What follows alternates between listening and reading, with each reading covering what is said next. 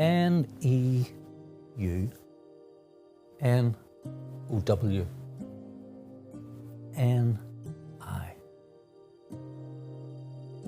What do all those have in common? Some people in Northern Ireland, I'm one, pronounce them all the same way. Now, now, now. But now, more than ever, NI is a place of new and disparate voices demanding to be heard. And do we give in?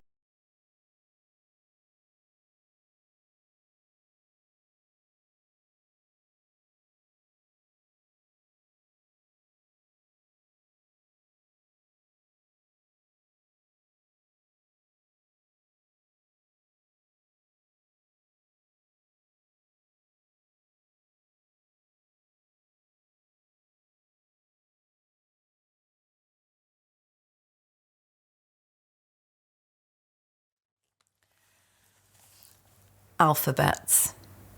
1.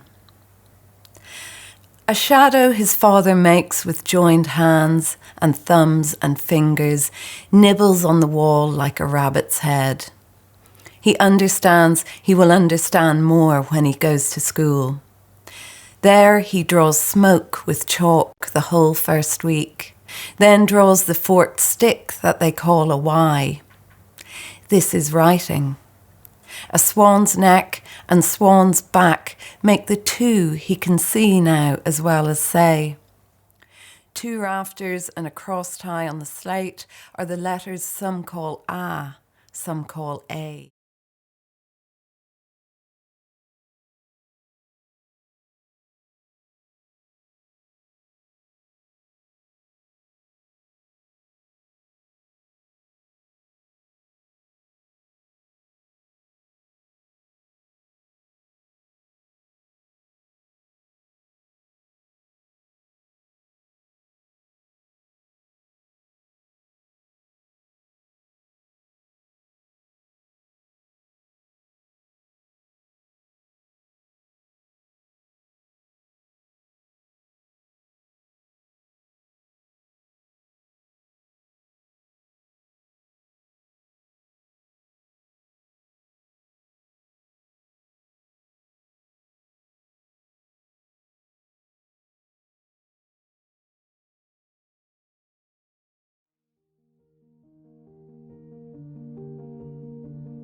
I've tried to find a way to reflect what this feeling is like. Most of this book has been written over the last 5-6 years, from 2015 or so. And really what I've been thinking about is what we've been calling the decade of centenaries in Northern Ireland and Ireland, and generally, and this very strange sense. I felt that there were all these events. Where do we start? Do we start with the Titanic in 1912 and then in 2012? But this experience of not exactly living through those events again, but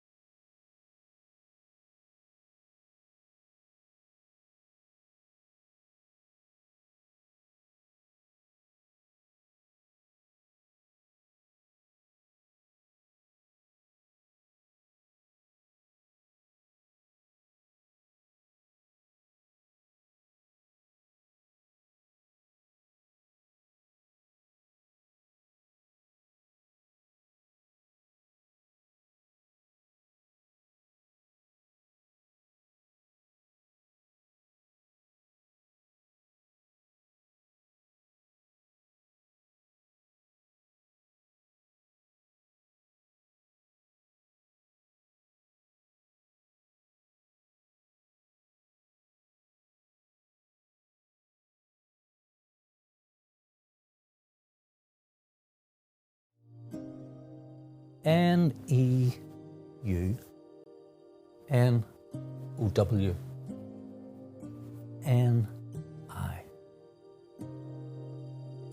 What do all those have in common? Some people in Northern Ireland, I'm one, pronounce them all the same way. Now, now, now. But now, more than ever, NI is a place of new and disparate voices demanding to be heard. And do we give in?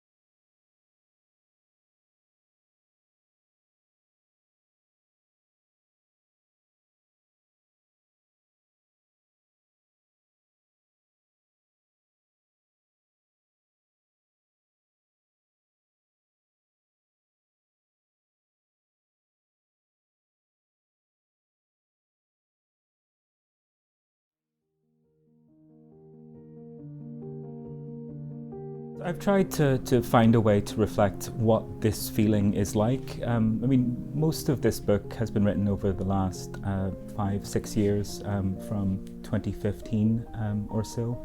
And really what I've been thinking about is what we've been calling the decade of centenaries in Northern Ireland and Ireland, and generally, and this very strange sense.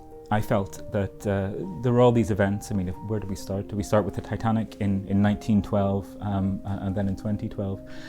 But this experience of not exactly living through those events again, but living through something, a kind of double of them, a kind of psychic, emotional double of them. And this sense of being pulled between two places or living in two places at once.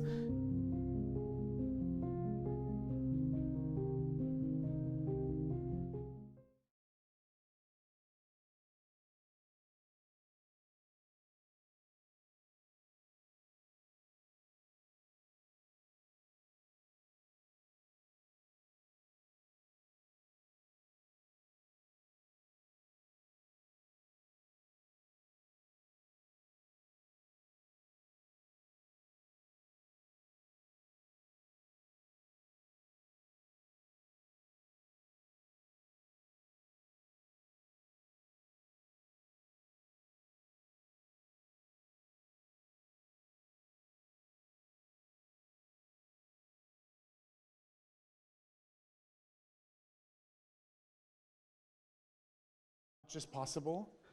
Please don't bring drinks, coffee, or food into the auditorium. Have it out there in the foyer, or even better, outside. Also, during the breaks between the readings, please everybody leave the auditorium so we can really air it out properly. Those are the safety regulations. Please enjoy the reading. Elke is going to say if you, or who's, no. Well, I could guess. Okay. This is just to say welcome to Jill Gallard. Jill Gallard is the British ambassador in Germany, and she's taking up her post, I think, in November 2020, so right in the pandemic, and particularly in this morning. Thank you so much for joining us. It's a great, great pleasure to have you here. So please welcome Jill Gallard.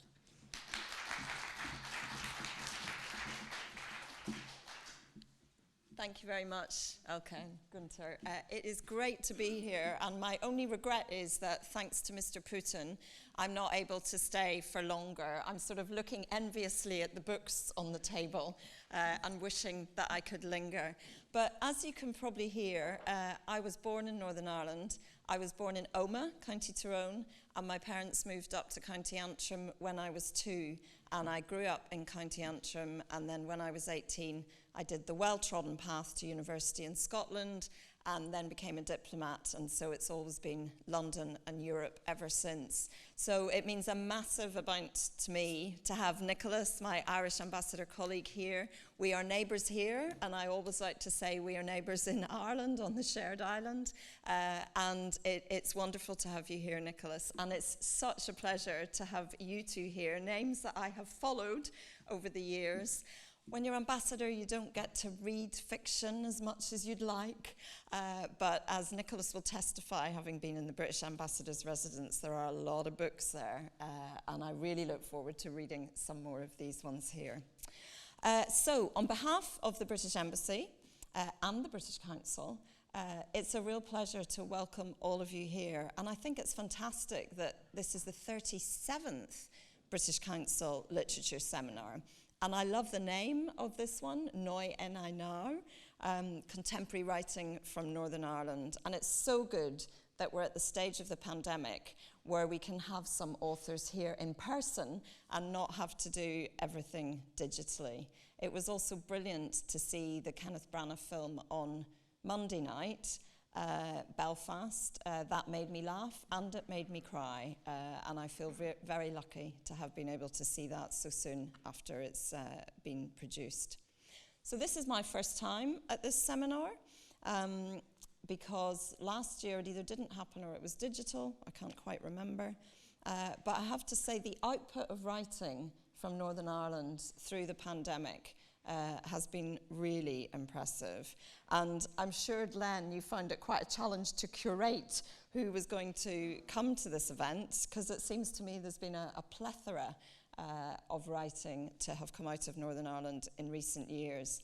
And really exciting for me to see names that I've followed over the years, like Nick Laird, Lucy Caldwell, Michelle, great to have you here, Abby Oliveira, who I think is joining digitally, Porrick Reagan and Bibi Ashley. You know, what a great selection of names we've got for this event. So congratulations to the British Council for having Glenn as a friend and supporter of this literature seminar. And Glenn, I know you've attended several of these seminars. It used to be called, was it the Wahlberg Seminar? Yeah. And I know that it's a really big event in Germany's literary calendar, which really feels like it's coming back to life 2 years into the pandemic. So I hope you all enjoy the day. I will stay as long as I can till I'm called away, but I know I'll be called away quite soon. And so enjoy the day. Great to have this spotlight on Northern Ireland literature. And I hope it's the start of many more discussions about Northern Ireland literature. Thank you very much.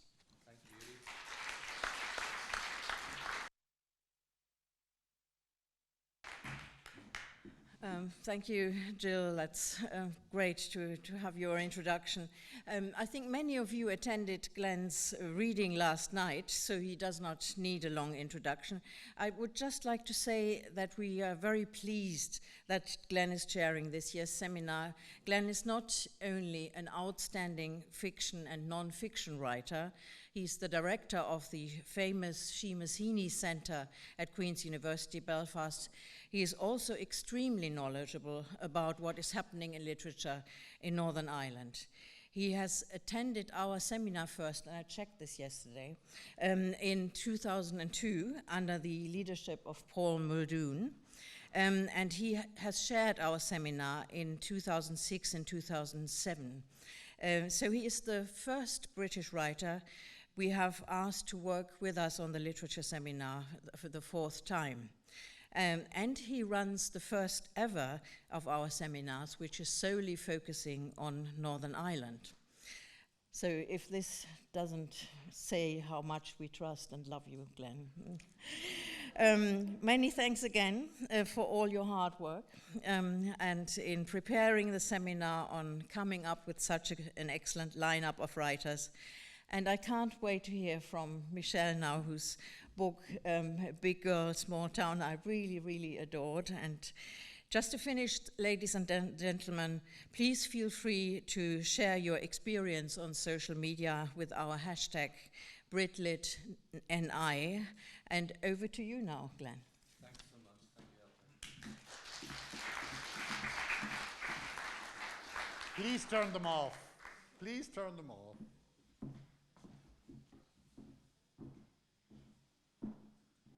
thank you all. Thank you for those introductions, and lovely to see you all again. To see some of you who were here last. Oh, a microphone! I forgot about that. It's under my rolled under my chair. Can you not hear me? I was going to do my big voice. I was going to do my voice I use for my children when they touch things in the supermarket that they shouldn't be, and then we're not buying. It's on. Okay, so it's been a wee while since I come over all kind of Charles Aznavour when I get a microphone in my hand like this. So forgive me if I start to pass among you, and it's a bit Barry White. Anyway, it's good to see you all, and I'm going to stop talking very, very soon. Jill, thank you very much indeed for your introduction, and wow, you were born in Omagh, in Tyrone. Michelle Gallen, who's sitting with me, is also from Tyrone, and in fact Nick Laird from Cookstown, also in Tyrone. Rachel Brown, who's here from the Seamus Heaney Centre, Castlederg, also from Tyrone. So when I was putting this, when I was putting this together, we were going for a big geographical spread. It took us months and months and months to think how we were going to cover all the 6 counties, and we've ended up with anyway, would anybody, somebody tweet there and just see if there's anybody still left in Tyrone? And this is true, I was one day in October when I was thinking about this, I just come off a call with Elka, and I was driving across to the Seamus Heaney Centre from my house in East Belfast, and I was thinking, now I know Nick's going, and I know Michelle's going to be there, and they're both from Tyrone. So, and I was thinking, I'll just say something about pronunciation when I'm there, that it's not Tyrone, it is Tyrone. And I was thinking about how I was going to do this, and there was a truck in front of me, and its number plate was TIRRR, which is like Tur. So there you go. So if you're that, it was like a gift from the gods. So yeah, if you're just thinking about it, just a lot of tur and a little bit of own will get you the right pronunciation. So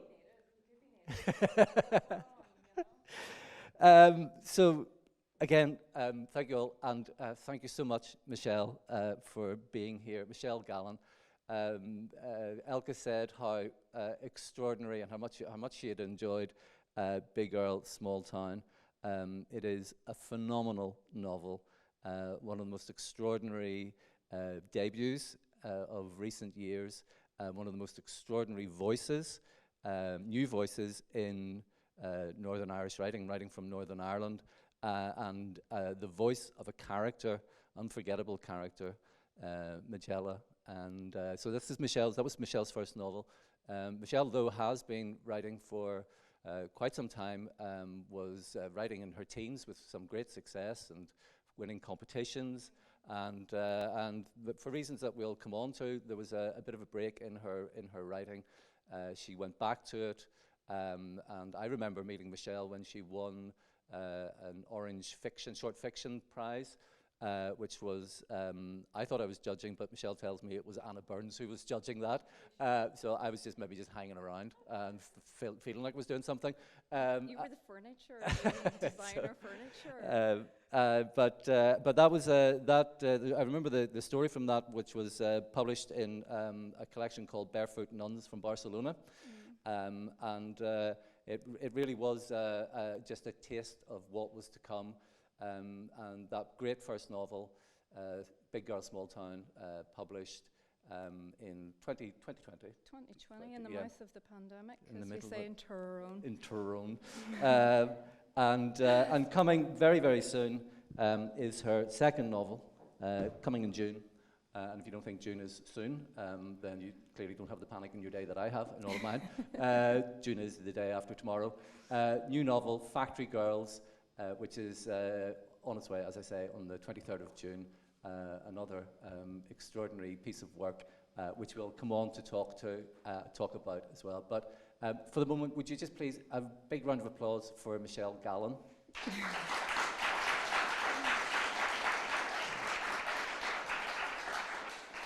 What we're going to do is Michelle's going to read for a little while, and because that's how exact we are for a little while.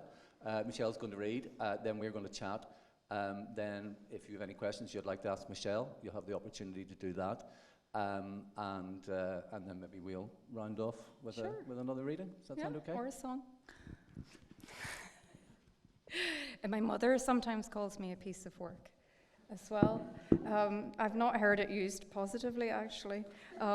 So this is Big Girl, Small Town, and the protagonist is an overweight chip shop assistant, and the book follows just a week in her life, but she's kind of dipping into the past and occasionally thinking of the future, which often involves the chips she's going to eat or the people she's going to have sex with. My son, Killian, has made the bookmark, and just in case, he's written in very large letters, by Killian. So he clearly understands ownership of artwork at this point. So this is on Tuesday. Majella lives with her ma, and her da has disappeared, and her granny's just been murdered and buried. So it's not like the best point in her life. Might not be the worst, though. So Tuesday, 8:43 a.m., item 3.7 from Majella's list of things she hates is noise, stuff smashing. It was the sound of a cup or a plate smashing that woke Majella. And it was her ma's gurning that kept her awake. Majella lifted her head out from under her duvet. The air was hot and dead because she'd forgotten to switch off the fan heater. Her skin was slick with sweat. She pushed her head back under the covers and closed her eyes. But after 5 minutes of listening to her ma howling, Majella hauled herself out of bed and unlocked her bedroom door. Majella! The cold sliced through Majella's t-shirt and joggers, tightening her nipples. Majella always wondered about that reflex. It was an odd one. Majella, I've cut myself. I need a pish. I'm bleeding real bad. I'll be down in a minute. I'll bleed to death. Majella often had to repeat things for her ma. I said, I'll be down in a minute. After Majella flushed the loo and washed her hands, she opened the bathroom cabinet and took down her da's first aid box. She had, over the years, replaced everything in the box apart from the scissors, but she still thought of it as her da's first aid box. She carried it down the stairs into the kitchen. It was a right fucking mess. A plate was shattered across the floor, and her ma was clutching the kitchen counter, bleeding onto the lino. Majella took control. Will you quit your yamming? Now, when her ma quietened down to a bearable level, Majella laid the first aid box down on the kitchen table and oxtered her over to the chair. Her ma was still wearing yesterday's clothes. What did you do to tell yourself? So her ma snorted a good noseful of snothers down her throat, and then she wiped her eyes. Majella controlled her revulsion by focusing on the floor. I dropped a plate and it smashed on my foot, and I think I've cut a vein or something. Will you call us an ambulance? Majella, she felt it was too early to commit to an ambulance. Show us your foot there. She bent over and took her ma's bony wee foot into her hand. Blood was pulsing out, but Majella didn't see the point in getting excited. Majella rarely saw the point in getting excited. I'll clean you up and then we'll see if we could be doing with taking you down the surgery. Majella handed her ma a tissue and then walked to the kitchen sink in her bare feet over the shards and blood. She filled the washing up basin with warm water and fired a dose of salt in. Her ma noticed Majella's bare feet. Oh, for the love of God, mind your feet there, or we'll both end up bleeding to death here on the kitchen floor. Majella said nothing. She knew she wouldn't get cut. She rarely hurt herself except for the odd burn in the chip shop. Cunter made her and Marty record these accidents in the green accident report book, which hung on the wall, although Cunter had never bothered reading it in all the years it had been hanging there. Some days, when Marty was bored, he'd take his pen to the book and he'd write detailed reports on how he'd bruised his cock on the chest freezer, or on how Majella had bitten her tongue when talking to Mr. Mastering from up the forestry. Majella didn't need to record her ma's accidents in a book, for they played in a big cinema screen in Majella's head all hours. The time she'd slit her hand open with the Stanley blade trying to cut the sellotape on a parcel, The time she broke her ankle going out to the backyard in a pair of joke slippers. The time she fainted in the chapel and hit her head and didn't come round, so she had to be taken to hospital and held in for observation. She was a car crash of a woman, someone people said had no luck. Majella went back over to her ma and placed her foot in the basin of water. "It's stinging me, it's really stingy." Majella's ma sounded like an annoying whin when she whined, and Majella had to restrain an impulse to give her a clip around the lug. "It's only salt water. I'll clean it out for you." The water turned reddish as Majella held her ma's foot down. When she lifted it out, she was surprised by how small it felt in her own meaty hand. She wondered what it would feel like to walk on such tiny feet. She saw that her ma's foot was cleanly sliced open on one side, and as she looked, the blood started to pump out again. Majella knew her ma wasn't good with blood. She glanced up and saw that she'd her face turned towards the free calendar she got off Feely's Meats the previous Christmas. "Pleased to meet ye, with meat to please ye." "I'm a cut real bad." "You'll live.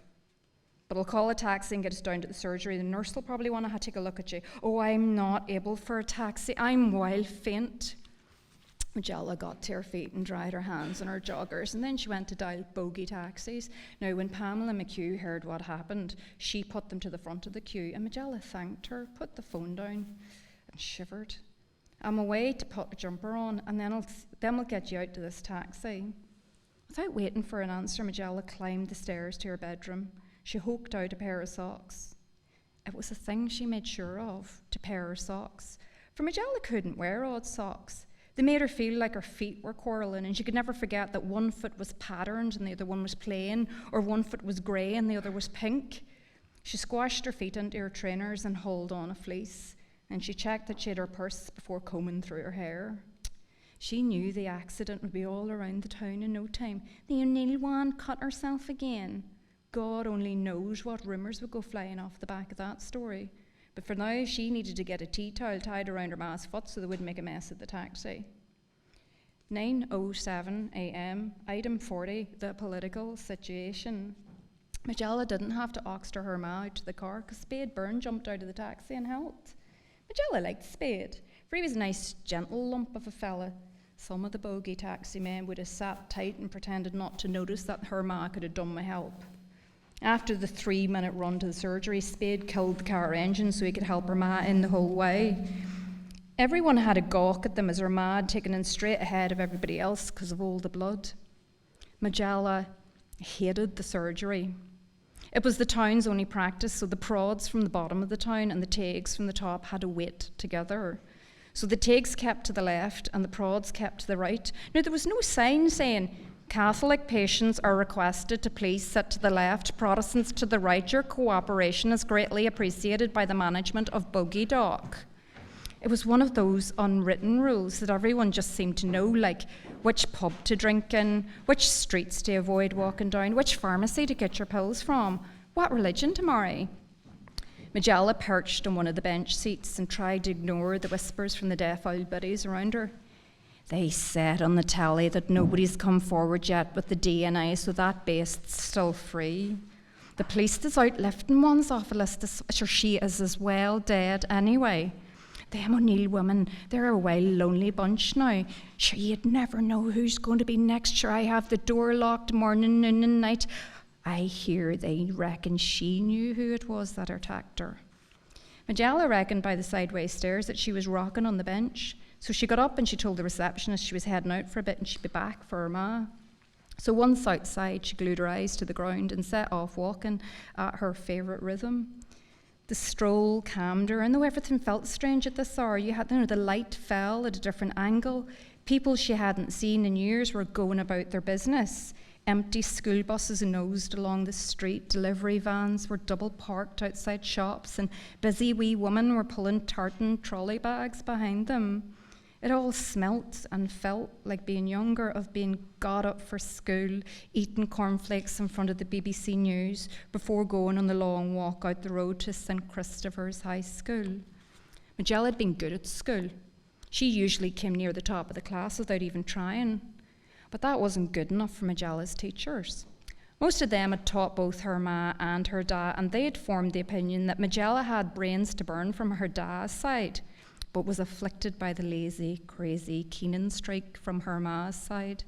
So Majella never had it easy in St. Christopher's. Half the teachers needled her about her ma. It's not hard seeing where you got the love of your bed from, is it, Majella? Your own mother so lazy she wouldn't even scratch herself when she itched.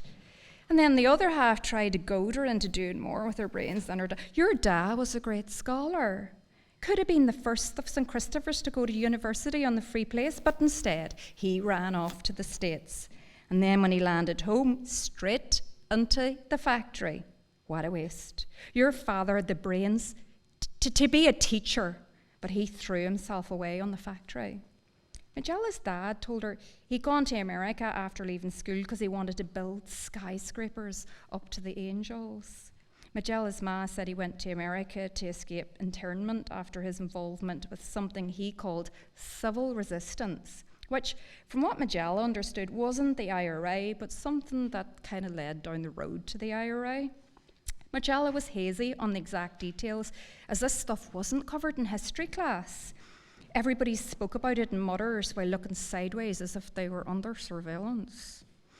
Her dad only got 1 year at the skyscrapers business before Majella's granddad died after getting a hiding in internment. The Brits had released him from Long Kesh before he died. And Majella had initially taken this to be an act of kindness, so he could die at home. But she had it explained to her that dying at home relieved the authorities of a whole load of paperwork.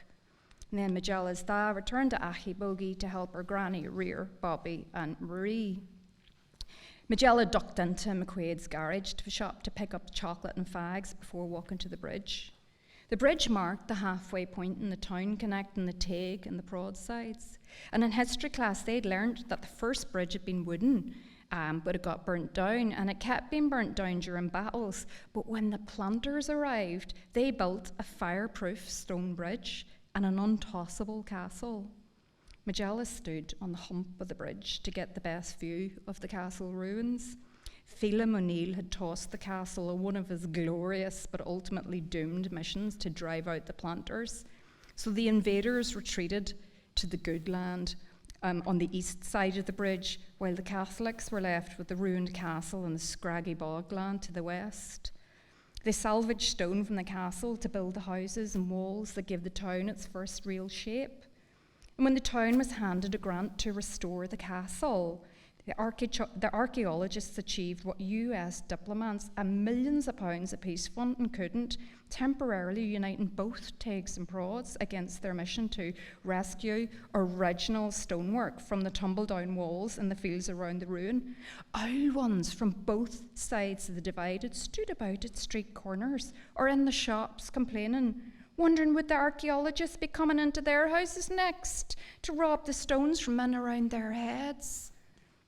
Majella hadn't minded the archaeologists. She'd been sitting her GCSEs that summer, and so she'd loads of study time.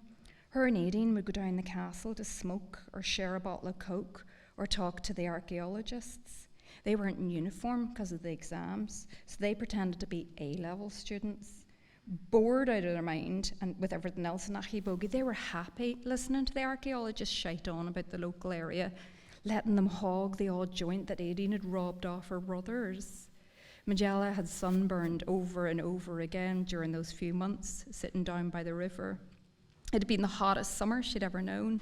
The one time she got a tan on her arms and legs that made the rest of her pale skin seem luminous in contrast. She remembered taking refuge under the bridge when it got really hot, near the wet smell of the river and the slippery stones. And these archaeologists, they told them about the battles that had happened on the stone bridge in the olden times. Majella liked the sound of those days, like when entire clans went hurrying off into battle and the river ran red with blood. When she was at school, there was only the riots around the Orange Marches to look forward to in the run-up to the summer, or the odd bomb or gun attack for a bit of excitement. And like every now and then, an American newspaper or a TV crew would come and stand on the bridge where Majella was now, the tossed castle in the background, 1 foot on the Prod side, 1 foot on the Tague side. an ironic symbol of a town divided, giving a monologue on the Troubles while people restrained the likes of Francie King from diving into the shot to give the fingers. Before last week, Majala couldn't remember the last time she'd seen reporters in Achibogi. It was the Muslim fellas who got all the publicity these days. Achibogi had to make do with hosting PhD students who'd come and spend days trying to get to know the post-conflict community, trying to dig up the sort of memories that most people knew were best left buried.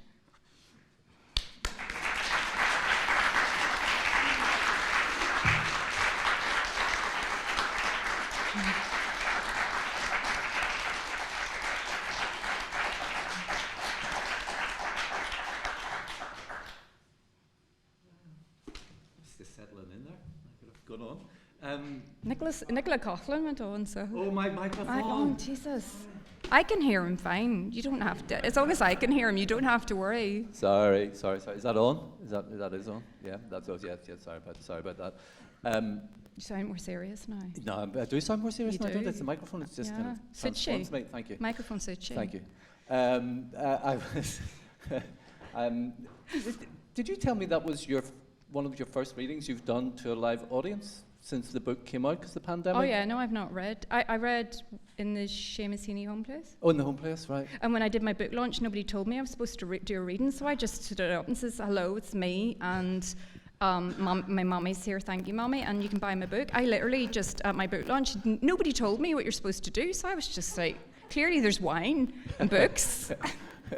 So yeah, second time reading. Maybe. I actually, my first book launch, I was working in the bookshop. I was a bookseller, and I was working in the bookshop where the launch was happening. And they thought you were. And a halfway through, they put me behind the till, so because they were understaffed. Clearly, they were selling out, though, Glenn. Is the humble brag here? No. no. Maybe it was the wine table I was on. Anyway, thank you so much for that reading.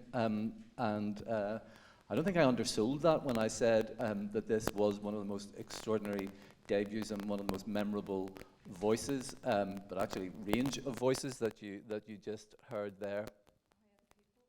What's that? Voices in my head. Yeah. Yeah. We'll come on to where Majella came from, but you were. I remember first encountering you as a writer of short fiction. Yeah. And you did win prizes for short stories in your teens. So had you been writing novels before, or had you attempted the novel before Big Girl, Small Town, or was it a progression from? Was it short fiction, and then this was the first attempt? I think I started off writing short stories. I know I can remember writing one when I was 14, and I can remember being in the living room, and like I had 5 brothers and sisters, and my dad had the TV on, and I remember I sat down on the floor and wrote this short story, and it had that magic feeling. You know, when you're just completely not in the room with all of these other people, but you're in your story, and I think that story then went on to win the W.H. Smith Award, where I met Ted Hughes, and I was like, I had no clue who he was. I was all into Kit Wright because he'd done like comic rhyming couplets that I'd been into since I was about 5. So I had like this Ted Hughes fella telling me that he thought my story was great, and I was an exciting new voice and all the rest of it. And I was going, where's Kit Wright? I want Kit Wright to sign my wee book, you know. So I did well with the short stories, but then I went to Trinity. I went to college, and they destroyed me. I wasn't Seamus Heaney, and I wasn't James Joyce, and I found it very hard to write when I was in college. Destroyed you? You mean your confidence, or in your writing, or actually? I mean the stories that you were writing. Were you sharing them with people? And I spent 4 years in Trinity, and during that 4 years in Trinity, for one semester, we studied a module called Women Writers. I found that really weird that there was only one. There was only one. Out of 4 years that you would do one module on lady writers. I mean, it was women writers, but you know, it felt like the lady writer section. I mean, in a sense, I had a great deal of confidence writing before I realized that I felt that what I saw in college, I didn't fit into it, and I wasn't that kind of writer. And so, well, so that you felt that had destroyed your confidence, but you were still writing. I mentioned I mentioned the Northern Woman, or the Orange Short Fiction Prize, because you did win it, but I remember you had entered a couple of times. I was determined to win. Yeah, well, They had a great cash prize, right? And I was always broke, and I was like, oh my God, I'm going to win that. I think I entered 5 times before you give me something. But in between that, so what I'd done is I left college and I moved to London, and I was hoping to write a novel, and actually pretty much the novel that my next book that's coming out. But when I was in London, I got a brain injury. I contracted encephalitis, and basically went from being this, I think egotistical young graduate working as a copywriter on Regent Street in London and having this fabulous life where you jetted off to Barcelona, and got off your face, to being sent home to my parents, and the wee town that I had tried very hard to leave.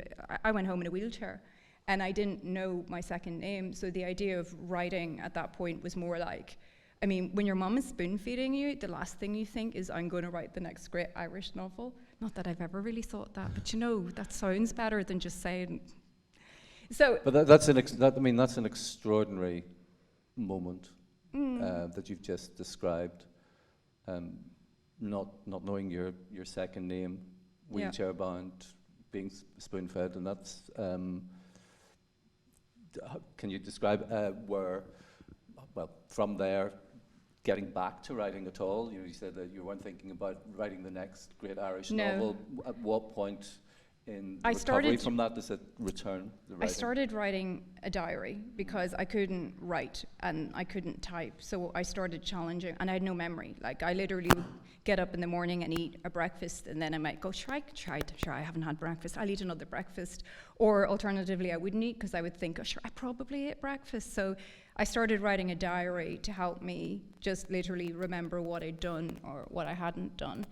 And I tried to do emails to friends as well. That's how I lost quite a few friends. Random emails you write when you're brain damaged. And then I moved into writing short stories. So when I moved away from the north, because I went down to Dublin and had quite a lot of rehab, because Northern Ireland at that point, the year I got brain damage was the year of the Omagh bomb. And medical help in Tyrone that year was not forthcoming, and psychological help the next year was not forthcoming. When I moved to Dublin, I moved to a society that was less stressed, I feel. And they certainly seemed to have more resources for rehabilitation and more space. But when I moved back to Belfast a few years later, that's when I started writing properly, because I felt really energized. And that was the Barefoot Nuns of Barcelona stage, where I got to meet you, Glenn. You just described there that keeping the diary and logging everything, and that begins to sound very like Majella. Yes, because Majella came out of a short story that I'd written. So I'd written this collection of short stories that I'm still terrified of showing people. But one of them was called Double Tub, and I wrote the short story set in a chipper with an overweight chip shop assistant who was living with his mother and whose dad had disappeared. And it was, the whole world was there. And when I finished the short story, I was like, there's no way I want to leave this. But I wasn't convinced that the protagonist was going to hold my interest, but I had this impression of this kind of shadowy assistant in the background. And so I sent that story off to The Stinging Fly, and they published it, which was really exciting because it was a proper publication. And I took November off and wrote 70,000 words in a month. Now, mostly I will say that's because I was terrified that I wouldn't remember what I'd written, like, say, the previous chapter, I wouldn't remember it, so I felt I had to write it all in a big squash. I had to set it over a week, because I thought I could probably parse all the information that happens in a week. Lists, I love lists. I really love lists. just pause you there. So that was that you mentioned you did that in November. So is that the National Novel NaNoWriMo, is it? NaNoWriMo, National Writing Month. Right, time off, right, yeah. So did you do it consciously? Yeah. As well? Okay, for that. Yeah, I joined in for that, yeah. Right. Yeah. So the Double Tub, male protagonist, Turned into turns Magella. into Magella. Yeah. And then the thing was, this Thing and Fly were all over the male protagonist, but it took 13 years to get Magella published. that, so 70,000. The finished novel's longer than that, though, isn't it? Yeah, it's 90-something thousand. It took me 3 years total to finish the novel, and then 13 years to find a publisher. I got rejected by almost everyone. My agent rejected me 3 times before she took me. I think she just gave up, and then she said, "I'm going to just keep coming back to you. If you say no, I'm just going to keep coming back." Was it the same agent every time you went to, or did you see, try other ones as well? Oh my God! My agent's Marianne Gunn O'Connor, and I love her, right? But I sent her Magella, and I think it was inside I sent it to her, and I think inside 2 hours I got back a no, right? And then I sent it to her again when I'd redrafted it, and I sent it to her again. Also because I'd got really good interest from London and New York, but I felt I needed an Irish agent. I got another no, and then the manuscript was picked up by the Irish Writers' Centre for their novel fair. And the novel fair is this thing where you get 12 writers with 12 manuscripts selected from a field of maybe 200, and then you're put in a room. Back in the olden days, when you were allowed to be in a room, you're put in a room with 15 agents and publishers, and you have to pitch your novel to the agents and publishers. So I was like, Marianne Gunn O'Connor. I thought, she's never going to remember me. Anyway, so I was like, grand, sure. I had a wee spiel and everything ready for Marianne, just, to try and distract her. Marianne sat down in front of me and at this wee table in the Irish Writers' Centre, glorious, sort of glamorous location, and she goes, "So, Michelle, I've already rejected you twice before. What's changed?" And I was like, "Nothing, Marianne, nothing has changed." But then we started chatting and we got on really well, and I think that made some of a difference to her at that point. It's really interesting to me that when you refer to the book, you refer to it by Magella's name. Yeah, for me it was always called Magella, because I think she's the big centre. Mm-hmm. I did come up with the title Big Girl, Small Town. I felt it was more marketable than Magella, but she is the heart and the soul and the sweat and the grime of the book. You described, you sort of summarised her life at the moment that the novel begins. Her dad's disappeared, her ma's alcoholic and damaged. Yeah, damaged. Her granny's been murdered. Yeah, beaten to death. Very possibly by the gossip in the town is that the police know who did it, but it's also highly likely that whoever did it is one of the customers coming into the chip shop as well. It's a pretty grim moment. You might have thought. In anyone's life, but the sheer force of Magella, her commitment to life. She has a commitment to life. There's not a lot to love in Magella's life, but what she's got to love, she loves it. Fish suppers in bed watching Dallas. And a good ride. And a good ride. If there's a good ride, she's not going to turn that down either. Or even a bad ride, sure, in a fixed. Better than nothing. So. Yeah. So the novel, you've said it across the week. There has been a recent murder. It's Magella's granny. There are journalists back, TV people. We should say something about Aki Bogie. Aki Bogie, which is definitely not Castlederg in County Tyrone. You wouldn't set a novel in the town I grew up in because you might be on a hit list. It's definitely not Castlederg. It's a town that is so completely divided, as you described, with the bridge where journalists can come to talk about the irony. And PhD students can come and do their post-conflict theses. But it is again that the town is such a feature of not just her life, but in the novel itself. Yeah. The history of the town, from the tossed castle right the way through. I mean, it really informs everything She is shaped by that. She's shaped by a town that's had 19 of its border roads blown up by the British Army. So it's a town that was really incredibly well connected to Donegal that's now absolutely cut off. Oh, am I not? What am I doing wrong? I think he's just looking attention. So is that working now? Oh, you couldn't hear me all that time? Seriously? That's why they weren't laughing, Glenn. Oh, sorry. You're the one saying the funny things. So I'm hilarious, apparently. My mother doesn't think I'm hilarious. She thinks I need manners put on me.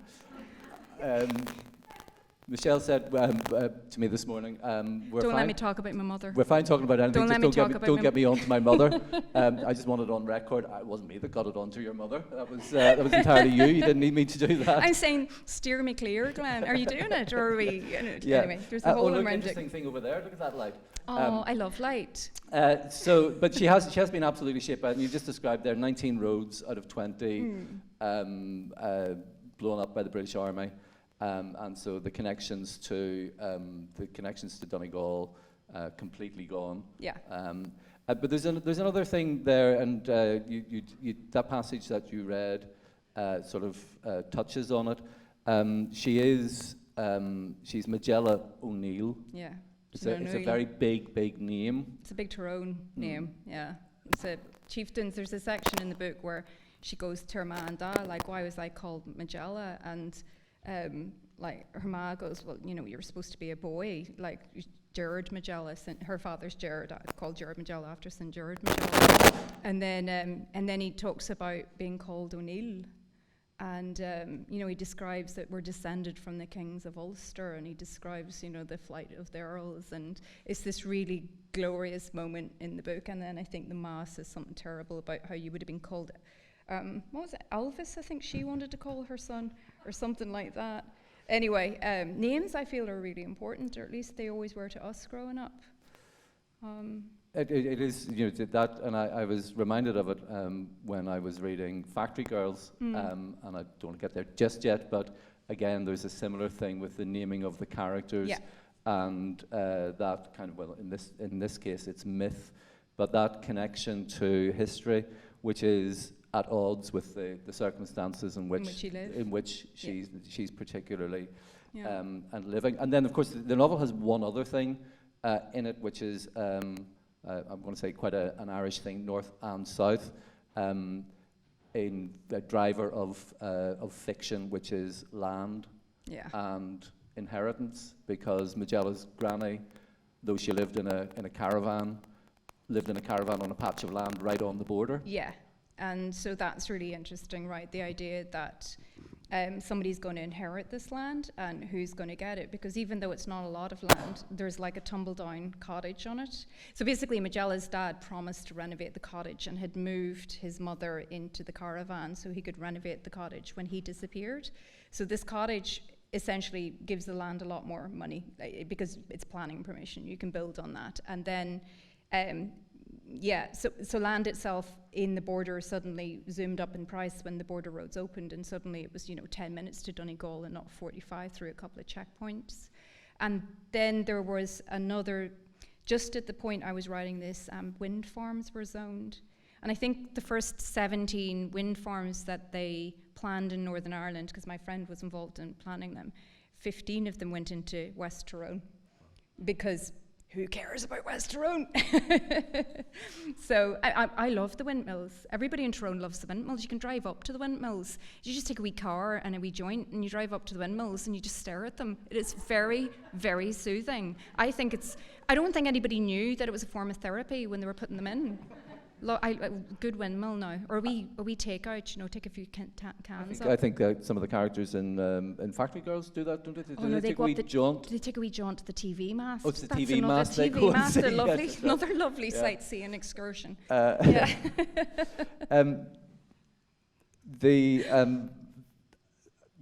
You were just when you were just before you were saying that about going for we're talking about the land and those kind of big plot drivers, the disappearance of her dad, the death of her granny, the inheritance.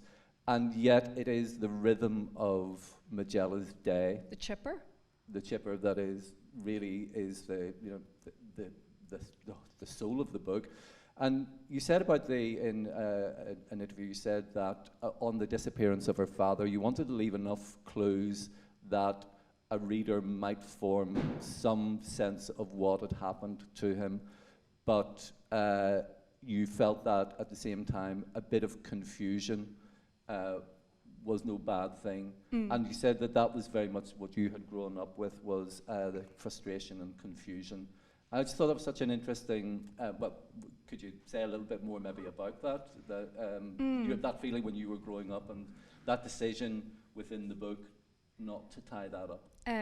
Well, people disappeared, right? Yeah, people disappeared in my life.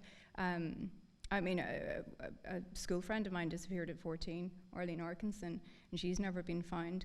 And that was not the Troubles, but something that happened in the space between the Troubles and this lawless area in which we existed. Like, Majella's never going to go to the police to look for help. So a paedophile was able to work in our town and rape and abuse girls, and he completely got away with it, and got away with the abduction, rape and murder and disappearance of Arlene, and was only caught when he went to the UK, because it works differently, right? He was someone who understood how the border worked and how the police databases worked.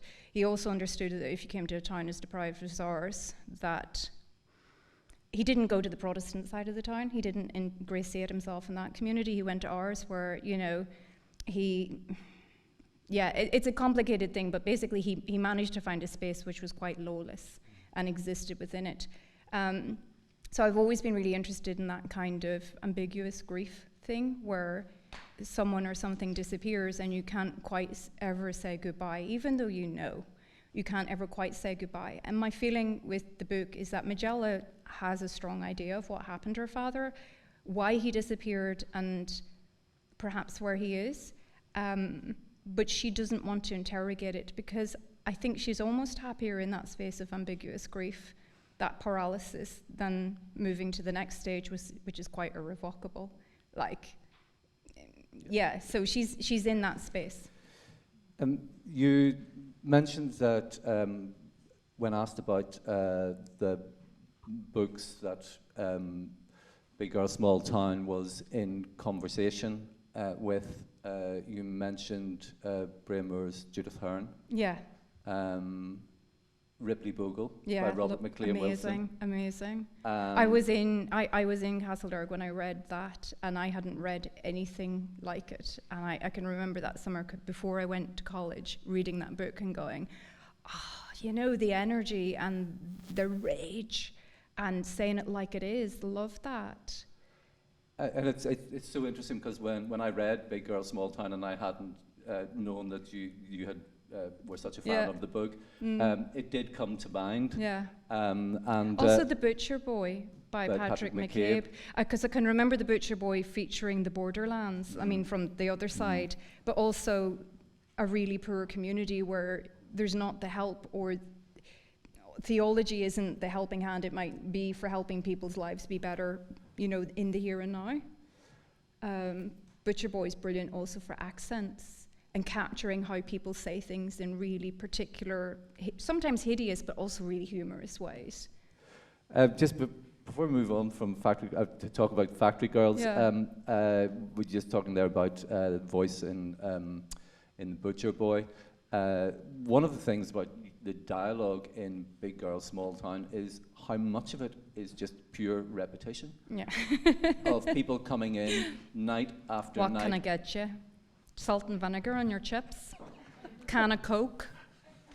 I don't eat. Yeah, I mean, I love that. I know it makes me happy. But the people who make the same joke time after time after people time. do, though. It's wonderful. You can sit down at a wake and there's somebody lying dead in front of you, and somebody will still come in and make the same joke about the great feet on him.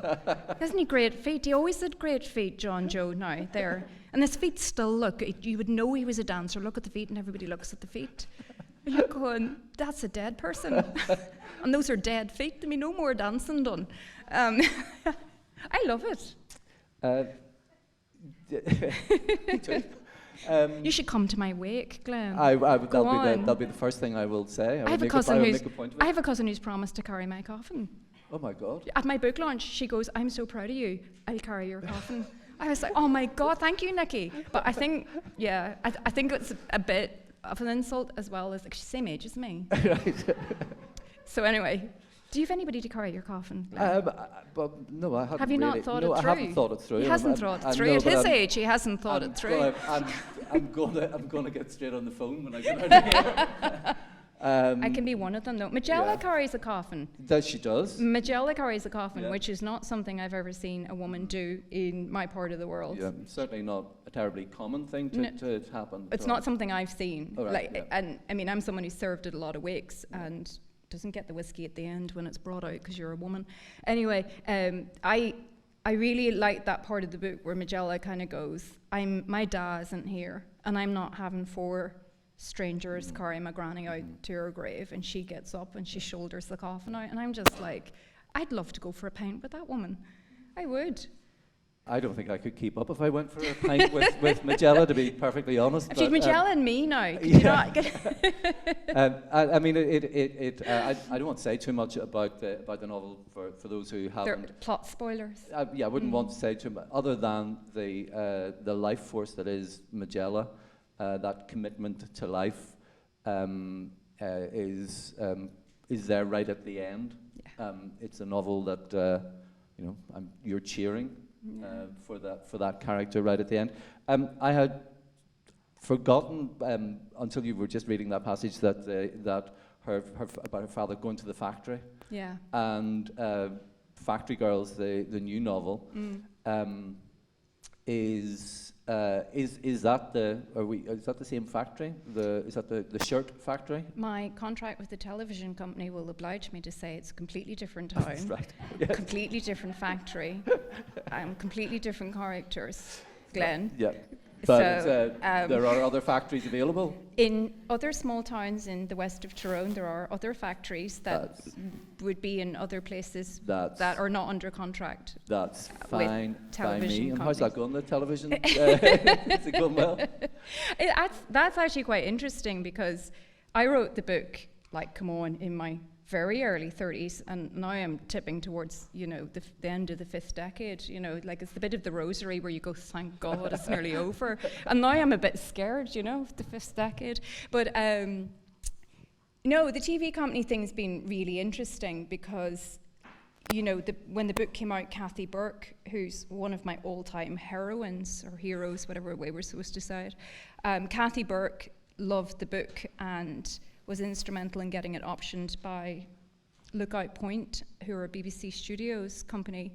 So we've been working on, what started out was they basically goes, "Oh my God, Michelle, we want to buy your book. We think it's awesome." And I went, "Oh my God, buy my book, it's so awesome." And then they said, so anyway, we worked a little pitch and we pitched it out to some of the TV folks, or, the people with the money essentially. And then they came back and they said, "Oh my God, we love it, but we want Michelle to write the TV scripts." So then the TV production company were like, Michelle, what we'll do is we'll put you in a room with a writer. And I'm going, I am a writer, a screenwriter, and you can just, assist. Maybe you just write something and then we can look at it. So anyway, then I wrote this version of the first episode, and it's brilliant. I loved it. And then I sent it to them, and they were like, "Oh, it's actually quite good. Oh no, actually, no, you don't need a screenwriter. You are a screenwriter, Michelle." I'm like, "Oh my God, I'm loving you people." So anyway, we're in development for the TV series, and our big challenge has been, how do we get Magella, who lives a lot of her world in, literally Magella, I think mostly says, salt on your chips. So how we communicate a rich inner life without, compromising too much on the characters, and how do we dial up the drama without it becoming a man's story? Because I grew up at a point where it was very much like if you wrote a book where you could picture Liam Neeson running down the street, maybe with a gun or somebody shooting at him, you that was your space. So it's trying not to involve Liam Neeson as my main challenge. Can you say something else? Or just get Liam Neeson running down the street with a gun out of my head? Really? Can we talk about your mum again? We could talk about Magella and chips. Yes, Magella and chips. Magella and chips, safe place. Bubblers, bubbling fryers, and that alleyway where people have sex. The alleyway where people have. Thank you. That's Liam Neeson's gone now out of my head completely. You write about work so well. In Big Girl, Small Town. My mother would say she hasn't done a hand's turn her whole life. Guess fiction, But you did. You worked in the shirt factory. Yeah, I worked in the shirt factory, and actually, my aunt did own a chipper. When I was babysitting her children while they ran the pub, I used to be participating, watching the chipper or eating things out of the chipper. No, I worked in a shirt factory one summer, and it was. It was quite an interesting experience, quite a difficult experience. It was my first experience of being put in a room with Protestants that had grown up in the same town as me, and suddenly you're working with these people that you've shared a town with, but you've not gone to the same schools, the same churches, the same pubs, same shops. But then suddenly you're thrown into a factory and expected to work together to make shirts. That was a really random experience, I thought. So this is where Factory Girls was born out of. It features 3 school leavers it's the summer of the ceasefire, and they're just really hoping that they can get the grades to get out of town, and they're hoping that they'll save a bit of money if they work in the factory. And obviously it doesn't work out the way they'd love it to, So you said it's the summer of the ceasefire, so we're back in 1994. 94, back then.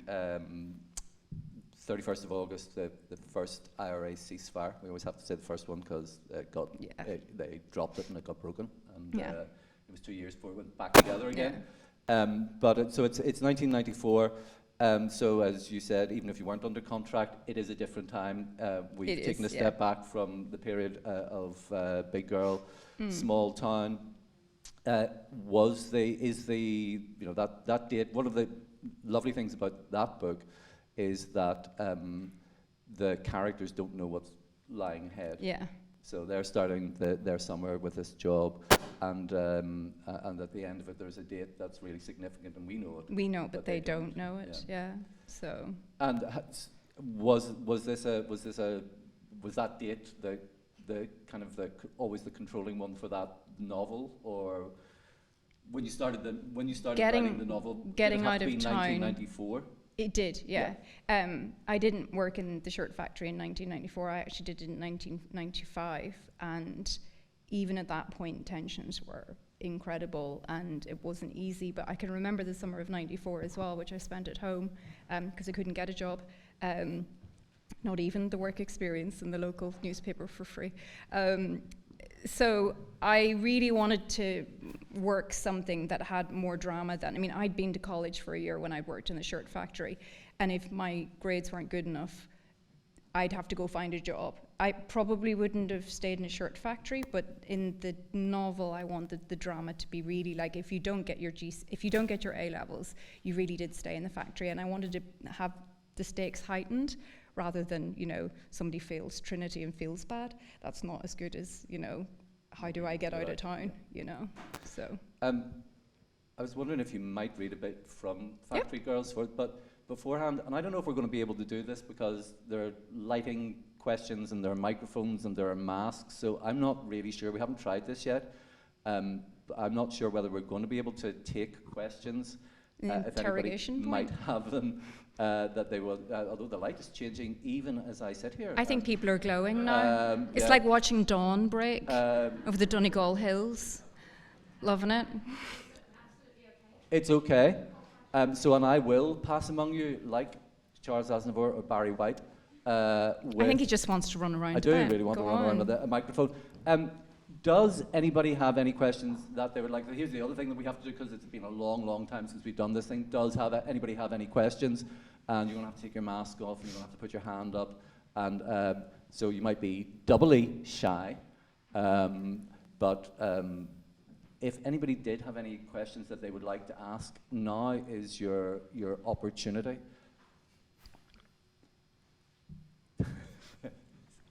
Oh, look, there, there, oh, do I need to come up with the microphone? Oh, there's roof mics. So shout it out. Oh, so there's a roof mic there, but not. Glenn, you just look better with the mic. That's what it's all about. Yes, you Yeah. can.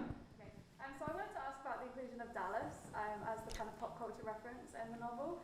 Obviously Dallas is like very American. Was that kind of used as like a sense of escapism?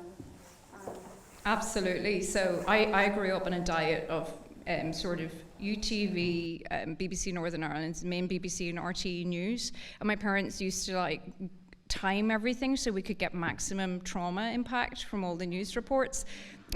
We used to also go like, oh my God, there we are in the BBC. So what you wanted to see the jackpot was our town on BBC Northern Ireland, the main BBC News, UTV and RTE. So you kind of knew how important the event in your town was by whether you got the jackpot. It was kind of like going BBC Northern Ireland, UTV, RTE, ding, ding, ding, ding, we're on BBC National News. And so we had that. And then we had like, we weren't allowed to watch EastEnders because it was too trashy. But we were allowed to watch Dallas because that was not trashy. It was aspirational.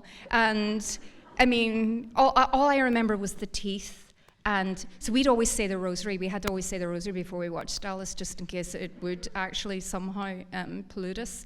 And then I can remember JR, and I always thought Sue Ellen was just a bit sick. I had no idea she was a boozer at all for ages. But it worked really well in the novel because Dallas was a huge thing, and also getting out of town and moving to America was a huge thing for a lot of us. And I really for years thought if I moved to the town it would be Dallas. Do you know what I mean? I would like have big cars, and I would marry a man with teeth and like a 10-gallon hat, you know, and we'd have whiskey on our cornflakes. How'd that work out? You know, I was sent to New York when I was 13, and somebody kidnapped me. It's a very long story. When I went to America, it was not the same as Dallas. No, it wasn't. No. No.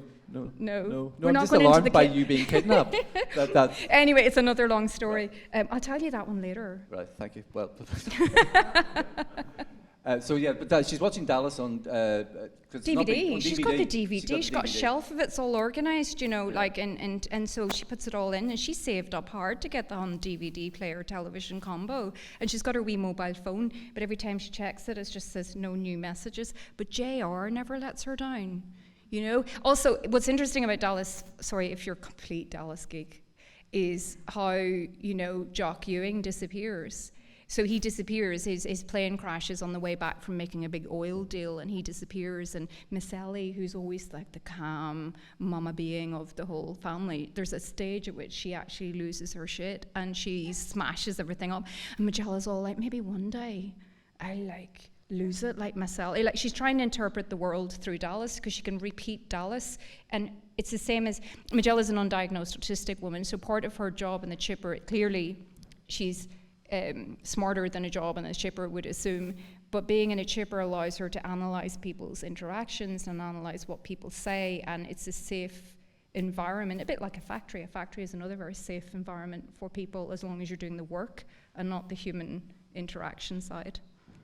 And she does also, doesn't she? She has favourite Dallas episodes that she goes to for particular moments. Of course, she has like lines that JR, wee lines of advice from JR Ewing that keep her going. You know, better than any priest, really.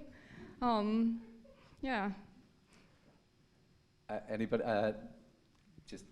I have a question. Since you also mentioned her being autistic and maybe having sort of sensory integration issues, how does that connect to the listicle structure that you have set up for her? So I wrote the initial draft without the list because the list was in my head and it didn't occur to me to put it into the book. And I revisited the book and I was like, why isn't the list in it? And as soon as I put the list in, I felt absolutely like a bit that I had deliberately hidden was now exposed. I felt so much relief. And I have the full list, you know, on my wee Word document. I think it's interesting for myself because I was an undiagnosed autistic person writing a book about an undiagnosed autistic person, and I find that whole dynamic really, really interesting because for 13 years trying to get the book published, the question kept coming back to me. It was, you know, people are saying, we love the world, we love the characters, it's all really good writing, but what's wrong with Majella? And I was like, there's not a hate wrong with Majella. What do they mean, what's wrong with Majella? And then somebody close to me was diagnosed relatively late, a female relatively late, was diagnosed as autistic. And I decided to read up on it because there's quite a few diagnosed males in my life. And as soon as I read up on the female presentation, which is different, not just for neurological reasons, but for sociological reasons, women fly under the radar, I went, oh my God, that's Majella. And then I was like, okay, so it's like, okay. But so my diagnosis happened after the book went out though. So it was quite an interesting, thing to piece together because having had a brain injury complicated my neurological presentation as well. Also complex PTSD from the Troubles and various things that have happened. So I think it's not an easy label to give. I think Majella is an example of somebody who has complex PTSD, who has straightforward PTSD. She's suffering from ambiguous loss. She's grown up in a place where she has been raised in a Catholic school and gone to a Catholic church. So autism is only one of the mixes inside her generations of trauma, you know, inherited trauma. So I don't think it's ever quite as simple as saying what's wrong with Majella. There's nothing wrong with her, but she certainly has a brain that's been formed by, wired differently because of circumstances and probably her DNA. Anybody else? Anything they would like to ask at this stage? Or shall we? Oh. I just have one question about, I was very happy that you brought up the topic of land. Because particularly, I mean, it's reflected in Majella inheriting land. This is the Irish question. It's a question about land. And you leave it open at the end because she will have an appointment with her solicitor the next morning. And this keeps moving me. I mean, because I mean, she can decide either way, keep it or sell it. So, what was in your mind when you?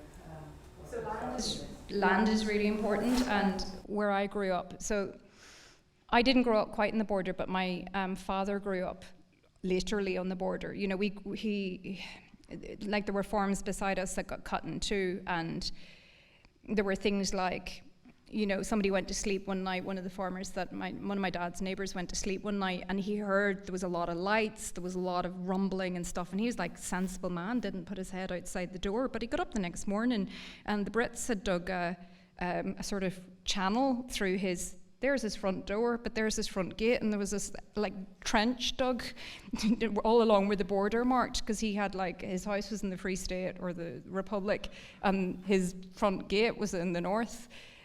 So land was this thing that I never understood why my parents didn't just leave. If we had moved 2 miles west, we would have grown up in the Republic of Ireland, and we would have grown up in a very different environment. But land and being where you're from and where your people were from and where your people's people were from seems to be incredibly important. Like a friend of mine inherited a farm, and that made her so much sexier. Like you know, in the pub, it was suddenly not just about her being her, but suddenly she had a few fields, and there was planning permission in one of them, and it all went really, like her status just shot up. And I don't really think it was the price of the fields, even at the end of the day. There's just something else to it. I don't own any land. I'd love to own a wee field. I think there's something about it. What is it they say about land? They're not making more of it. Would you read a little bit? Yeah, I think you can. I'm more controlled when I read, isn't it? It's better. No, not that. It's just I'm recklessly of me, but I'm kind of slightly conscious that we have. Yeah, what are we on time? We're perfectly timed for you to do another reading. How long do you want, though? 10 minutes. There you go. From Factory Girls. From Factory Girls. which Roddy Doyle has said is vital, bang on, and seriously funny. I'm very pleased about Roddy Doyle saying that because I am the massive Roddy Doyle fan. I will read then. If we've 10 minutes, let me think about it. Okay, I won't read the bit about tampons if we've only 10 minutes. This is another fabulous bookmark, which is by Killian. So he'd moved forward at this stage. He realized that actually putting his name in the artwork and on top of it was, overkill, but he's definitely on the back. So I'm sorry, this is the progress of an artist, isn't it? This is factory stuff. So there's 3 factory girls here. There's Maeve, who's the main character, and then there's Aoife, who's lovely and has money, and then there's Caroline, who has Nana Jackson, and Nana Jackson is worth a fortune, as in she's a great woman. Anyway, the 3 girls they're trying to bed down into the factory. They're trying to get used to it, and they keep coming over for lunch. The factory is kind of like there, if you imagine, and there's a road, and then Maeve has rented a flat above a shop. She's living with Caroline because her own home is so miserable she just can't even wait. Like she's left home before she's even left the town. So at lunchtime, Maeve fired her new book onto the coffee table in front of Caroline and Aoife. So Andy thinks that's going to help me out over in London. How to Win Friends and Influence People, Aoife said. Daddy likes that book too. Really? Yes, it's a business classic. I've read it. Pretty useful, if you ask me. Maeve wondered what else Aoife had read while she'd been watching Eurotrash. So I should actually give it a go then, Maeve asked, just as Aoife took a neat little bite of her sandwich. Aoife nodded enthusiastically, and she's clearly keen to say more. But Maeve had to wait for Aoife to finish chewing, for none of the O'Neills spoke with their mouth full. Yes, I do. It's kind of like a cross-community relations program, only How to Win Friends and Influence People is aimed at helping you get on with everyone rather than just Protestants. Maybe I should borrow it after you, Maeve, Caroline said, reading the blurb. To be honest, Caroline, a lot of what the author covers kind of comes naturally to you, Aoife said. But not to me. Is that what you're saying? Maeve said, hating the "are you starting on me" tone in her voice. No, Aoife said, going pink. That's not what I mean. It's just you sometimes sound more defensive than Caroline. Maybe I just have more to be defensive about, Maeve said defensively. As Aoife shrank into her seat, she took a large bite of her sandwich. They were on their bickies before she started up again. So, Andy must be into his business theory. Maeve shrugged, like wondering where Aoife was going. I wonder if he saw that episode of Tomorrow's World last month. What episode? Maeve said, as if Tomorrow's World was her reason for living. The one that explains how computers are going to change factories, Aoife said hopefully. Och no, I didn't catch that one. Oh, that's a shame, Aoife said, narrowly missing the "will you quit" look that Caroline was firing at Maeve. It showed how in the future robots will do more and more of the manufacturing work while computers will monitor every aspect of the production process. Right, Caroline said. So robots will be making perfect shirts. The men will be working the computers and we'll all be sitting on the dole. No. It's more like the computers will help the managers optimize every second of a worker's time, which will result in maximized productivity and profits, more and better jobs, not less. Well, I can guess who'll be experiencing the productivity and who'll be enjoying the profits, Maeve huffed, sending a wee spray of custard cream crumbs flying onto the pubic hair carpet. All factories are going down this route, Aoife said. It's not all bad. I mean, imagine how great it would be if we could schedule food and toilet breaks according to actual human needs. Oh, Aoife, Caroline said, staring at her with the soft eyes she used on the disabled wains when they were wheeled door to door to collect for charity. They'll make everything the same for everybody and it'll suit no one. I don't need the same food and toilet breaks as Mabel Moore or Baldy McGee. What I need's better pay and a decent sewing machine and some hand towels in the toilet. It's not rocket science. But imagine a machine that makes tea or coffee at just the right temperature for your break, Aoife said, putting her empty plate down on the coffee table. Or one that creates a snack based on the calories that you burn off in the job you're doing. Imagine getting enough time to drink a cup of tea at the temperature you like instead of being rushed out the door, Maeve said. Imagine only working 5 hours a day so you've time to exercise instead of being glued to a fucking chair or on your feet 9 hours a day. Come on, Cuddies, Caroline said. All this is miles off for us, 1994, remember? Sure, we're still putting wee stickers onto paper timesheets. Mary uses a calculator and writes everything down by hand. Sure, we're even paid with cheques and envelopes, and she handwrites our name on the front. Best way to optimise that factory is to put a match to it, Maeve said, bringing the conversation to an end. She didn't like Aoife's talk of change. She liked the factory the way it was. She liked sweeping out the dusty corners when she'd no work on. And she enjoyed airing out her arse in the cold blue of the toilet block after a sweaty hour of ironing. She liked sneaking outside to bake in the sunshine on the cracked blue chair. It was the gaps in the factory system that made everybody's days bearable. Be nothing short of torture if Andy Strawbridge filled each last one up with work. So the next day, Maeve listened in as a couple of lifers whinged about missing their targets. Now, though factory targets were a whole new thing for Maeve, she was well used to the general idea of targets. I mean, she had grown up classifying buildings, institutions, organisations and people into types of target, which included the popular categories legitimate, soft, high profile, intended and unintentional. Willie Fraser, for example, was a full-time member of the Ulster Defence Regiment, and he came from a long line of what Maeve's mum called deep Protestants, a title they'd earned a century ago when their ancestors had drowned 3 Catholic sheep rustlers in a water trough in the town centre. Willie was clearly a legitimate target. Jodie Johnston, she was a part-time police officer and a postwoman, making her both a legitimate and a soft target. So the IRA got her one Valentine's morning when her route was longer and slower than usual because of the glut of cards in the bag. Then there was 17-year-old Catholic Hugh Devine, shot dead the week after he got his driving licence because he was filling in for Simon Frost, who was a Protestant breadman and a part-time soldier. Hugh Devine was an unintentional target. British politicians were easy, being both legitimate and high profile.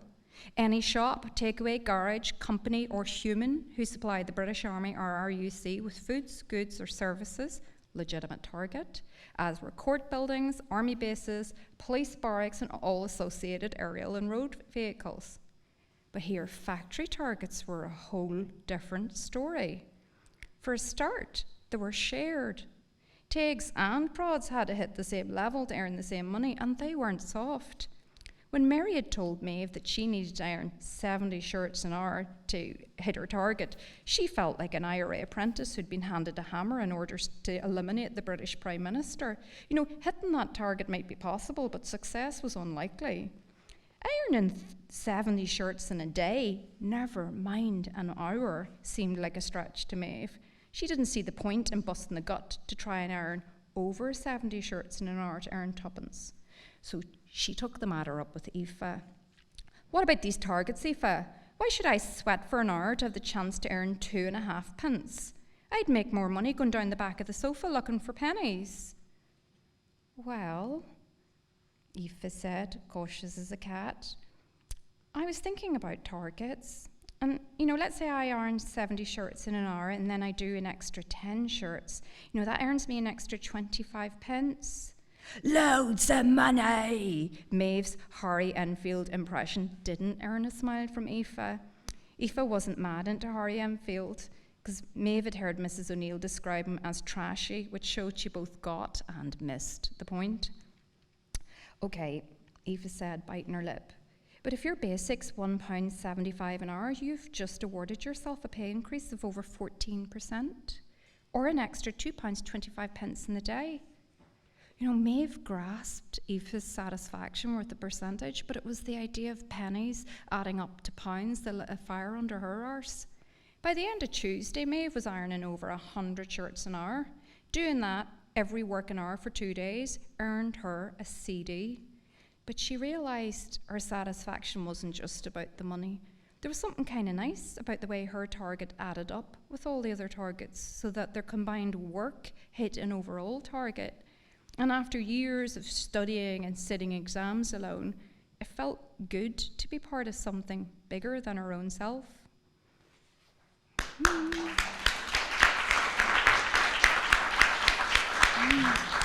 thank you.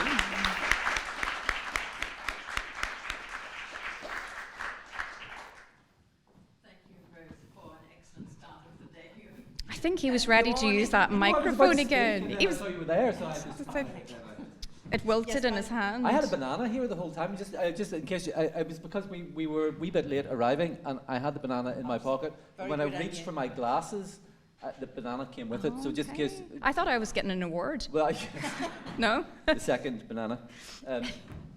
Well, there's going to be a break, that's all I meant to announce. There will be refreshments for you outside now. We shall open the door, so we'd like to ask you to clear the room actually for some fresh air in here. And we are meeting again at 11:30. You might want to make use of the opportunity to register for the workshops. There are sheets of paper, and you can register for 3 different workshops: for Nick Ladd in the English Theatre, for Lucy Caldwell tomorrow in the Literaturhaus, and also for Michelle to hear more about Aoife and Majella. Mm. So or just Michelle, either two. Thank you, Michelle. Thank you. Thank you.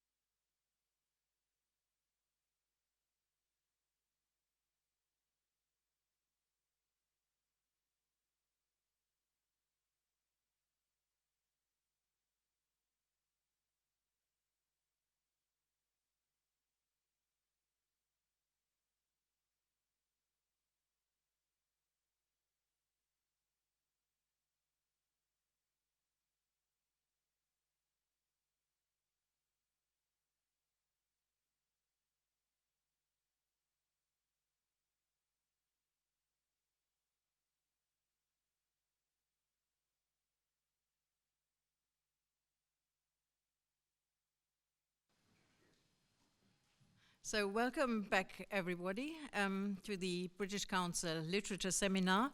And I have the pleasure of introducing Günter Grosser, the director of the English Theatre Berlin, to you.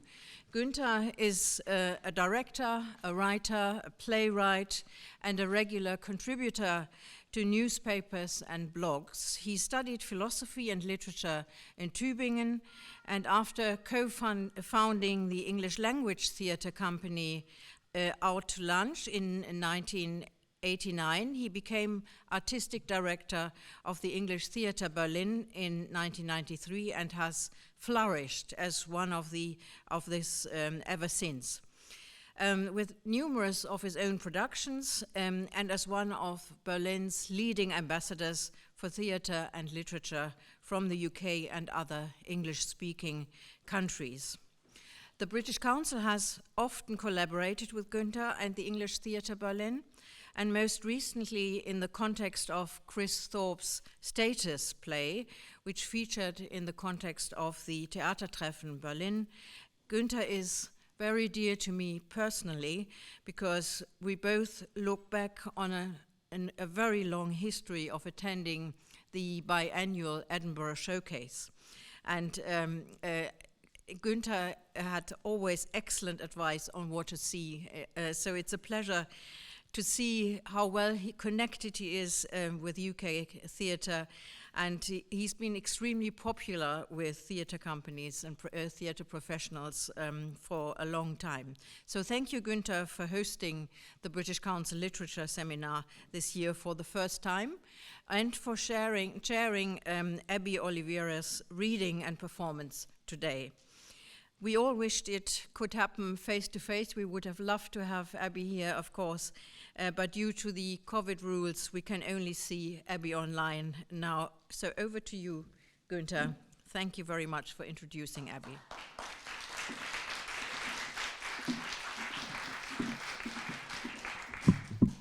Thank you so much, Elke, for this.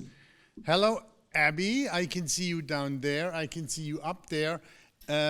You can't see the audience. There is numerous people there. So where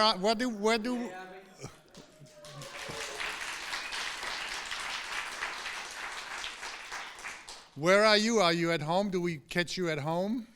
Yes, I'm at home. Yeah. And I'm in the one tidy corner of my office. Okay. And we can't swing this camera around because it's chaos over that side of the room. You can consider yourself lucky to be so far away from the war. Some of us are really worried about it because Kiev is so close to Berlin. I mean, it's even closer than Berlin is to Rome and places like Paris. But Derry is far away from the war, so consider yourself lucky. I'm going to say a few words about your biography and your life before we start with your first reading, okay? So Abby Oliveira is a spoken word poet, writer, performer, and an arts facilitator based in the north of Ireland. Her work is often cross-discipline and collaborative, comprising poetry, storytelling, music, playwriting, and performance. She has performed in festivals such as Glastonbury, Electric Picnic and Body and Soul at the National Concert Hall of Ireland in Dublin, as well as internationally, and has been a contributor to multiple radio shows in the UK and in Ireland. In 2017, she was commissioned to contribute poetry to the radio series Reverberations on RTE, the national radio station of Ireland, based in Dublin. A year later, she was part of the BBC's 27 Clarendon Street, a radio documentary about the childhood of 4 different artists based in Derry. In 2019, Abby was commissioned by BBC Radio Foyle to write the station's official 40th birthday poem. She was recently awarded funding by the Arts Council of Northern Ireland to complete her debut poetry manuscript, Shift. She's currently the lyricist and frontwoman of the Dublin-based electronic and spoken word band 7 Daughters. Abby collaborates extensively with other artists and has worked with musicians and bands such as Mark Graham from King Kong Company, Velvet Alibi, or Bird Woman, as well as with theater makers like Hannah Slatney, Gemma Walker, the In Your Space Circus, and many more. Abby also has extensive experience as an arts facilitator and has worked in this capacity since 2007 with all ages and abilities. She has facilitated numerous workshops in many places. We'll talk about that in a moment. Abby is 39. She's a mother and lives in Derry in the northwest of Northern Ireland. Abby, for us ignorant Germans, what is the difference between Derry and Londonderry? Abby? Okay, my question, can you hear me? Yeah. Oh, and we have the first technique. You can hear me okay, yeah? Yes. Oh. Yes, now. Yes, great. Okay, so, well, of course, geographically, there is no difference. Derry and Londonderry are the same city. Okay. It's just that the name of the city is controversial because there are certain historical, political connotations attached to each name. So, for example, there exists a presumption that if you are someone who says Derry, then you would have sort of Catholic, nationalist, Republican sympathies or background, and someone who uses Londonderry would have Protestant, Unionist, Loyalist ones. However, that is completely and utterly, totally a generalization. Okay. You know, that totally ignores whole swathes of us who either use the two names interchangeably or use one or the other without any thought about the sort of political connotations. It's like walking on glass sometimes still, really. Okay. But I hope you've got that. Have you been living in Derry all your life? No, I've been living here since about, I think, 2006, so about 16 years. Okay, so you're going to start with a memoir, which is kind of strange to write a memoir when you're 39 years old. Why did you start writing a memoir already? Well, the piece I'm going to read is out of this book. It's called The 32, and it's an anthology of working class voices, Irish working class voices. And when Paul McVeigh, who's the editor of this, he's a Belfast novelist, when he put out the call for work for this, they specifically said that they wanted memoir. Now, at the time when I heard that this book was going to be coming out, I really, really wanted to get a piece of work into it, but I didn't have any memoir.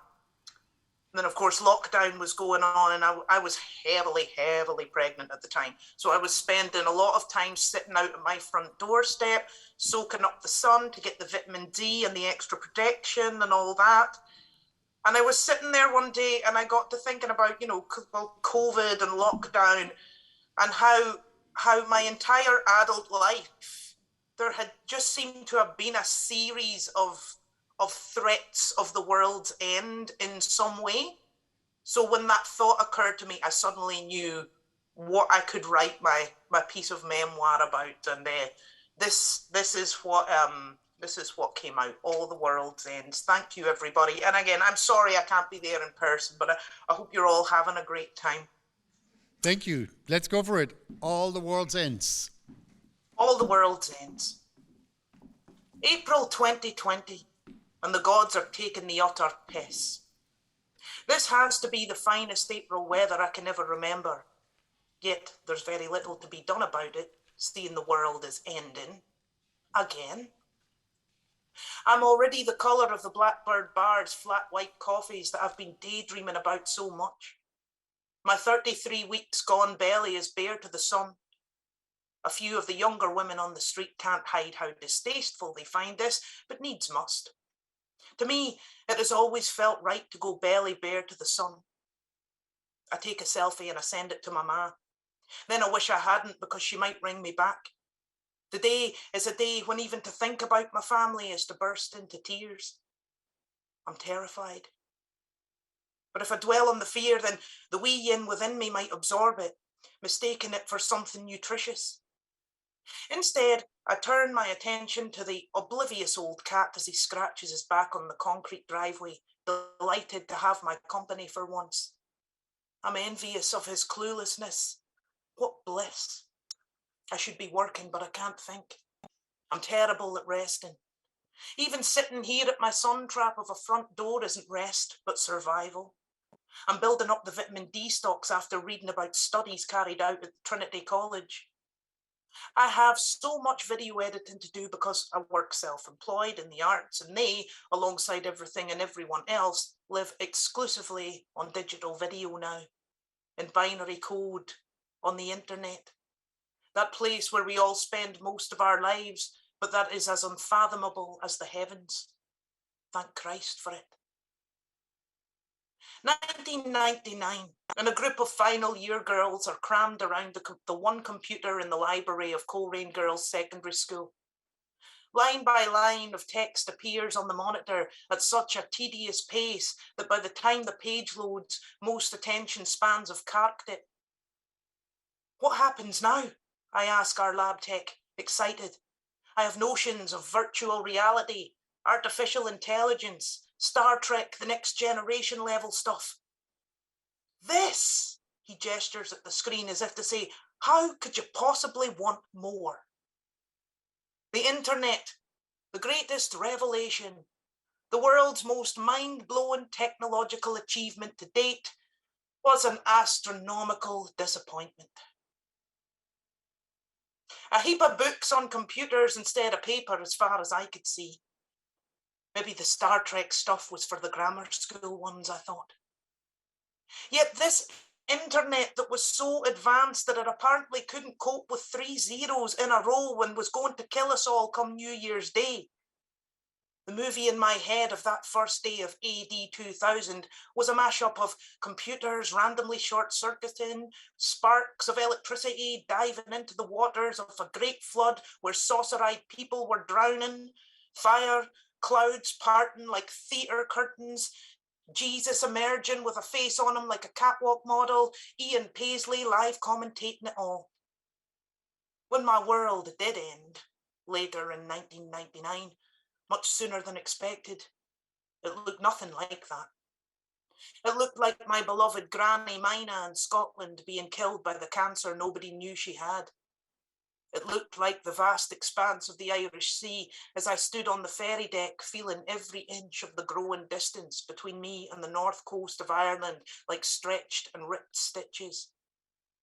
Mum couldn't afford the return ticket for us all after the funeral, being a single parent of 5 kids, so we were on a one-way ticket back to Scotland.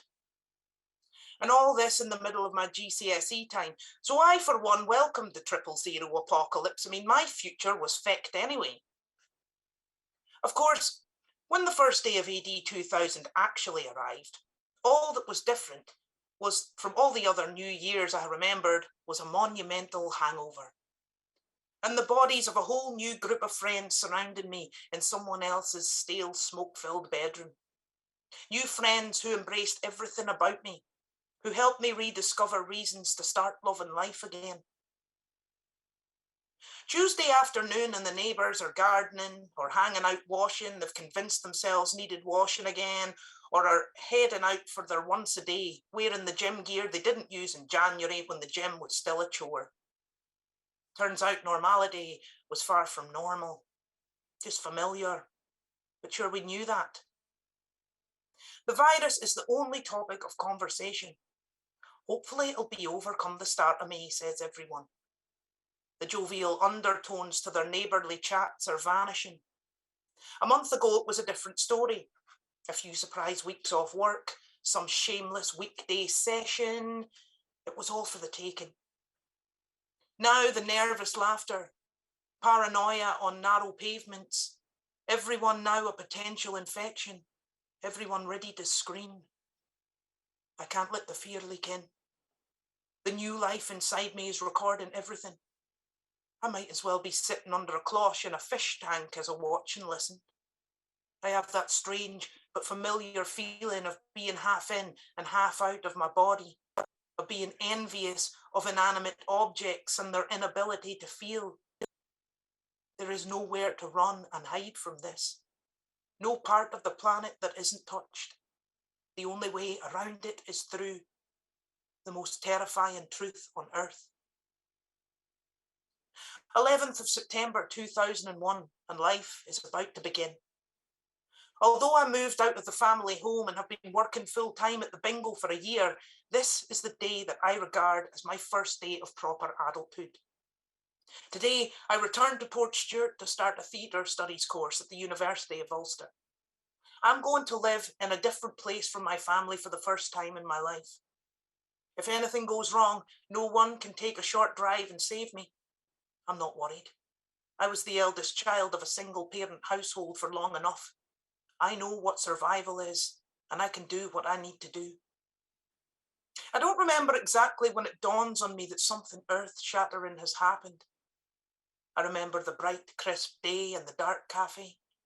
I remember the other customers, every single one, being up from their tables, talking to each other, hands over gaping mouths and ghost faces. Everclear Sparkle and Fade album is on full blast in my earphones. I don't even take them out to hear what's being said. One of the waitresses brings a portable TV out to the counter, and everyone congregates around it. I can't see the screen. I can only see shoulders nodding and heads shaking over and over and over. I stare at the bubbles in my mug, feeling like my astral soul is leaving my body. Then I'm at the bus stop. No idea if I finished my coffee or not. Of course, by the time I get to Portstewart, it's clear that whatever has happened won't be ignored. People are staring at TV screens in every window of every business that I look in along the way. I've never seen anything like it. Later that night, or week, or month, I'm glued to the news when the reporter says, everywhere, there is a real sense that things will never be the same again. May 2020 and lockdown has officially been extended by 3 weeks. There's a dearth of people willing to pick crops now as the pay and conditions are so exploitative. This matters now because the work can't be done by migrant workers. Nibiru was supposed to appear in our skies twice already this month, with a full-on collision predicted for a few days from now that won't happen. That's never happened. Not since I first heard of the mysterious rogue planet when it was due to destroy us back in 2003. Instead, it chose to continue its interstellar dithering. It dithered even as our government helped slaughter Iraqi civilians in their hundreds of thousands, as millions of us took to the streets and couldn't stop them, as the Celtic tiger got spectacularly high, overdosed, and then died just as spectacularly. We drowned out its death grunts by watching Zeitgeist, the documentary of the late 2000s, recommended by a colleague who had an unshakable faith in the conventions of living a good, conservative life. Zeitgeist ended up putting that particular colleague's head away, raised his certainties about the world to the ground. It did the same to many people, I hear. Boris Johnson continues to have or shout. Stay alert is the new buzz slogan, as if the virus prowls around in shadows of the streets at night like some phantom knickers thief. The health secretary wouldn't advise hugging anyone until maybe, probably, likely a vaccine is conceivably ready for perhaps autumn, weather permitting.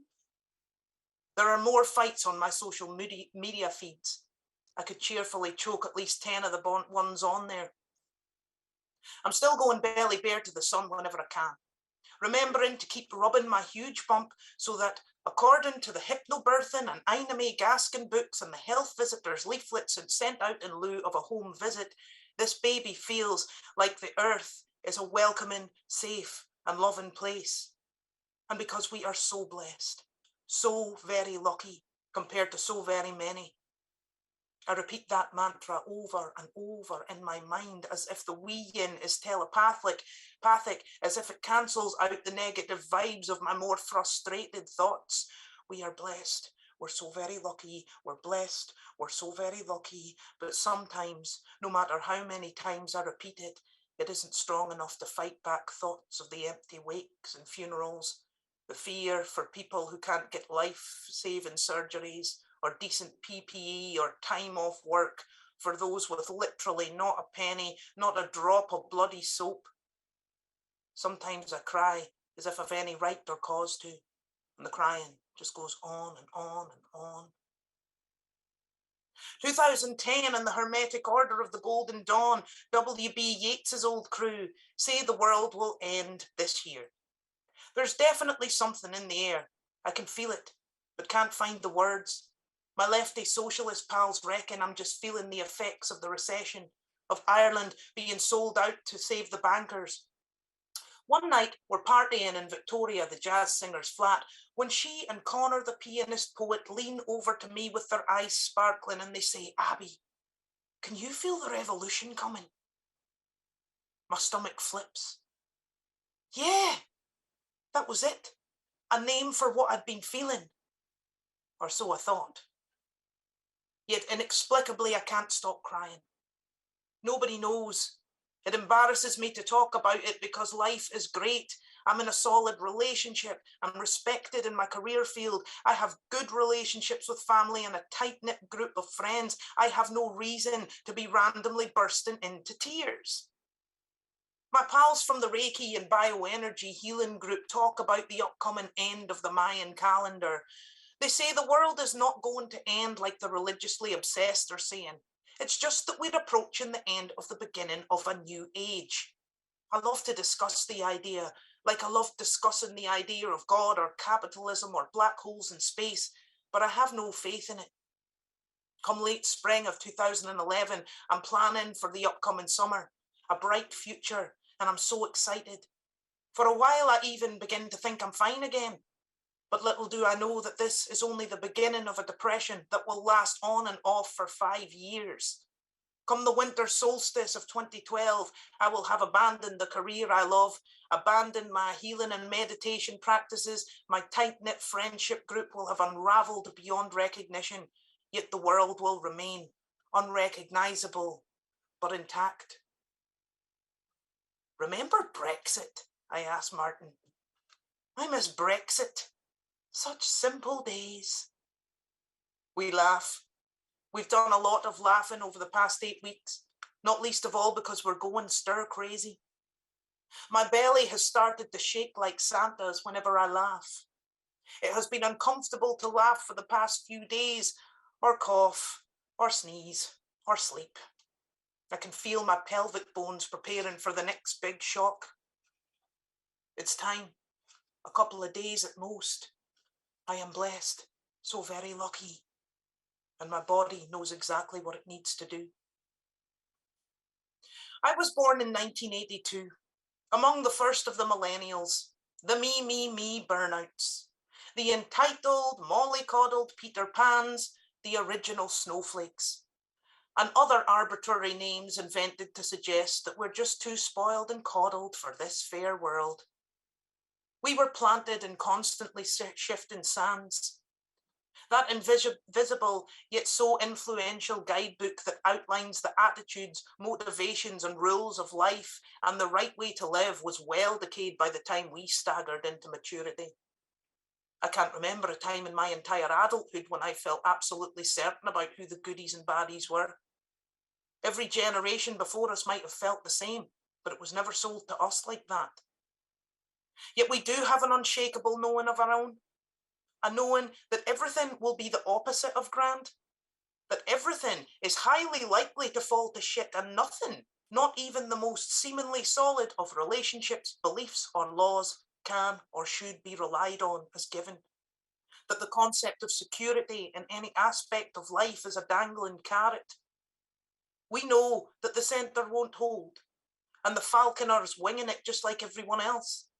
It is what it is. Our entire adulthoods have been spent bracing for the end of the world in one form or another. Yet here we are, alive in the future everyone said we didn't have.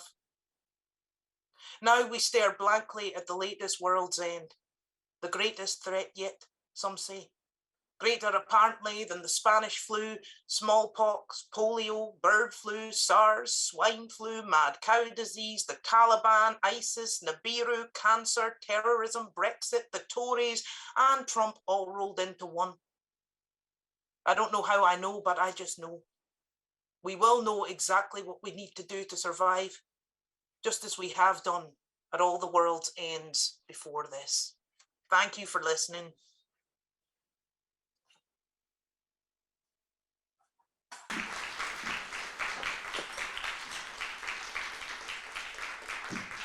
Thank you. Thank you, Abby. So in All the World's Ends, you talk about threats and shocks of the past, and you talk about the future. We'll hear more about the future in your poem, The Big Tide Rising, in a moment. There's one issue, though, that's missing, and that's the Troubles.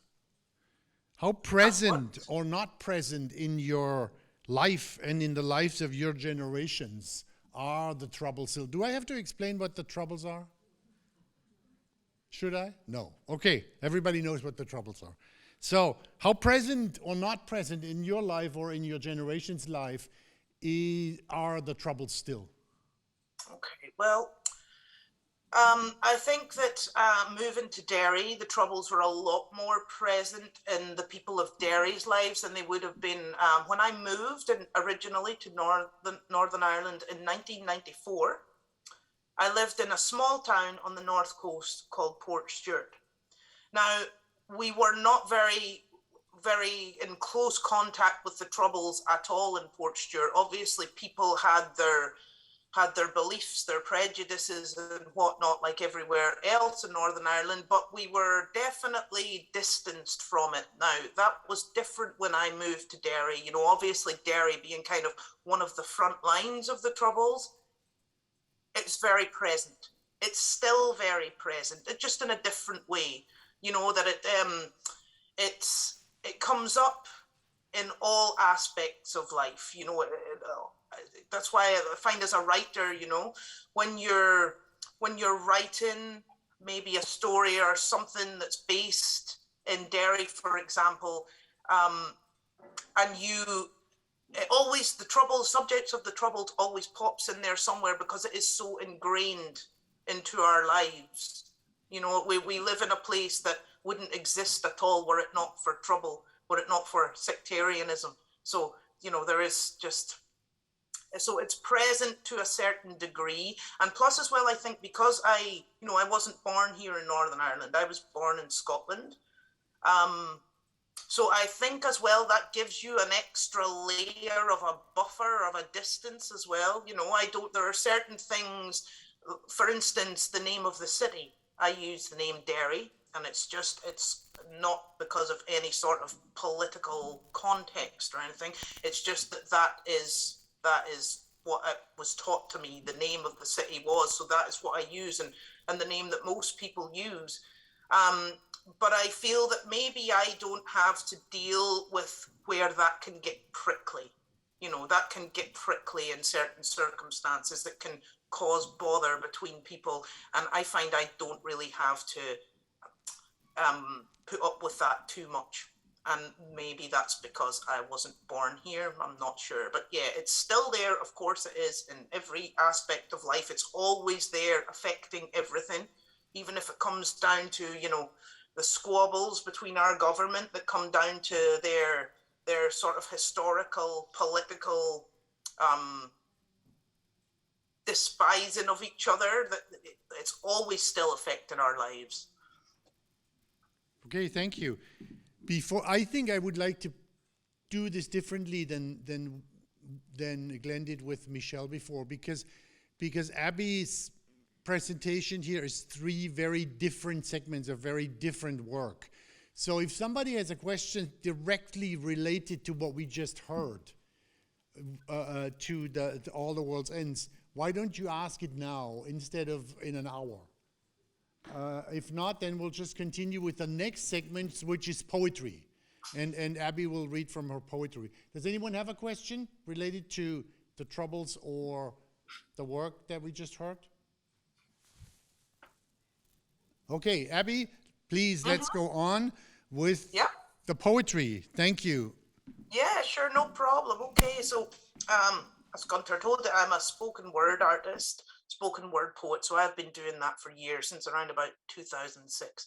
So this section, I'm just going to present a selection of some of my spoken word. I'm going to start with this one called, I'll start with Whole. This is a poem called Whole, and it has just been published in this anthology called The New Frontier, and it's edited by James Connor Patterson. And all of the work in this anthology is all reflections on the Irish border.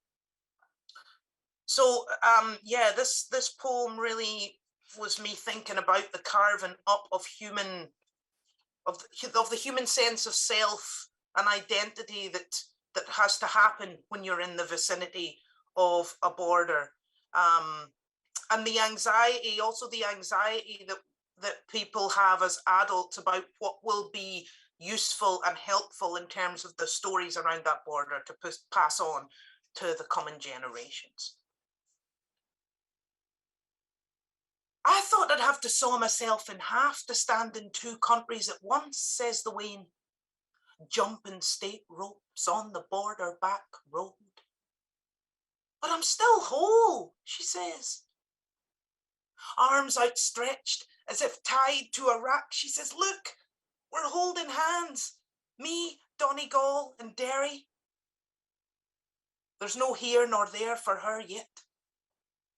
No euro, citizen, foreigner, sterling. No euro, sterling, foreigner, citizen, trouble, peace, president, queen, ally, enemy. She is the flock of Brent geese breaking for inch.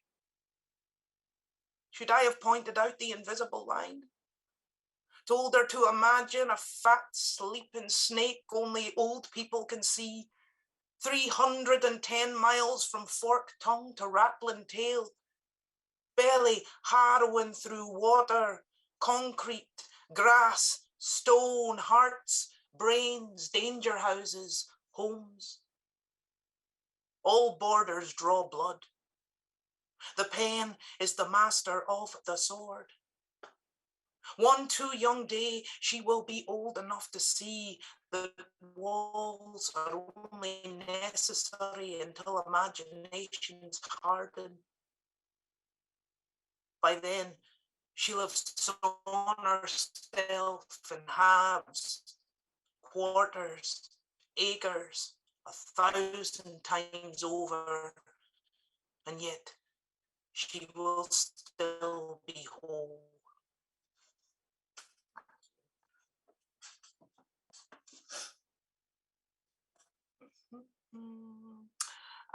The citizenry of NI, who finds myself incessantly having to tick the other box on forms, monitoring forms, application forms and everything.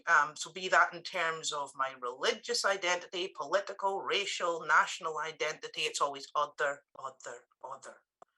Now, we have been referred to as the in-betweeners and other such terms. We tend not to identify with either of the traditional political labels, so the unionist or nationalist. But we are also the fastest growing section of the electorate in ANI. That was reflected, I think, in the elections in 2019 that saw the three main parties make significant losses. And this poem really is about us and about how we're here for the foreseeable, and we are helping to change both the political, personal infrastructure of this place. We are the others. Too much for one flag. You won't find us up lampposts or in old songs or photographs on the chamber walls of history. We made dusty sepia white men look too dusty sepia and white just by being. Now we've infiltrated the monitoring forms and they still can't compartmentalize us. Drip by drip, the big tide rises. We are drops, grains and flakes of thick skin doing the work in this frozen panorama. Every step we choose makes the earth move even when we can't feel it. Still we wonder who we are, but for the mangled road scrawled out for us. We know salt water won't heal our wounds. We need space to unpick the stitches from our lips, to name our pain, to name our friendships. We need time away from naked flames, live wires, trigger warnings, Praetorian politicians. Aye, we're entwined in gnarls of partition chaos, twisted flags, knotted crosses. We got too close to each other's sweat as we grafted though, peeked under bandages, felt the stink of crawling flesh. We share too many playlists, playgrounds past, too many last drags around to swallow, fireside stories of inhuman demons like medicine. Now with each passing tick, other tick, other tick, other tick, the big tide rises, and we are never, not ever, turning back. Thank you.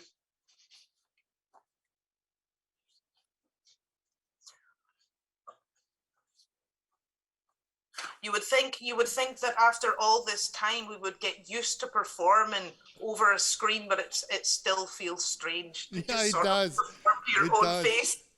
It keeps flickering and it gets interruptions. But Abby, I would like to come back to the very first poem, the one about the borders, and ask you questions about borders. When I was your age and I was taking my car down to places like Italy or Spain, I had to cross 4 borders, and I had to show my passport 4 times.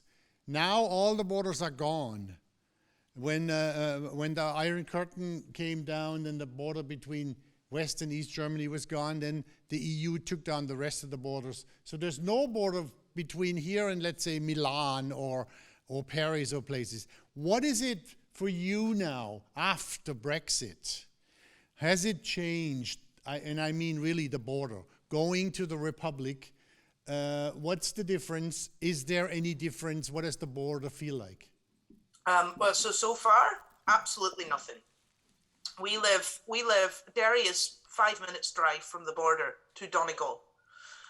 So there's absolutely no difference from our point of view at the minute driving into Donegal or getting over that border. I suppose COVID has had an effect on that as well, maybe. I'm not sure. I think that in terms of being an artist, because COVID, we haven't really been traveling for work during COVID, that maybe we're yet to feel the pinch of that. I mean, I think, we're kind of protected by the common travel area and so forth at the minute. I think that it's going to cause problems. There are artists and other art forms who are worried, about the costs of moving their work over the border and things like that. But at the minute, no, I haven't noticed any great changes with traveling. And was there or is there a difference concerning COVID restrictions between Northern Ireland and the Republic of Ireland? Yeah, that was very awkward for a while, because our approaches to COVID were a bit different. So 5 minutes down the road, and there were different rules. that was awkward for a while, but it seems to have settled a little now. Okay, let's do the last 2 poems and then talk about spoken word and spoken word poetry. Sure. Okay. Okay, so let me see what we do. Yeah, I'll do this one. This is a prose poem.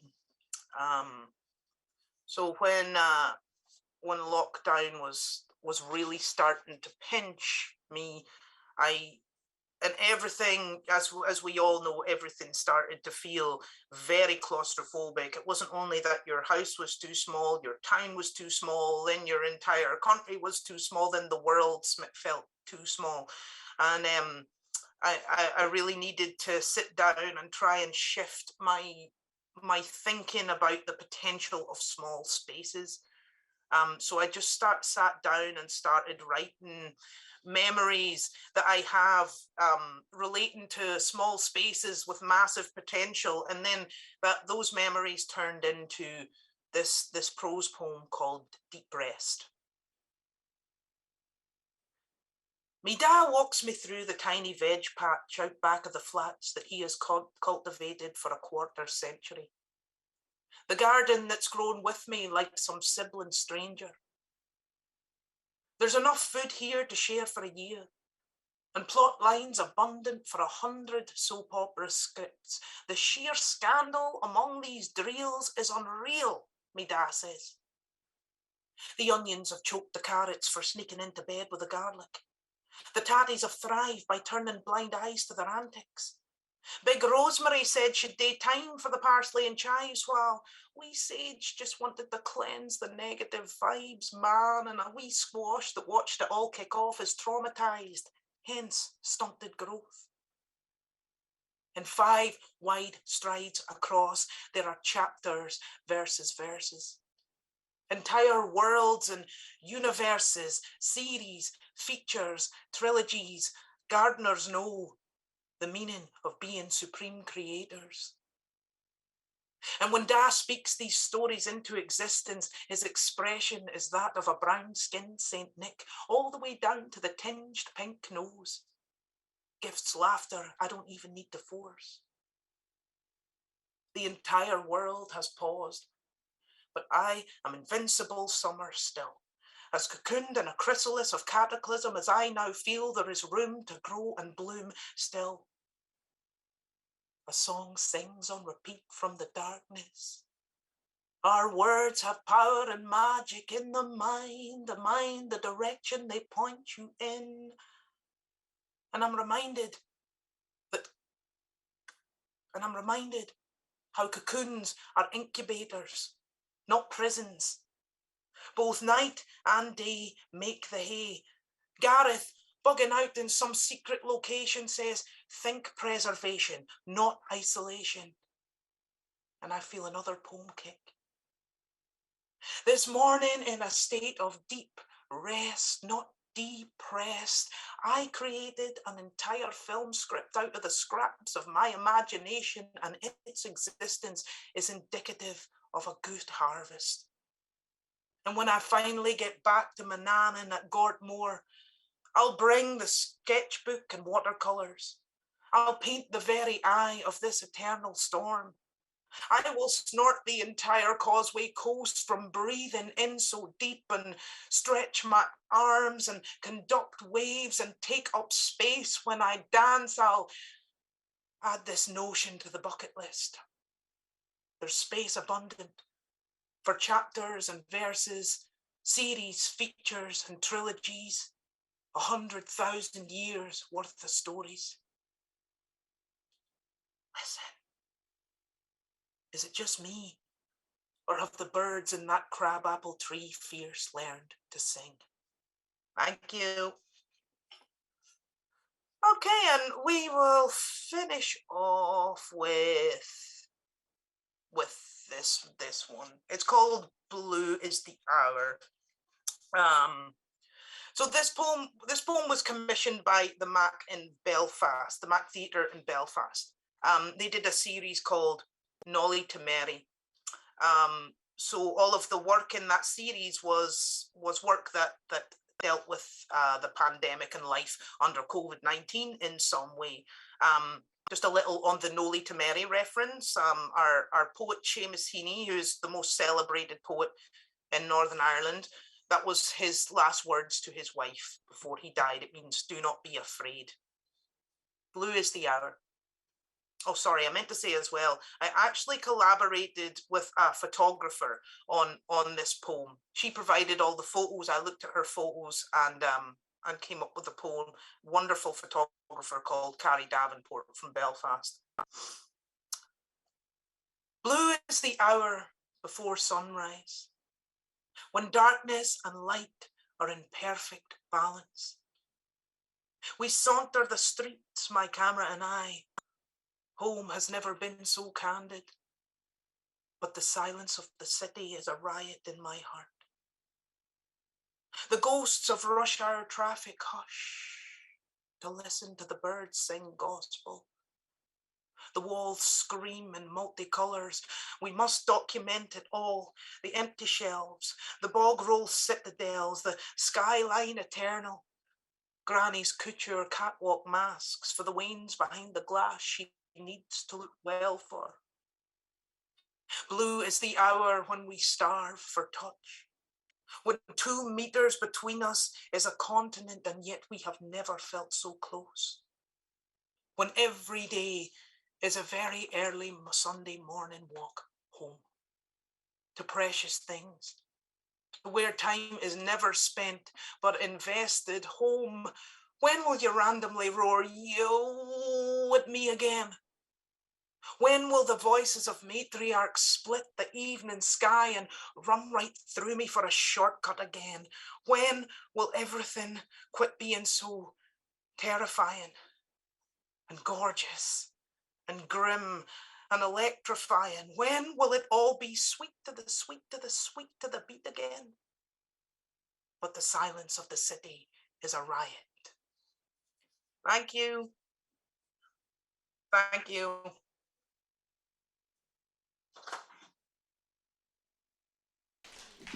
Thank you, Abby. Spoken word poetry. Unfortunately, we can't have you here. I'm sure you would give us a great performance here in the theater. And I hope we'll have the chance one day. But speaking of spoken word poetry, how did you get into that? Did you start out just writing poetry and eventually perform it, or was it the other way around? Yeah. Well, I started writing poetry. I always loved poetry, but I also had a love of music, storytelling, and theatre. So in spoken word, I can kind of combine all of those things. So when I was a theatre student in Coleraine, one of our lecturers brought a poet from Namibia over to work with the class for a while. His name was Joseph Molopong. We basically took his poetry and we made short theatre scenes out of his poems. And that was how I very first became interested, because it was just amazing to see poetry taken nearly from the confines of the page and just given a whole other form of life being stood up on a theatre stage. Later, after college, I moved to Derry and I was on the dole. That's unemployment benefit welfare. And at the time there was a scheme where the dole would send you on a 6 months work placement if you had been on it for a certain amount of time. Now, those work placements for a lot of people were absolute penance.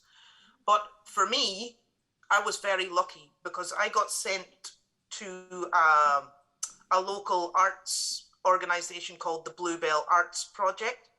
And as part of that, I helped them to program and organize their literary festival aspect of their Féile, their annual festival. And because of doing that, I met 2 other local women poets, and we started a project called the Poetry Chicks, which was performance poetry, where we performed really sort of a confrontational work with women's issues at the heart of it. Back at that time, that was about 2006, there was no spoken word scene to speak of in Derry. So we were very thin ends of a wedge, along with another few others. But yeah, that's basically how I got into it. You mentioned 2006 being no poetry, spoken word poetry. What is it like now in places like Derry or Belfast? Yeah, well, now there's a lot more going on. I think in Derry there's maybe about 3 regular spoken word nights, which for the size of the city is, we wouldn't need to have much more than that. There's also a lot more people doing spoken word, although I feel though over the last few years The amount of new people emerging onto the scene from our area has maybe slowed a bit. I think we're going to have to do a little bit of work and encouraging people to come out and give the whole thing a go. But yeah, it's and it's also because that way back then we were performing in bars and at protests and at parties. So we managed to reach an audience who wouldn't ordinarily ever want to sit down and listen to poetry. At that time, lots of people, we had to beg people basically. We had to beg our friends to come to our gigs because of their misgivings about what a poetry event would be. So yeah, not only is there more people performing poetry, but there's also more people listening to it and more people willing to give it a chance. So I think in that respect, we must have done something right. I think spoken word poetry is also considered political. Do you consider it political yourself? Well, I'd say years ago, a lot of my work would have been more political. And in fact, a lot of people that I know, a lot of spoken word artists, their work is political. So yeah, absolutely. I think that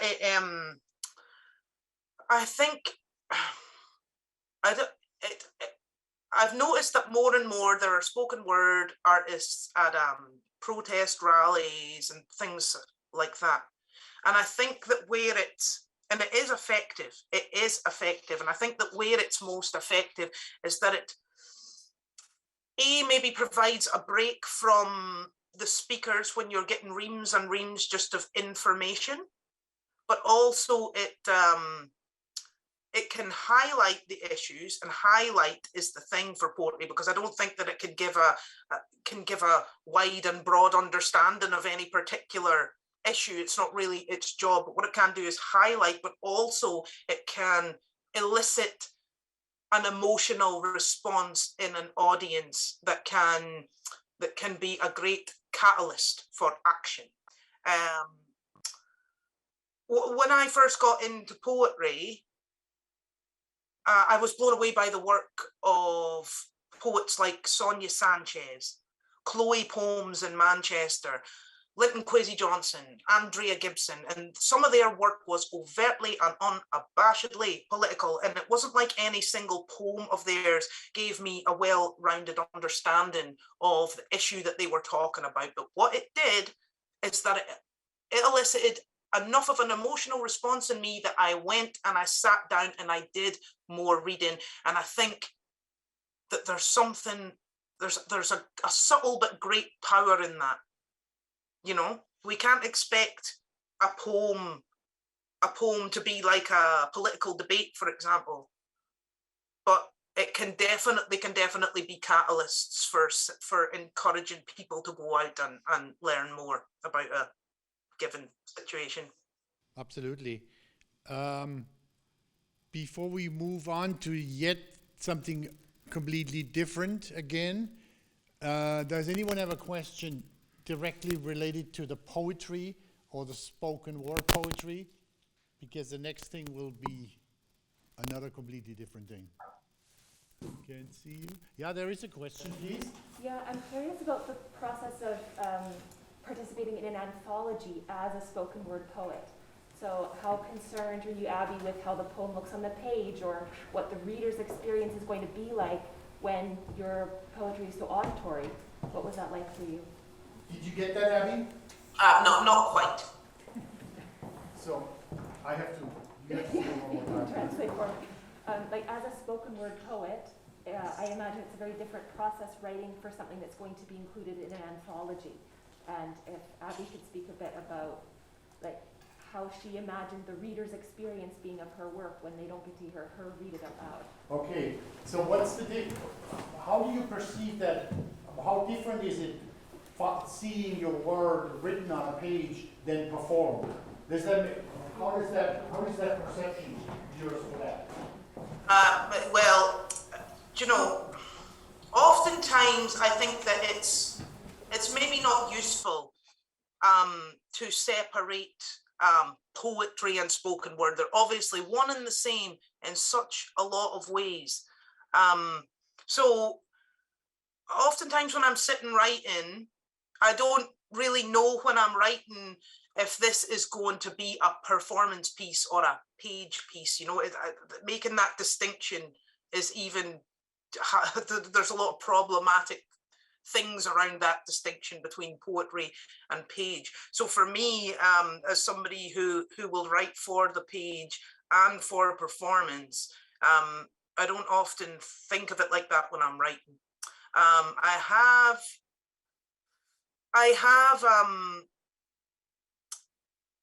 Sorry, just give me 2 seconds just to order my thoughts here. I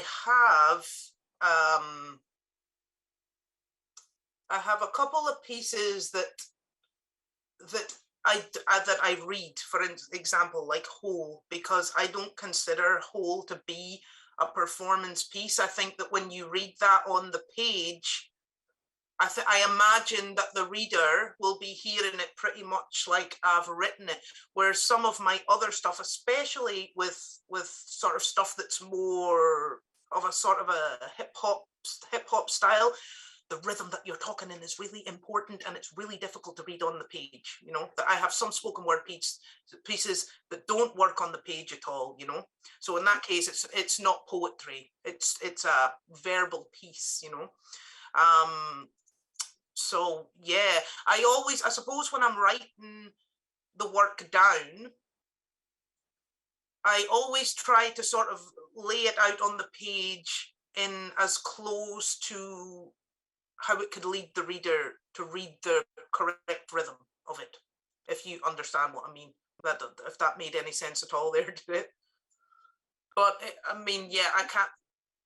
Sorry, go ahead. Okay, you know, I'm done. That's me done. There's another question, and I'm going to take the microphone. I am, you know, if I don't be careful, sometimes I can get very, very word salady. So feel free to tell me to stop. No. I have just a question connecting to the question before. I was curious, would you consider your spoken word poetry closely combined to the performance, to your own performance? I mean, are these texts that actually remain with you, or could you imagine anybody else performing them? I'm sorry, I didn't quite catch the gist of that. Do you have to perform your poetry yourself, or can you see somebody else performing it too?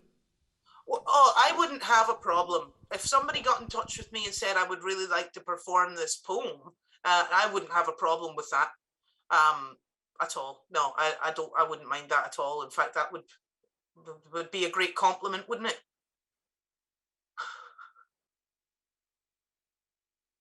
Personal poem that you would say, I have to do that. Oh, well, yeah, I have a couple of those, actually. I have a couple of those. Yeah, I would feel that because it's the narrative is personal, it's outwardly personal. Therefore, you know, I would either only perform those myself, or I would have to be very, very discerning about who I allowed to perform that. The first performance poem that I ever wrote was actually about a racist incident that I experienced as a child that had sort of been eaten away at my psyche for years, even into adulthood. So when I sat down, when we first started the Poetry Chicks, and I sat down to write this as my first performance piece, it was about 13 minutes long. I managed to cut it down to 6. It was like a great and I wrote that in one evening, and it was like a great catharsis for me. Now I don't perform that poem anymore because I feel like it's done its work. It actually, for me, it was a poem that helped me work through a personal thing. I don't perform it anymore. I wouldn't allow anybody else to perform that poem. Thank you. You've You've made the point that spoken word poetry is a catalyst for thinking about issues and also acting on it. Do you have a sense of the community you're speaking to? Because part of what spoken word is of course creating a community, sort of for joint action. So thinking about Northern Ireland or Derry, is the community you have in mind when you write your spoken word poetry, is that Derry? Is that Northern Ireland? Gunter, can you summarise that for me? I'm sorry, it's just the sound is quite bassy, so I'm finding it difficult just to pick out the. Are you when you write that your poetry? Are you referring to? Do you have Derry or Northern Ireland in mind, or is it more general? Now that really depends. Obviously, a lot of my work is based here in Ireland in general. You know, because it's where I am most of the time, but it's also a place that I love. There's also so much that interests me about the way that Irish people interact. You know, I'm very interested in the things that people say to each other. So, you know, and obviously living in Ireland, there's just no end of opportunities to pick up on the things that people say, the witty things that people say to each other, you know.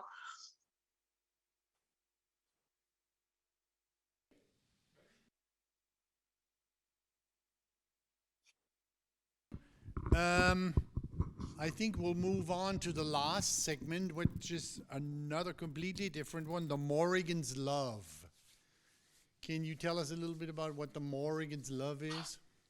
Yeah, so this is a short storytelling based film. This is episode 3 of what was a four episode series of short storytelling films that were commissioned by the city council in my town in 2020 for the Halloween celebrations when they had to be moved online. Now, just for anybody that doesn't know, Halloween is absolutely massive in Derry, and we'd really do it in a big way. So yeah, this in this case, they came to me with the 4 characters from Irish myths and legends that they would sort of like to look at. In this particular story, the Morrigan, by the way, she is a queen, a character of the Irish legend, a queen of the underworld. She is the goddess of war, sovereignty, death, battle, all that wonderfully delicious stuff. But my issue was that I tried to give all of the stories a little twist. And bear in mind it was Halloween, so I wanted to sort of look at the scary aspect of the Morrigan, but she's always presented as a scary character anyway, you know.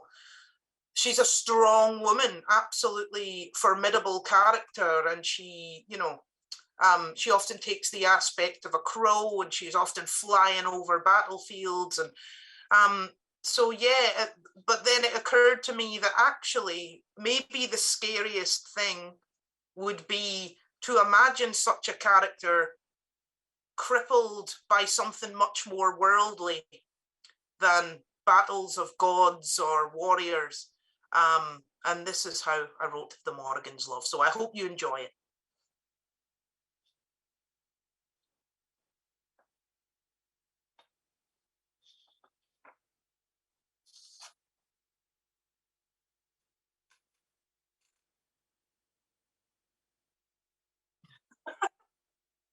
Is the film not working? The film has left us.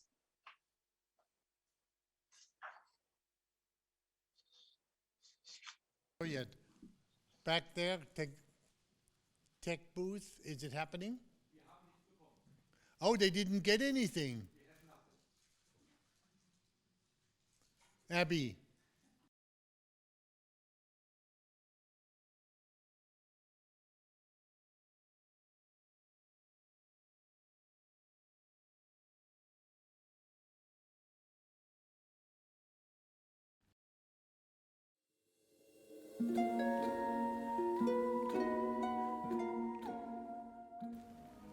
At Halloween in Derry, as the veil decays, the ancient book of awakening stirs. Great legends from its pages waken, and some are just destined for the eternal sleep. Tonight, these whispering pages weep of I, the Morrigan, as I sweep into the frame. But, my dear mortals, you've got me at a bad time. Never in all of the lives I have lived did I ever dream that any mortal would see me like this. Me, the Phantom Queen Morrigan, bringer of fate, destiny, war, death, sovereignty. Look at me now. I am as the carcasses of warriors on which I used to feed. What awesome force, what great power could possibly have done this to me, you wonder? Me. Already I can hear your brains whirring like clockwork, sound out of your senses. But was it a witch, or some vampire, or even a werewolf who finally brought you down, Morrigan? Oh no. I speak of a power far, far greater, lighter than air, far darker than the underworld, and more mysterious than the other world, and so clandestine that not even I was prepared. Oh, dear mortals, I speak to you not of death, but of love. The power of my own love for a warrior by the name of Cuchulainn. Oh, Cuchulainn.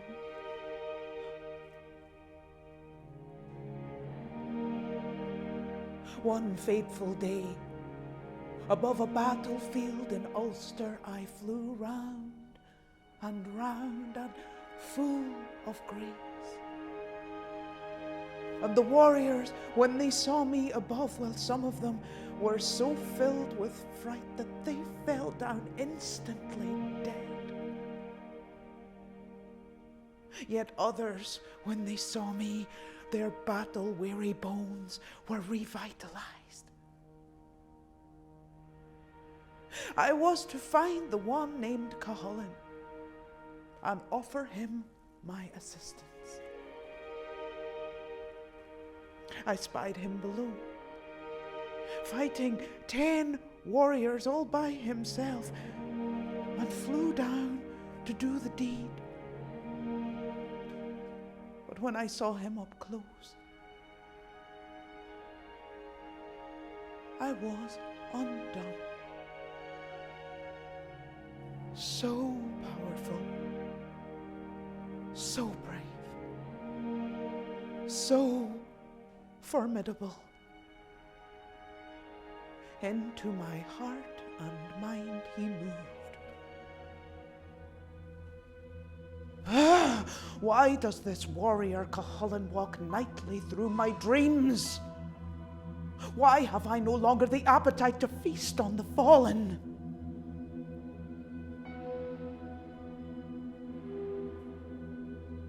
Very soon, all I wanted was for him to walk by my side forever. So, one day as he rested, said I, Cuchulainn, come, lie with me and I will restore your strength 100,000 times over, and victory will be Ulster's.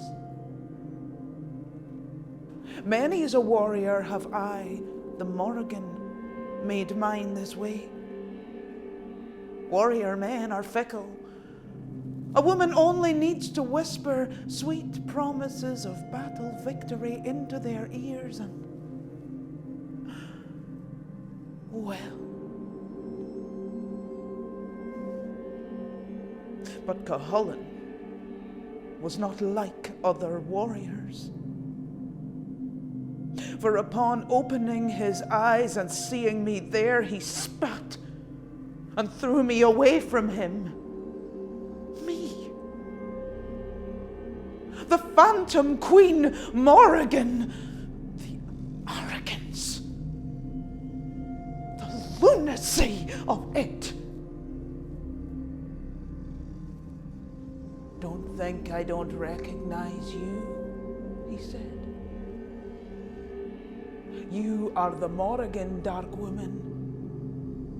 And I would have not a slice of sense in my head if I were to give myself to you, for then I would be yours forever. Go away from me, devious witch.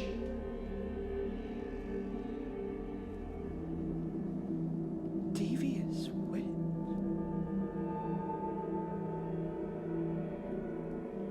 I am no mere witch, and you, Cuchulainn, will learn a sore lesson.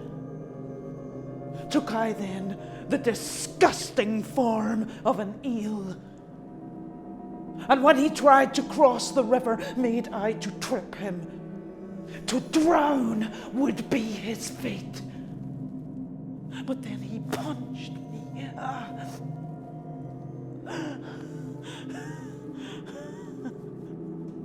Took the wind from me. What a big, brave man indeed.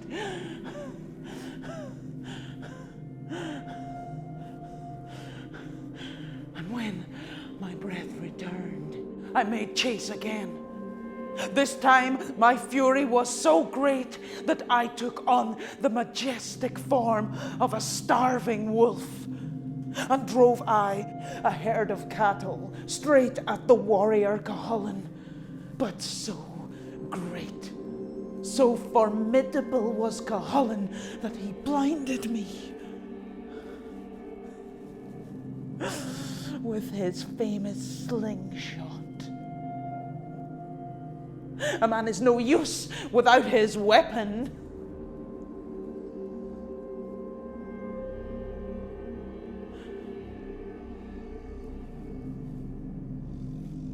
I am not too proud to admit, my dear mortals, that with half my sight and half my heart, I began to tire.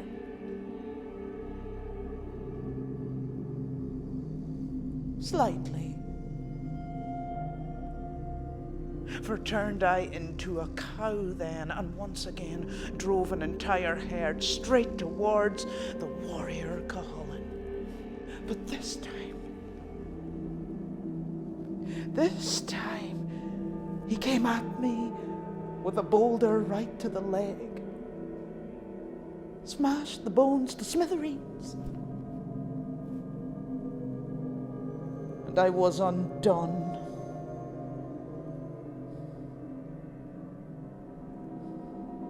For a moment.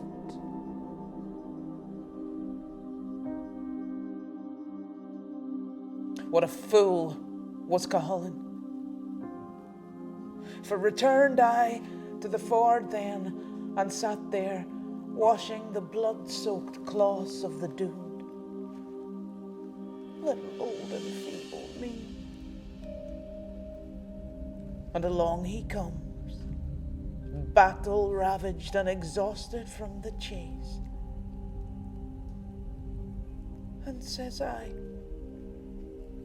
Oh, you look parched. Would you like a wee drink? Aye, old timer, said he. And it was then that I knew that he hadn't a clue that it was me, not even with my ribs and my leg and my eye all bandaged. So I gave him a sip. Once. Twice.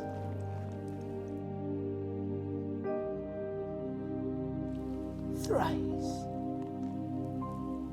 And each time, well-reared fella as he was, he said, bless you, bless you, bless you. And the fool, in blessing me thrice, restored me to my full strength. But gave I not chase again. I only said, we will meet one more time before you die.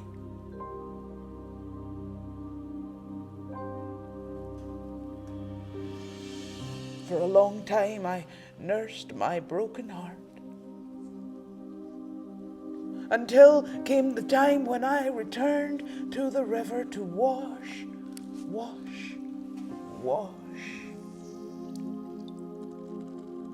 And sure enough came the day when along came Cuchulainn for the final time. And this time, a sorrier sight never I saw. Beaten and bloodied, and at the doorstep of the other world he was. He tied himself to a rock with his own intestines, still in the hope that to see him thus would so terrify his enemies. And I,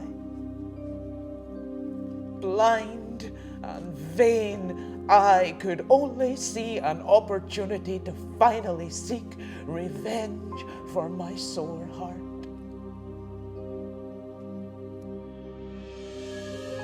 A crow I became,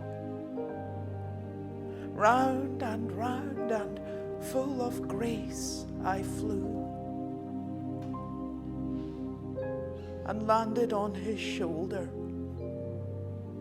and not respecting the power of love, I killed my love, and killed something within myself. And now I sit here washing and washing, my heart still sore, with no means to mend it now. Now, never ask me to tell that story again.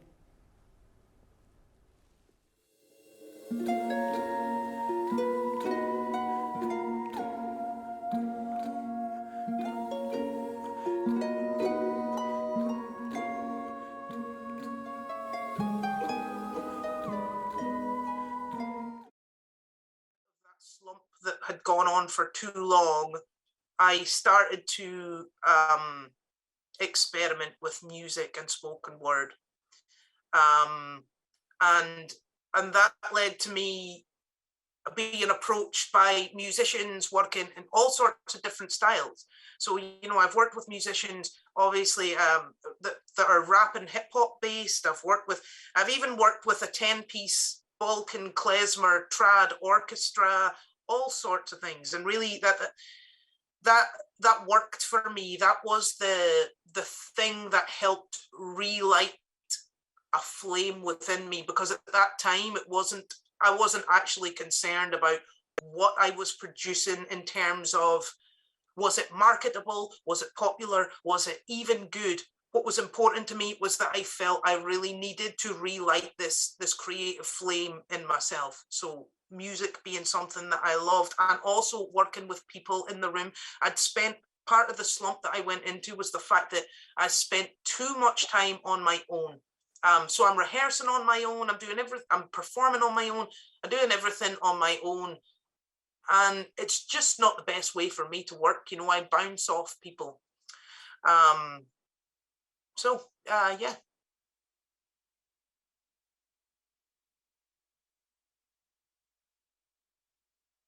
Mm-hmm.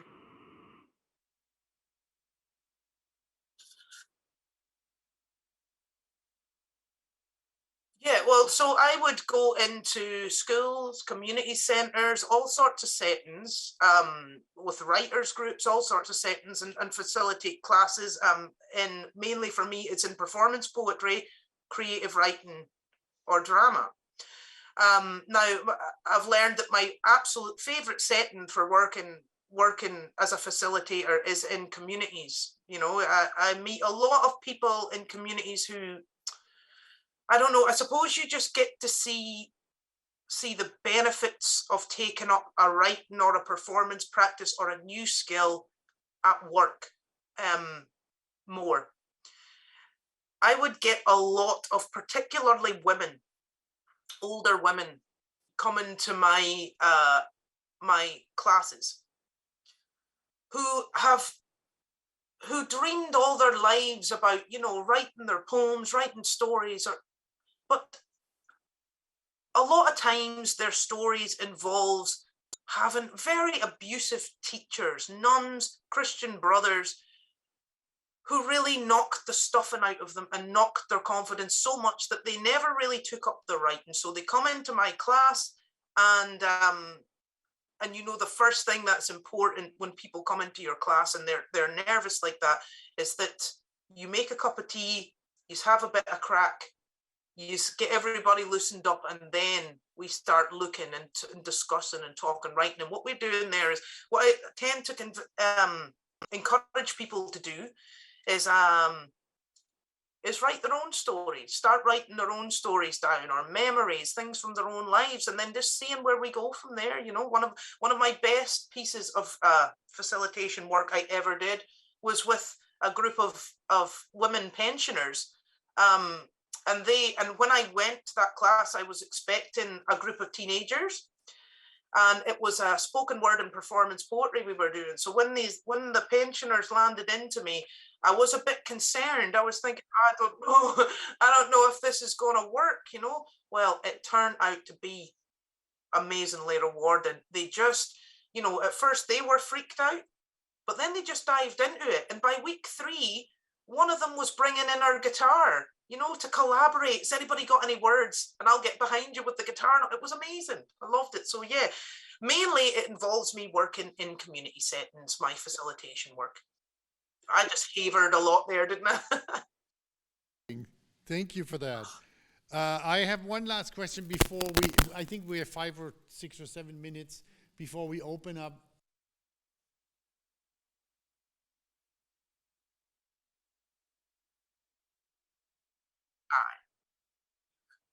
Yeah. So 10 years, no, we'll just stick to the immediate next few months. That'll be here for me.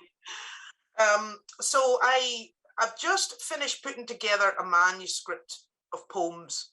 So that's due to be sent out now to meet its fate within the next couple of weeks or so. So that's my next moves. I'm going to send that out to publishers and see, will anybody take it on or will they not? It's a scary time. Well, it's a scary time. I'm being very stoic about it. I'm just like, look, if I send it out and it doesn't get taken up anywhere, that's grand. You just have to move on. In this line of work, as you know, rejection is something that you get used to very quickly. So apart from that, I'm performing as the spoken word artist and the poetry writer in a street performance show called Prism. There is a street spectacle company down in Waterford towards the south of Ireland.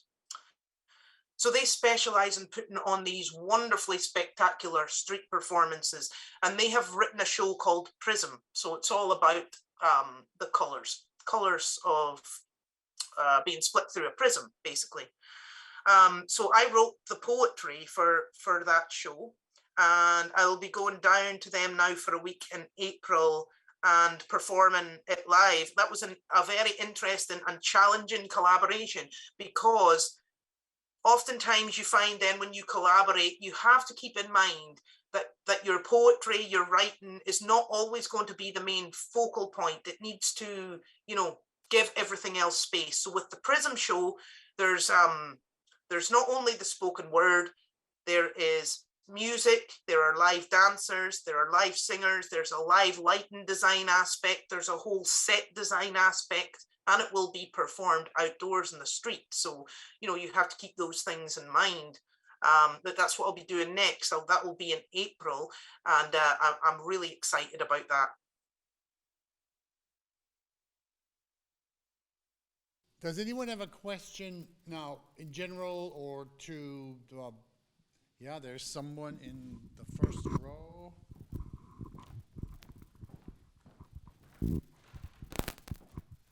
Yeah, hi Abby. What we're finding when we're trying to teach media is that the younger generation, they're taking bits of folklore and putting them into computer games. And more young people are getting absolutely obsessed with computer games, and it seems to be a bit worrying because they're getting more and more isolated. Are you pessimistic or optimistic about the future of folklore and performance in that context? Am I optimistic or pessimistic about what? Sorry? The influence of computer games on young people. Oh, okay. Oh, all right. Well, I must say I probably lean more towards the pessimism side. I have lots of kids in my family. I see how they would much rather, if I was to say to my nieces and nephews, why don't you put your game down for 15 minutes and I'll tell you a story, they would probably laugh in my face. So, they would, it's undeniable, they would much rather be playing their computer games in a lot of cases. But however, I also am heartened by the fact that, a lot of the events and festivals that we put on in this area would always have a storytelling aspect. So, and the storytelling sessions are always busy. So that gives me some hope. I can see that kids still enjoy listening to a story, especially if you're an engaging storyteller. Now, one thing I have noticed, there has been an undeniable drop over the past decade, and this isn't just kids, in the length of a story you can tell. I find myself having to make the story shorter and shorter because definitely attention spans are becoming, well, what's the word? When they're frittering away. Yeah.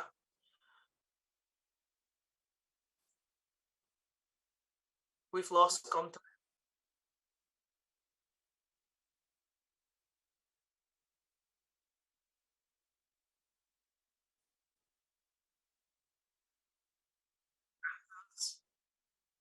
Unfortunately, we're running out of time because of the live stream.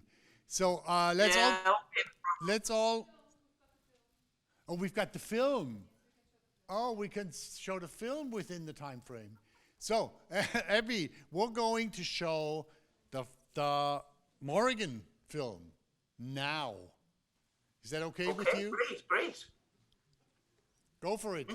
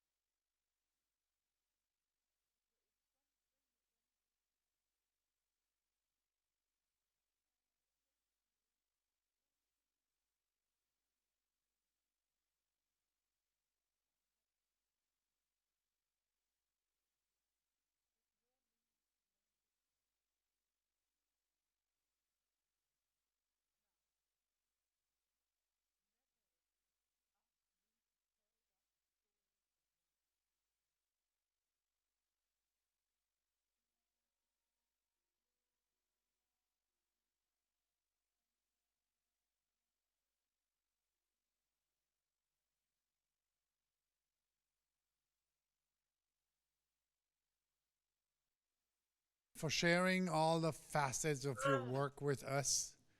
I hope you enjoyed that. And I'm really looking forward to seeing you eventually here on this, my stage in Berlin. Yes, me too. I would love to. Thank you, Gunther. Thank you so much, Günther, for this kind invitation. We'll take you up on this. And thank you, Abby. It was absolutely brilliant. And you had a very committed audience, I can assure you, even if you couldn't great. see us. Thanks to everyone. Thanks to everyone for listening. A pleasure. I just wanted to say that we are breaking for a quick lunch now. We are reconvening at 2 o'clock for an absolutely fantastic panel discussion on 40 and more uses of snow based on a poem by Louis MacNeice. So that will be very exciting. So please be back here and have a look at the sheets for the workshops. You may have been making up your mind what to select. Thanks. Thank you very much, Abby. Abby, thanks a million. And thank you, Gunther. All the best. Thank you. Thank you. Thank you so much. Thanks, Abby.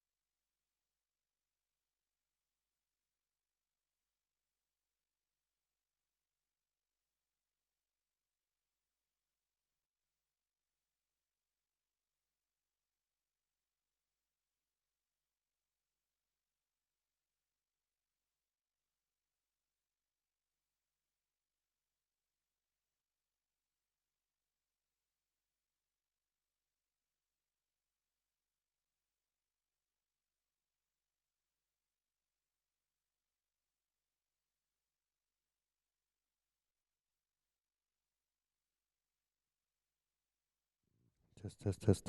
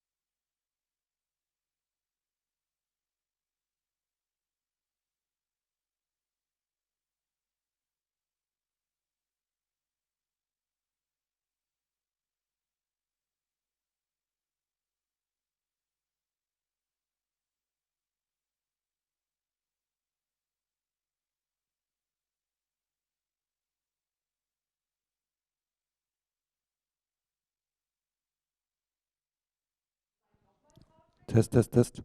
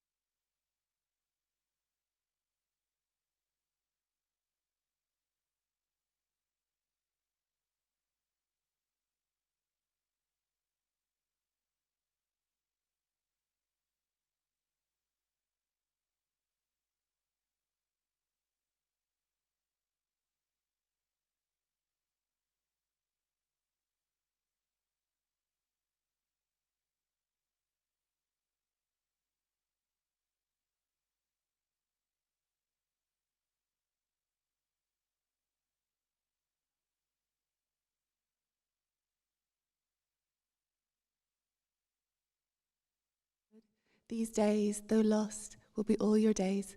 Life, if you leave it, must be left for good. Thank you. Hmm. A mic stand might be useful.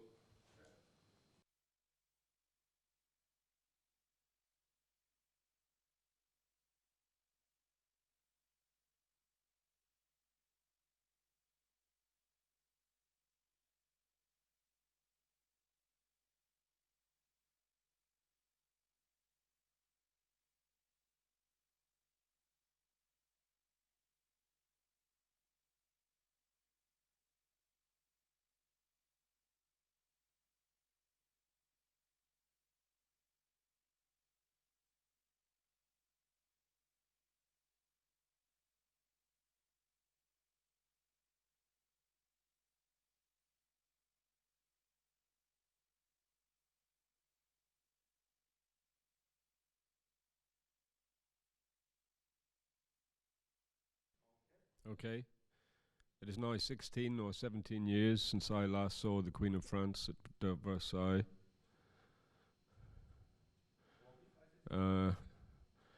If equal affection cannot be, let the more loving one be me. Admirer, as I think I am, of stars that do not give a damn. Now I see them, I cannot say I missed one terribly all day. Were stars to disappear or die, I should learn to look at an empty sky.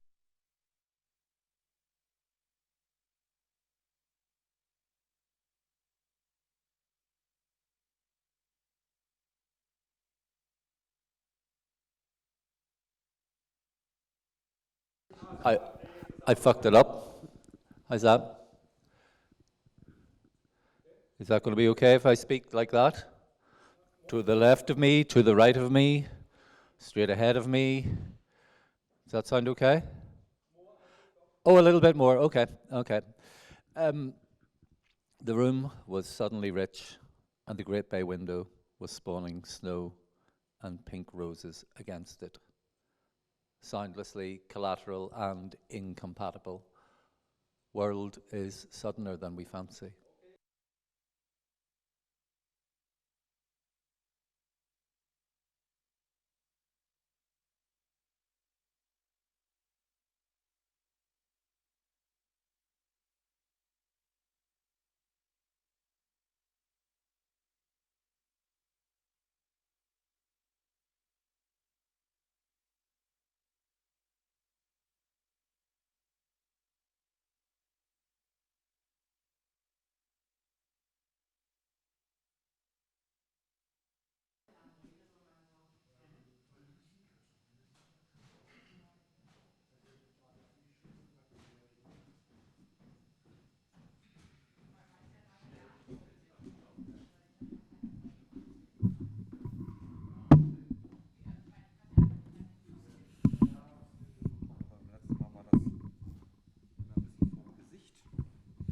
Das ist nicht schlimm.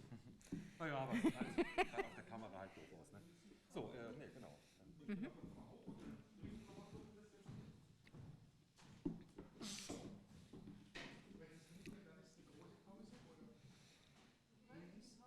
Die große Pause war jetzt. Ja, jetzt. Wieso? Mit der, ja, eben. Das kann man ihm nicht vorwerfen.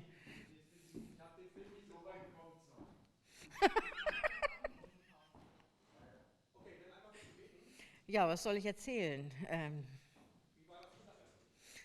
Das Mittagessen war ungewöhnlich. Der Nachtisch war exzellent.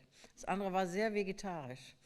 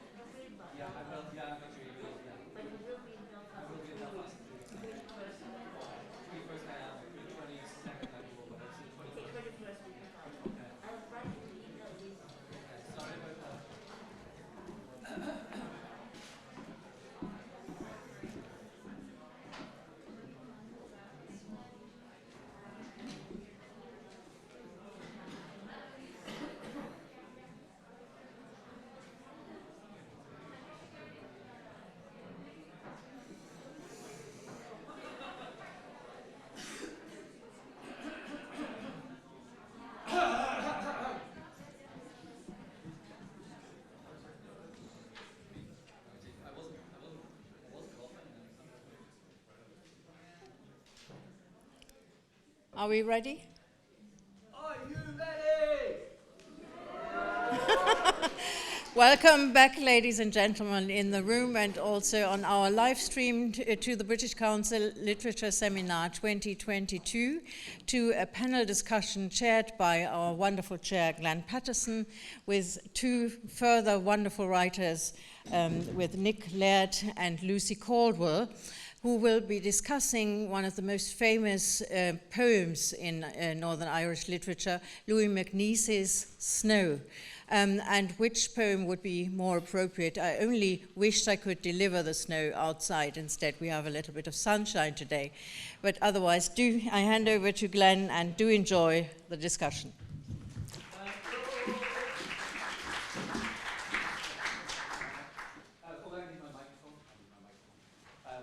So hi, yeah, well, welcome back to the first of the afternoon sessions.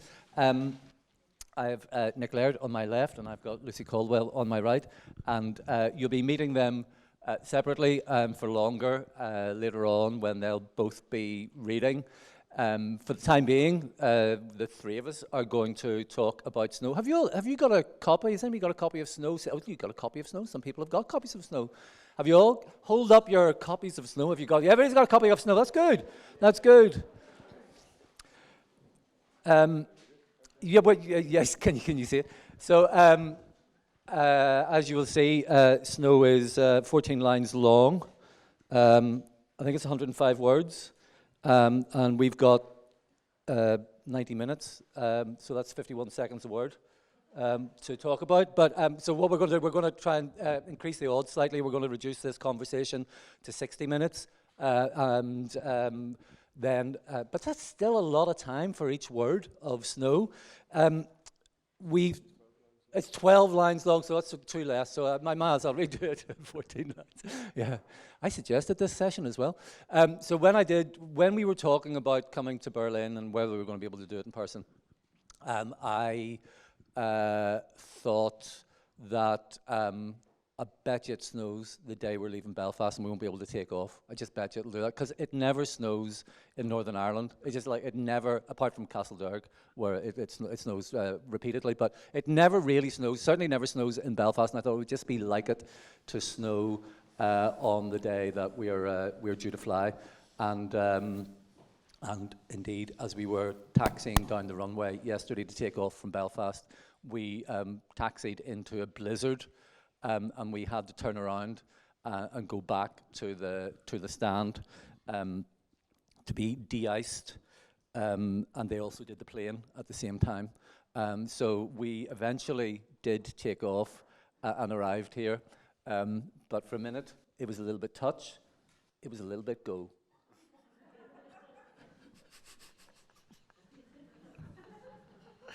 That's how we're going to do it, word by word. So. But we're here to talk about Snow by Louis MacNeice, and I thought, even though you do have copies of it there, I thought maybe the first thing we ought to do was just to have the poem read aloud for us, and one of the people sitting either on my left or my right is about to do that. Okay. Yeah. All 12 lines. Thanks for the warning of that. Okay, Glenn, so great to be here. Yes, let's do snow.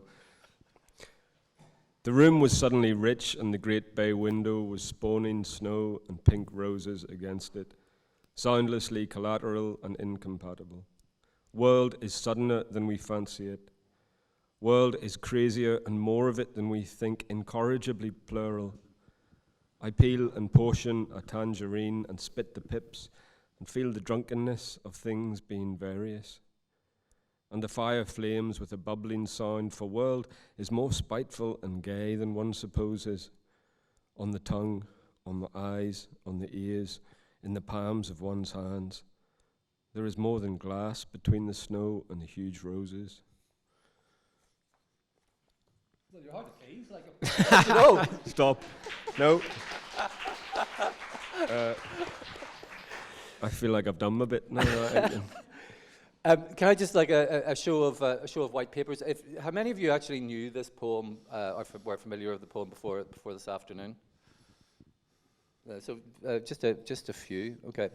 Well, that's quite impressive few actually when I look out there. Maybe just if we could. I think I've got this the wrong way around. You were going to read and then Nick was going to talk. Isn't that the way we were going to do that? About line sort of take us through the poem and what was going on in the poem. I think I was looking in the mirror and we were deciding that, and I obviously confused my left and my right, but it's okay. We'll get there. I have a funny relationship with that poem because it is my Twitter handle. When I joined Twitter, the Lucy Caldwells were all taken. It gave me like Lucy Caldwell 14 or something, and I thought I'm not going to be Lucy Caldwell 14. And so I thought, what can I be? And I chose one of my favourite lines from one of my favourite poems, so I called myself At Being Various. And then later, when Faber asked me to edit an anthology of Irish short stories, I didn't know what to call it, and then I called the anthology Being Various.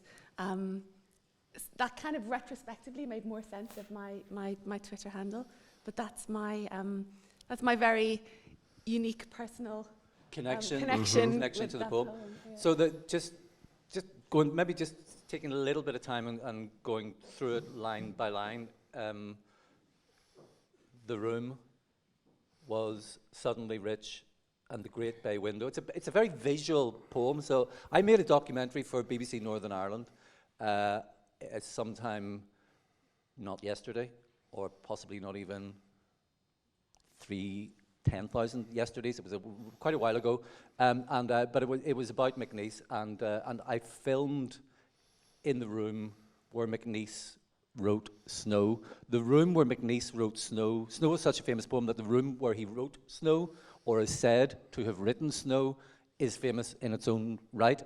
So in the room where MacNeice was supposed to have written Snow, I filmed, and it was for BBC Northern Ireland, and they set it up with a vase of roses in this great bay window, and because it was Northern Ireland and we weren't in Castledourg, there was no actual snow, but we otherwise set it up. But the conceit of, not the conceit of the poem, the image, the central image of the poem is of this vase of roses in a bay window, and it's snowing.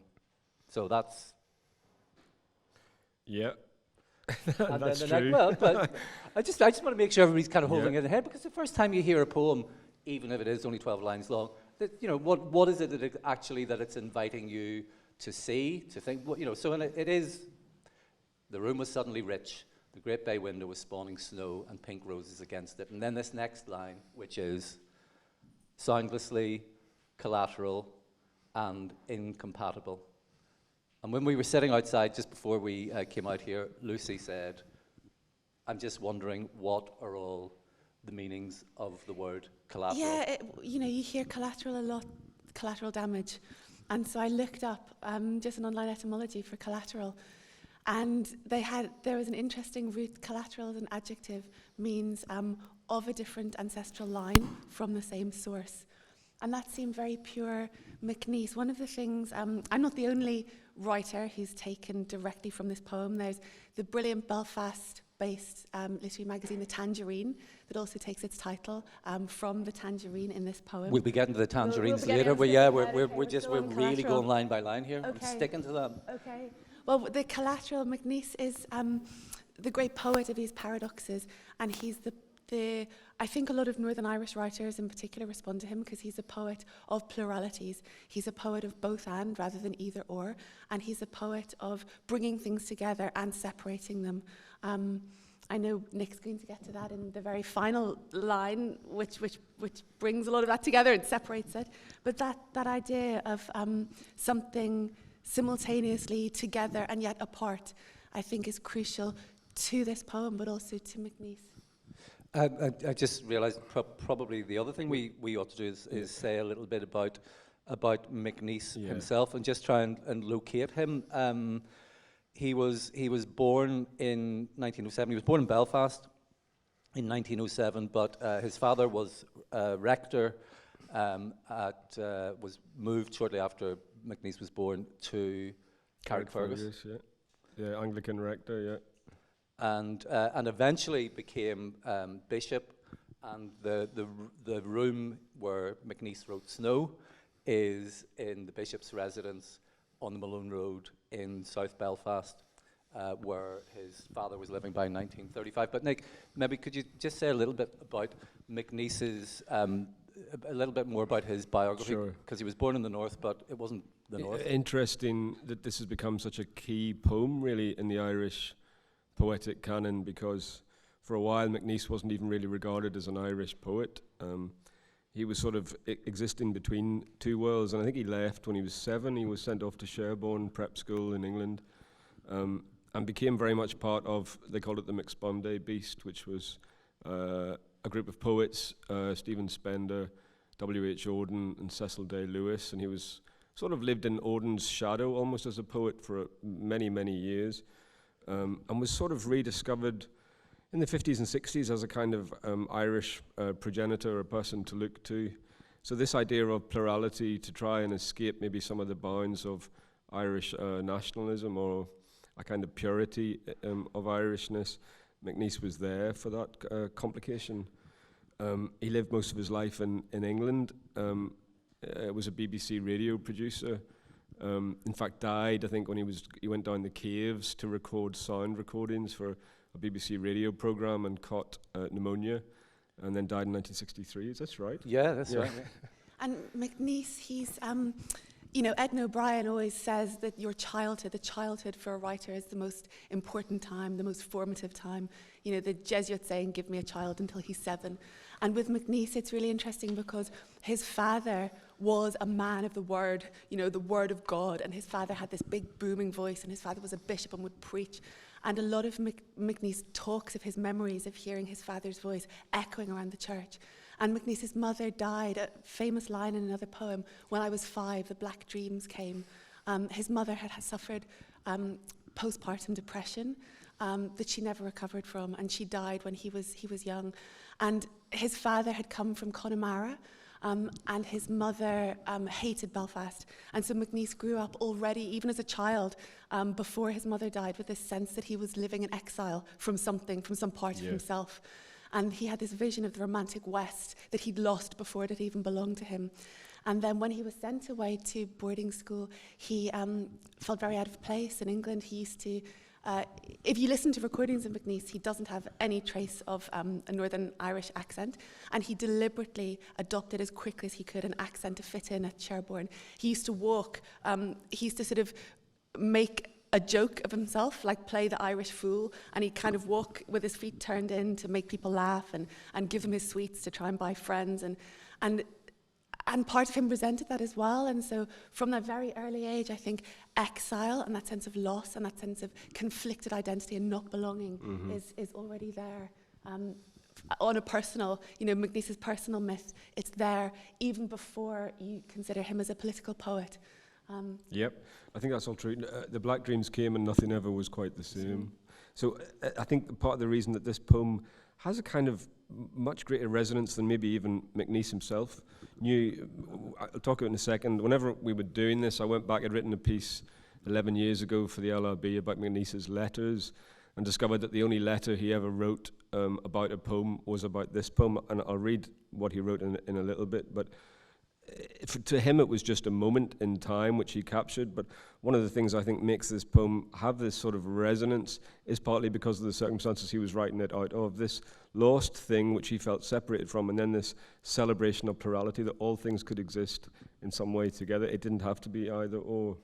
But just to put that in the historical moment, though, so he went away. He was born in 1907. He left at the age of 7 to go to boarding school, and then never really came home except to visit. And as Lucy says, his mother dies in that period as well. Shortly after he's gone away to boarding school, his mother dies. But he also was born into a politically unified Ireland that was part of the United Kingdom of Great Britain and Ireland. And then Ireland is partitioned in 1921. So this poem is written in 1935. So he's living in exile from, he's been away from Carrick for such a long time, but he's been living in England. And the Ireland that he was born into has also changed. His father was, as we've been saying, he was a clergyman. He became a bishop. He was an Irish nationalist. He was born in the west of Ireland, and he was an Irish nationalist who had to officiate at the funeral of Edward Carson, who was the founder of Northern Ireland, accidentally. He never really wanted it, but he ended up with it.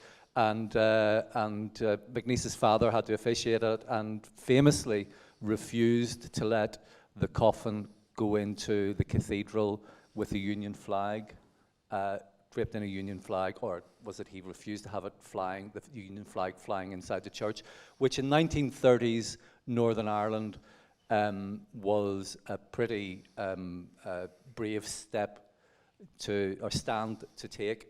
His father is a man of such great conviction, such surety, such conviction, and McNeice isn't. You know, when McNeice's friends are nationalists, he's not. When his friends are communists, he's not. He always has this sense of not having surety, not having certainty. I think one other thing about this poem that we haven't touched on yet is that McNeice is a great love poet. McNeice is someone who he loves, he lives, he has sort of, he's a serial kind of complete head over heels in love romantic. And some of his love letters are gorgeous. I dramatized his love letters to Eleanor Clark for a Radio 4 program that they're writing to each other sort of across the Atlantic during war. And, you know, you look at a line like on the tongue, on the eyes, on the ears, and the palms of one's hands, dash. You know, if you have that line in front of you on your sheets there, it's, you know, it's unpunctuated. It's this headlong rush. And McNeice is he's a visceral poet, and he's a poet of the body and a poet of emotions. And I think that's there. That's there in this poem as well. I've just crossed my fingers to remind myself that we've got to come back and talk about the border. And but just before we do that, can I just when did you first encounter McNeice as a poet? Were you at school? Was it? Not at school. I went to a sort of school in Mid Ulster in Cookstown in County Tyrone, and there weren't many books around. But I used to go up to Belfast once a month with my parents and get dropped off in the town centre and go and sit in the Waterstones poetry section for all day. And it was there, like in those books, like the Muldoon Contemporary Book of Irish Poetry, and then you'd find him, and he just seemed to me to have such a liveliness and such a gift for language and a joy in the language and in the kind of capacity of it, and nothing dull or plain spoken or kind of hard edge, just a vitality. The political thing is interesting, though, I think, in this poem, because I had only thought of it recently. The poem is about borders, and you almost hear the echo of partition in that word portion, a portion, a tangerine, something's being split. And it is only 14 years after partition, so when we get to the last line, there is more than glass between the snow and the huge roses. there's something about the border of that glass, what it is, what it's doing. Should we talk? Shall I go and talk Yeah, about it? we'll come up to that. So Yeah. what happens in the poem? We've already had the tangerines. We're kind of like tumbling head over heels. But so he walks into the room, and he says this in that letter, doesn't he? He says, "This is just this is what I saw. Yeah. I walked into a room. There were huge pink roses. There was snow outside. I was eating a tangerine. I peeled it. I portioned it. I spat the pips. Well, then the other stuff comes in. I feel the drunkenness of things being various, and that sort of, I think, takes us to the heart of where this poem has been so important in recent times, and that world is suddener, world is crazier and more of it than we think, incorrigibly plural. So it's those incorrigibly plural and being various are the lines, but it's. So I met McNeice at school, and I say I met him at school, like clearly, despite my bladder problems last night. I mean, I didn't really meet him at school. I'm not quite that old, but I mean, I was introduced to him at 63. School. Discover him till university, and I went like Nick. In fact, I went to Cambridge, and felt very.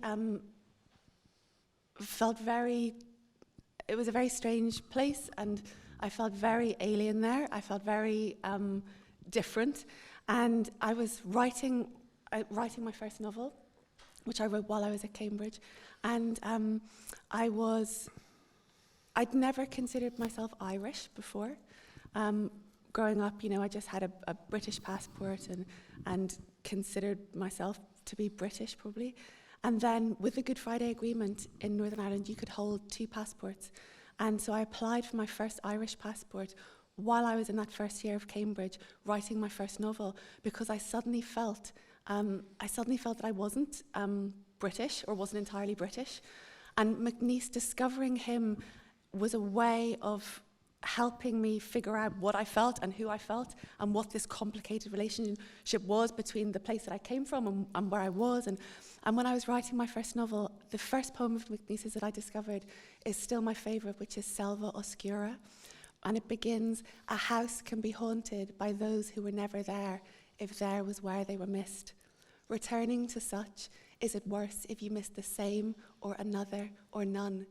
The haunting anyway is too much. You have to leave the house to clear the air." And I had that pinned to my notice board for 3 years at university. And then I took that as my title for my novel. My first novel was called Where They Were Missed. And it was about, you know, in a way, all of those complicated things about leaving and belonging. And so for me, the discovery of McNeice and what he means to me is kind of infinitely bound up with my own sense of myself as a writer, my sense of myself as an Irish writer, a Northern Irish writer, all of that. And, you know, that affinity with McNeice of feeling, of learning to fit in this very alien other world, where you realize that people have a completely different antenna. You know, at Cambridge, certainly for me, people wanted to know what school you went to, and it was all about working out what class you were. And because I was Irish, I was sort of immune to this. You know, I didn't fit. And realizing that I had a different radar that I used for different purposes, it was also, you know, impotent there. That was, McNeice seems to articulate a lot of these complexities, I think. Mm-hmm. Nick, you were saying that the people, when they were trying to sort of locate you as a poet, would first of all try Heaney. Yeah, well, I suppose like Lucy, in some ways, I think every writer in some degree is alienated from the collective. That's part of the reason they become a writer. And we were always Irish. I mean, I went to a Protestant school in Cookstown, but my dad's from Donegal, and we always had Irish passports. And then we all got British passports as well. But his passport arrived, and it said he was a British subject, not a British citizen, because he'd been born in the Republic. I suppose one of the things that attracted me to McNeice is that plurality, of course, but I mean, I don't know, it's complicated. I think the poem just is great because of all the things we've talked about. I'm not sure that I have any, you know, sorry, I don't know. I don't know that McNeice speaks to me in a personal way, maybe because of religion, but just I think in the way that every writer is maybe slightly apart. Mm. So we were given we were given Snow to read when I was at secondary school. We were also given Autumn Journal. So one of his greatest works is this long sequence, book-length sequence, Autumn Journal, which was published in 1939, but written across the autumn of 1938. The autumn when it seemed as though the world was about to go to war. And then there was the Munich Agreement, and the war was deferred for another year. But he wrote this long sequence across that autumn, and it seems as though he wrote it pretty much in the moment, or a lot of it he seemed to write in the moment. I have actually, a few years ago, I was doing a writer-in-residence post in a university in Toronto, and the night before I went, there was a screening of that documentary that I was talking about that I'd made for BBC Northern Ireland about 10 years before that. They were doing another screening of it, and I watched the documentary again and had forgotten that in the documentary there was a little piece of audio by an interview with Nancy Sharp, who was a painter and who was in love with McNeice, and McNeice in love with her at the time that he was writing Autumn Journal. He was living in the autumn of 1938 beside Primrose Hill in North London, and he was living in a maisonette at the top of 3 flights of stairs with his young son, his nanny, who was Hungarian, and a very, very large hound. Are they called boys? Yeah, Borzoi hounds. Yeah, that he called. It was just a crap dog, really, and it was so useless. He used to have to carry it up and down the stairs every time. So he was, and the Autumn Journal. There are 24 cantos, and they sort of split into kind of record of what's happening in the world at that moment, especially in London. As Nick said, he lived most of his life in London, and it's a brilliant document for just the cafes, the cinemas, the nightclubs of that time. At that stage, he's only just 30. And all his friends are young too. So whenever you encounter that, it's the first time you find real things in poetry, like there's like Johnny Walker's signs, and there's things in it. It was the first sort of example of journalistic poetry to me that seemed written on the hoof and yet had this incredible technique and sonic play and various things going on in it. It's so exciting. Yeah, he wrote, that's what he said, that's exactly what he said in his letter to T.S. Eliot. He wanted to write a journalist poem, he called it. And Autumn Journal has this, it still feels very alive. It's got this restless questing line, and it takes in everything, it takes in stuff. Yeah. A bit like Frank O'Hara. He always makes me think of Frank O'Hara in that respect, in love with jujubes and aspirin in O'Hara's case. But in McNeice's, he's putting in everything that he sees, everything that he does, the atmosphere of that time where you're heading, headlong into goodness knows what. Well, you both, Nick just said he was the first person who included things in his poem, and you used the word stuff. And those are both words that I really associate with McNeice, things and stuff. I love things and I love stuff. And of course, in Snow, I peel and portion tangerine, spit the pips, and feel the drunkenness of things being various. McNeice is always dealing with kind of opposites in that way. He's always dealing with paradox. And I think one of the reasons Snow works so well is because in 12 lines he sets up various paradoxes to be resolved. And he does in sort of ambiguity. And like the best poetry, you have this incredible sort of verbal compression with this endless expansion of meaning. So we should talk about the end of the poem. We should talk about the end of the poem anytime you want to talk about the I end went of the poem. back to look at the piece I'd written, and McNeice wrote to a Miss J. Freeman in 1961 about Snow that the theme is plurality, although the poem is almost a piece of factual reporting. I was, in fact, sitting in my room beside an open fire, eating tangerines, and there were roses in the window, and outside it did begin to snow. The major point comes in the last line, which puzzles you. I'll just read the last line before I read what he says. There is more than glass between the snow and the huge roses. There was no question of the roses and the snow ever merging. Each was to retain its identity forever, and in my mood at the time, I was glad about this.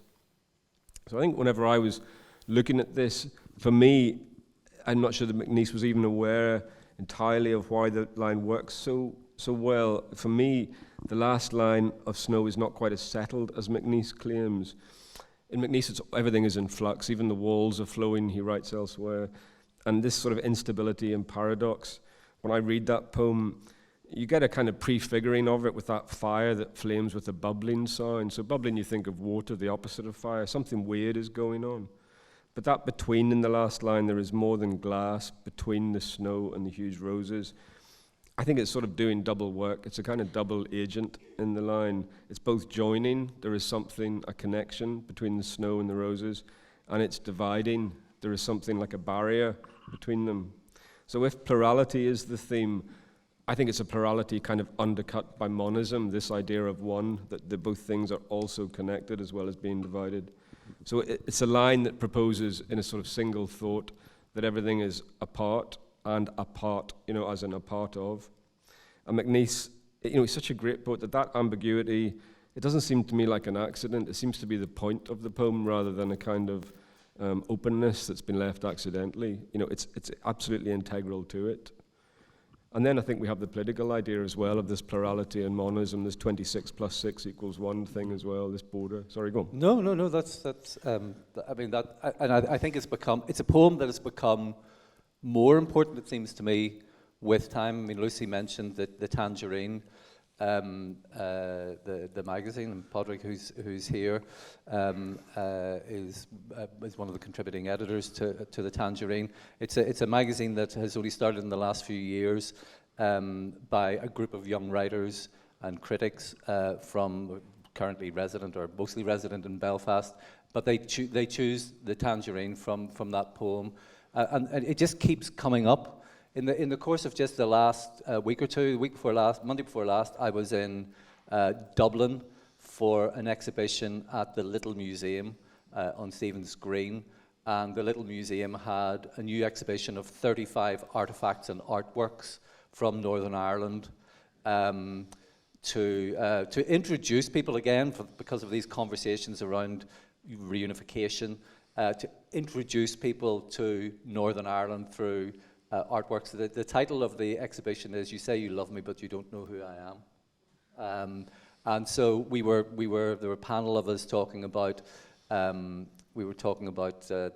exhibition and about culture generally, and the introduction by Martina Devlin. She quoted snow. She quoted incorrigibly plural and things being various. And so, and then a book review of Wendy Erskine's short stories in the Irish Times just last week. There again I think it's incorrigibly plural. So the words seem to have greater moment now and greater importance to the extent that they've sort of become detached from the poem, and we start to use those words. So I'm just looking for an end to this, so hoping you'll interrupt me and help me out. But why has it gained? This is 87 years after it was written. Why has it, do you think those lines have gained in importance? Yeah, it's really interesting. I think that when you're living at a time of conflict, it sucks the oxygen from all other stories. There becomes, one story or one overarching story. And it took me, my first collection of short stories, I wrote the first draft of it 11 years before it was actually published. And it took a long time to write those stories in my collection Multitudes that are all of Belfast girlhood and young womanhood. Partly because I didn't have any other craft to make a short story work, but also I didn't quite believe that people would be interested in those stories of that place and that time. But I think there comes a point where you start to think that those stories are just as important as any other stories.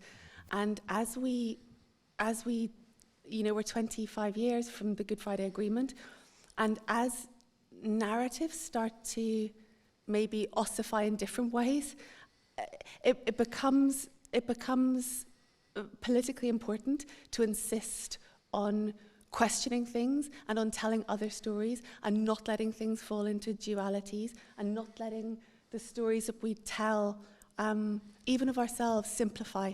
And so I think there's something in that poem, you know, the insistence on plurality, on multiplicity, on both and, even when it's impossible to hold both concepts together.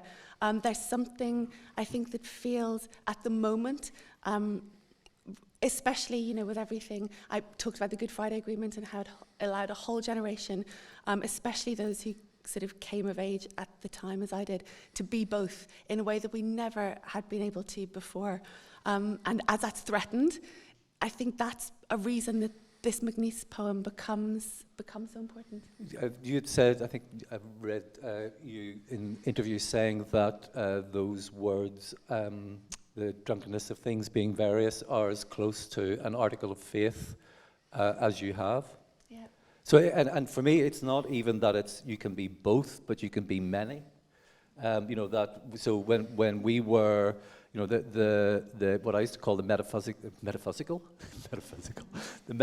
mugging, where you get stopped in the street and you'd be asked what you were. You know, what are you? And you think, fuck, like how long? How long can I tell you? Sit down and I'll tell you what I am. But actually, all they wanted to know is, are you Protestant or Catholic? And you had to make the decision based on what you thought they thought you were, and to try and guess. Anyway, and to stop yourself from getting hit. And that idea that identity was something reductive, you could reduce and reduce and reduce to the one thing for which you could hit somebody, kill somebody. And what I found in this, and what I think it articulates, is this idea that holding many identities at once, many ways of thinking of yourself, speaking of yourself, telling yourself, being, that you are the more for those, that rather than diluted or divided. So all of these identities, all of these words that you have for yourself, not only expands you, but expands the place where you live. Right, the room was suddenly rich. I think it's a masterclass as well in how to write a poem. You know, I teach this poem and I think about it, but like it has what's the Danish word, hygge, this idea of coziness, where you're inside and outside is cold and you're looking out at it. It's atmospheric in the extreme, and you have colour, the pink roses in the snow, this contrast going on. Then you have this active motion of I peel and portion the tangerine. It has this flavour. So all of the senses are being involved. Then there's the sound of the fire bubbling. Like it just seems, it has this mix of Latinate words, these long, incorrigibly plural, drunkenness things being various, and then almost monosyllables at the last line. There is more than glass between the snow and the huge roses. Does everything, this poem. Like it itself is also being incorrigibly plural. It's demonstrating lots of different things in such a short space. And it's world. It's not the world. Yes. Yeah. Sudden, like he makes up the neologism of sudden. Yeah. And so you just mentioned world, and I'm going to drag that back to Autumn Journal, because there's Canto 4 of Autumn Journal. I was starting to say just before the night before I went off to Canada, I watched this documentary, and Nancy Spender was in Nancy Sharp, who was variously at times married to William Coldstream, another painter. So at that stage she was Nancy Coldstream, but she always was Nancy Sharp when as a painter, and she subsequently married Stephen Spender's brother Michael after her affair with Louis. But this little fragment of interview with her, in which she talked about the first time she saw him coming over. I think it's Primrose Hill. She saw him coming over, and the sun behind him, and she remembered this line from, I think it's the Book of Ruth. "Aha, I am warm. I have seen the fire." And I just, oh my God, my heart when I heard this, just this instant attraction that she had. Auden had been a lodger with Bill and Nancy, so she sort of knew who McNeice was. But this encounter, the two of them meeting on Primrose Hill, just when she spoke about it, and you just saw this attraction. And I went back to Autumn Journal and I started to read it, and I thought, it reads like the notes for a screenplay. So I decided that I was going to try and adapt Autumn Journal for screen. And I went to Canada for this residency, which was about 6 weeks or something, and the only book I brought with me, I deliberately, was Autumn Journal, and I read and read and read, and put together the outline for a screenplay based on it. But Canto 4 of Autumn Journal has the most extraordinary opening, most powerful opening, and again, it's a bit like that world. It's that identification, that love of world, and more than anything, of the people. Yeah. Have you got Canto 4? Yeah, could you read the beginning of Canto 4? Yes, this is Canto 4 from Autumn Journal. September has come, and I wake, and I think with joy how whatever, now or in future, the system, nothing whatever can take the people away. There will always be people, for friends or for lovers, though perhaps the conditions of love will be changed, and its vices diminished, and affection not lapsed to narrow possessiveness, jealousy founded on vanity. September has come. It is hers, whose vitality leaps in the autumn, whose nature prefers trees without leaves and a fire in the fireplace. So I give her this month and the next, though the whole of my year should be hers, who has rendered already so many of its days intolerable or perplexed, but so many more so happy, who has left a scent on my life and left my walls dancing over and over with her shadow, whose hair is twined in all my waterfalls and all of London littered with remembered kisses. It's just gorgeous. It's funny, that poem feels, I know there are so many poets, young contemporary poets, who feel a real connection to Autumn Journal as well. Partly, some of the things we've been discussing that make it feel very modern and very fresh, that sort of like that restless line, that journalist feel, that sort of sense of stuff, that sense of being on the verge of something, huge. And there was an interesting, when the pandemic, when the first lockdown first happened in 2020, a writer called Jonathan Gibbs, an English writer who writes a lot on the short story, he started doing, he did a kind of parody of the first few lines of Autumn Journal. He called it Spring Journal. And he said that very quickly, he started this thing as a parody, but then it became more than that, and it took on its own life. And so he wrote, every week, he would write a new canto, following MacNeice's lead, using Autumn Journal as his template. And it's a really, really interesting document of those first couple of months of lockdown, because he's writing it as MacNeice did, not revising it, writing it kind of on the hoof. Literally, MacNeice was walking through the streets, writing a lot of Autumn Journal. And it's so interesting because he captures things like, I don't know if you remember that there was a moment where there were the goats of Llandudno. I don't know if they were a thing in Berlin. They were a thing in the UK and Ireland. There were these in the town of Llandudno in Wales, where suddenly everything was locked down. There were these goats that kind of went kind of viral. And so he captures these moments where there are these goats. And in that way that everything compresses and blurs. Time does funny things when you remember lockdown. But this poem, Spring Journal, it kind of manages to separate and to keep apart, say, the moment when one would go shopping wearing ski gloves, because you couldn't touch things, but no masks, because we didn't yet have masks.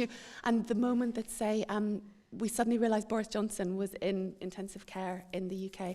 And so his poem, he took MacNeice's as a model, and even though he started doing it as a parody, it became much more. It's a really, really good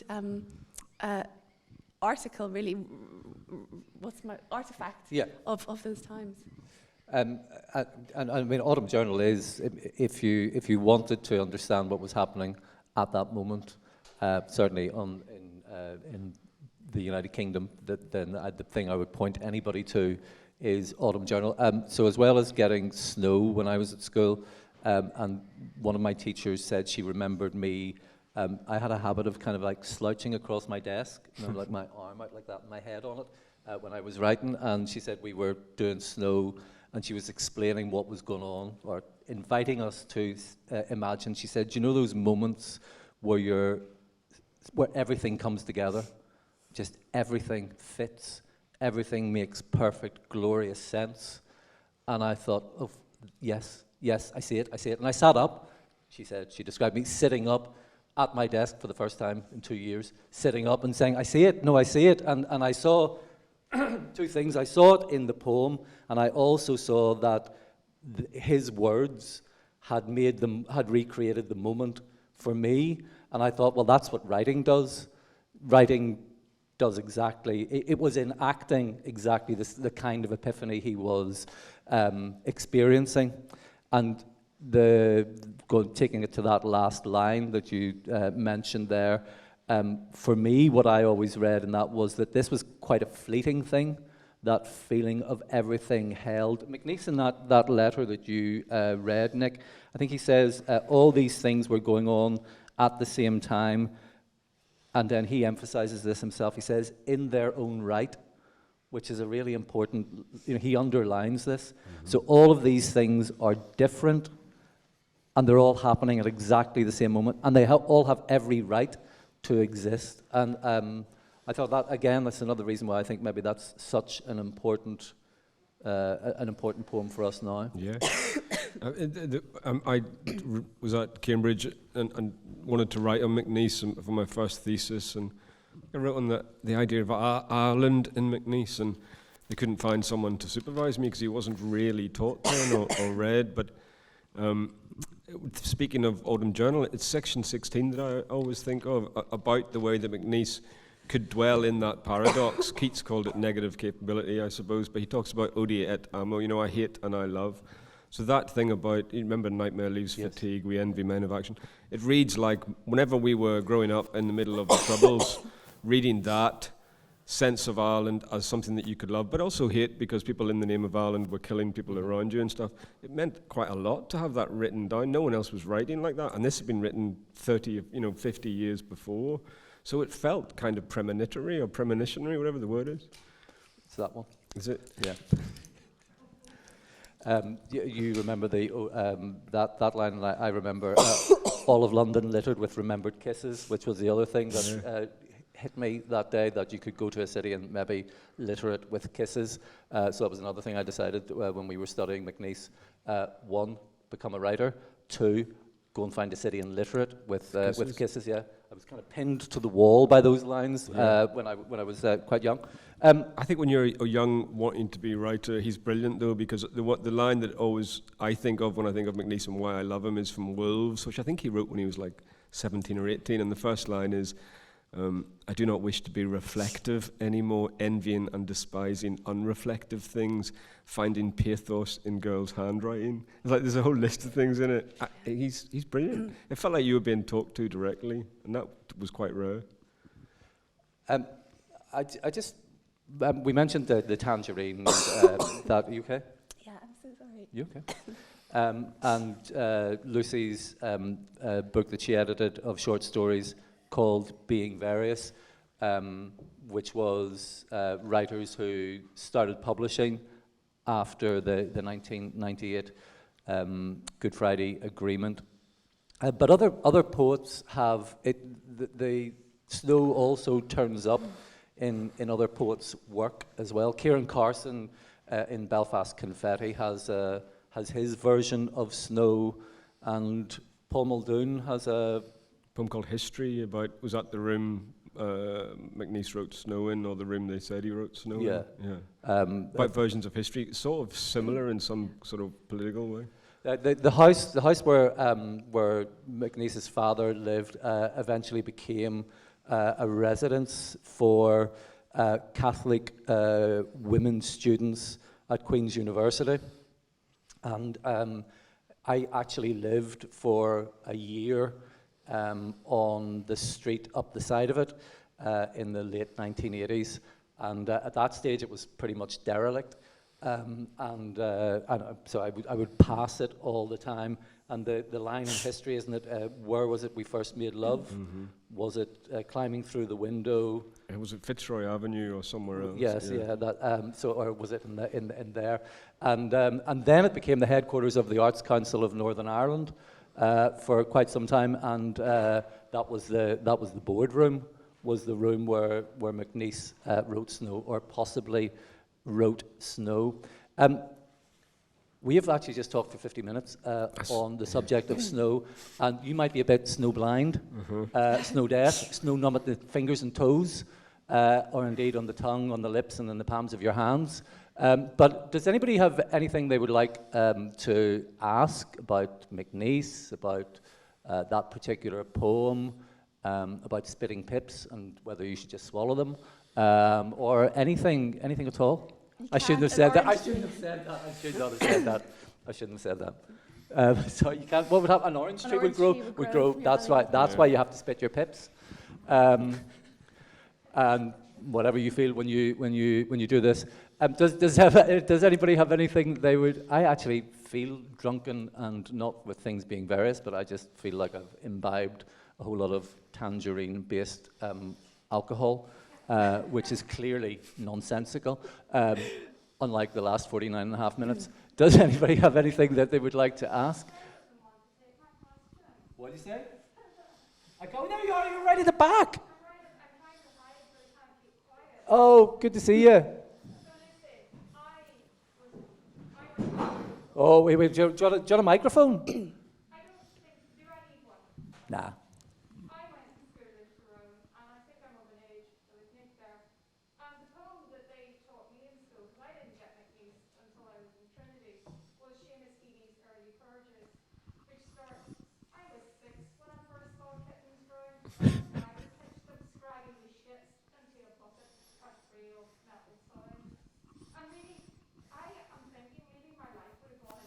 Yeah. If my teacher had selected snow, and I'm quite seriously, I'm saying that as an 11-year-old who had to memorize that poem and then stand up in front of everybody and say it. It's a completely different pathway that he was shoving me down compared to McNeice, who I did not get until I was in Trinity. And I wonder, do you believe that there can be an impact on a child from that age? If somebody, if we took an A/B test, the Heaney kids and the McNeice kids, who's going to turn out healthier? Yeah, we had to memorise that poem too. They taught it in Cookstown. It's clearly a Tyrone thing. It's a Tyrone poem, yeah. So I couldn't, Michelle, I couldn't actually see that was you because of the light. But as soon as you talked about drowning kittens, I thought, well, I'll tell you something very, very definitely. There would have been a different passage in Big Girl, Small Town, wouldn't there? With the kittens would have had a better outcome in that novel. Oh look, they brought us roses. Us little unwanted kittens. But Lucy, in answer to that question, in all seriousness, well, it is a serious question. The things that you read at an early age, what kind of formative? I think the thing about things that you read at an early age, and I'm starting to see it. My son is 7, and so much of the homework that we were sent when we had to do homeschooling with him in lockdown, it was. I couldn't do it. The sort of verb questions and the grammatical questions that he was being asked to do, and and I love grammar. I love how grammar changes and how it's used and how social media changes our use of grammar, and I love books on grammar. But the specific things that he was being asked to do seemed to have nothing to do with what it means to read or to understand a poem. And I think there's something about a poem like Snow that a child doesn't need something that makes literal sense to appreciate that grander poetic sense of it. And so I think there is something, even when children are young, there's something about giving them poems that they don't quite understand, but they can feel the language of it, or they can sense that there's something more going on there without having to parse it exactly, or to, circle all the particular form of adverbs. So I think, one of the things actually that I did with my son in lockdown was we read a lot of poetry. We read a lot of Rob McFarlane's Lost Words, and we read, poems from the Thought Fox. Maybe the Thought Fox is kinder than the wolf, but we did a lot of that, and that I think it is really important for kids. Just you mentioning Heaney. So I don't know how many of you are familiar with this, but McNeice's end, he did, as Nick said, he was a very senior BBC producer. A friend of mine said when I was starting work on that documentary, the important thing to know about McNeice is he practically invented the arts on BBC Radio. So he was a really important documentary maker. dramatist for radio, as well as poet and a producer, and he went down into these caves for sound effects, caught pneumonia, and died in 1963. He was cremated in England, and his ashes were brought back to Carradore churchyard in County Down, where his mother was buried. Well, that's the story, is that he did come back, his ashes did come back. There's another story that his ashes got lost and left behind in is it the George, it's called, the pub behind the BBC in Portland Place, that everybody got drunk after the cremation and his ashes were left behind, and that what they did was then they burned an umbrella stand and brought those ashes back. Something with his name on it was brought back and interred in Carradore churchyard. Just after he was interred there, or the ashes were, Seamus Heaney, Michael Longley, and Derek Mahon went to visit the grave to pay their respects. So this is sometime in autumn of 1963. None of them at that stage published, but all of them beginning to both of the... And Michael Longley's very funny when he talks about it, because he says that like all three of them were kind of looking at each other out of the corner of their eye saying, "You bastard, you better not write a better bloody ode." But didn't they challenge each other? They said, "We're going to write something about this." And Derek won. Yeah. So the version of the story is that when they next met, Michael Longley says he had a poem in his pocket. Seamus didn't have anything, but Derek pulled out in Carradore churchyard and read that, and Michael said, "No, I don't have anything either." Your selected, Nick, is Michael Longley's. That's right. That was the first. That was the first that I had of McNeece's. That exact collection put together by Michael Longley. It was Michael Longley really who McNeice had written. He had some great late poems, but he had a lot of he had a kind of dip in his mid-period. And also McNeice was, one of the brilliant things about him is he's such a jobbing writer, and he's always on the make, and he's always writing to T.S. Eliot asking for an advance on something, and he's always like taking on any commission he can. You know, he had custody of his son from his first marriage, and he had the nanny, the Hungarian nanny, and he was trying to help her bring over her father from Hungary, and he's teaching, the classics to young ladies, and he's always, writing like a book on London Zoo, or he goes with Auden on a tour of Iceland, and he writes a book about that, and he's writing his poems, and he's very much a sort of jobbing writer. And so I think a lot of McNeice suffered because the quality isn't he fell out of favour, and the quality through McNeice isn't consistent. But Longley, it was really Longley's selected and Longley's championing of McNeice that brought him back to prominence. Well, I think Edna Longley's writings about him were critical. Her criticism of him is fantastic. But that moment, so he dies in 1963, and that moment, I mean, three of the most important poets of that next generation, all then in their very early 20s, meeting and standing there at the graveside, Given what transpired in the rest of the 1960s and where we were taken to, there's something very poignant to me in that particular moment. Does anybody have anything else they would like to ask? Any poems you got at the age of 11 that traumatized you? Just behind the camera there. Can you hear me? Yeah. Speaking of poems you get at the age of 11, you were talking before about McNeice for a very long time not being considered an Irish poet, not someone who might have been taught. Can you talk a little bit about the process of his becoming part of the Irish literary canon, or Northern Irish, or what makes it particular to that region's literature that he wasn't recognized as a part of and now is?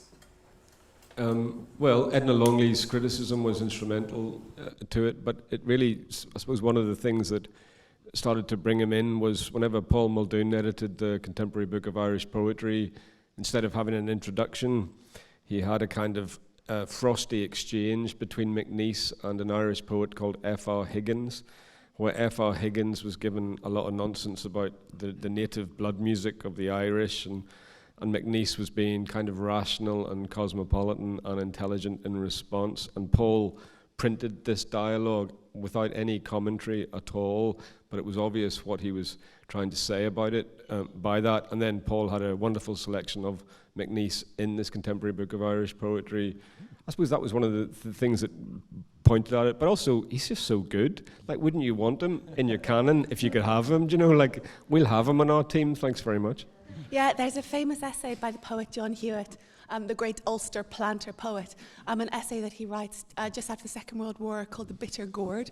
And in it he says the poet must be rooted in the native tang of his soil, of his idiom, or else he's thistledown, he's nothing, he's an airy internationalist. And Hewitt's really trying to make the case that in order to write well, you have to live in the place that you're writing of and not move from it. And that's something that, and McNeice is, he's this cosmopolitan poet and a poet who leaves and a poet who has a complicated relationship with the place that he's left.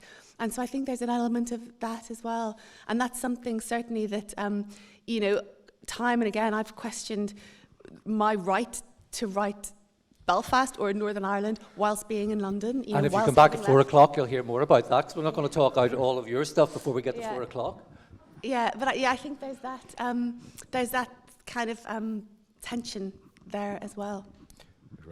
Yep. So, and I just finally just say, I think one of the other reasons that he has come in is snow.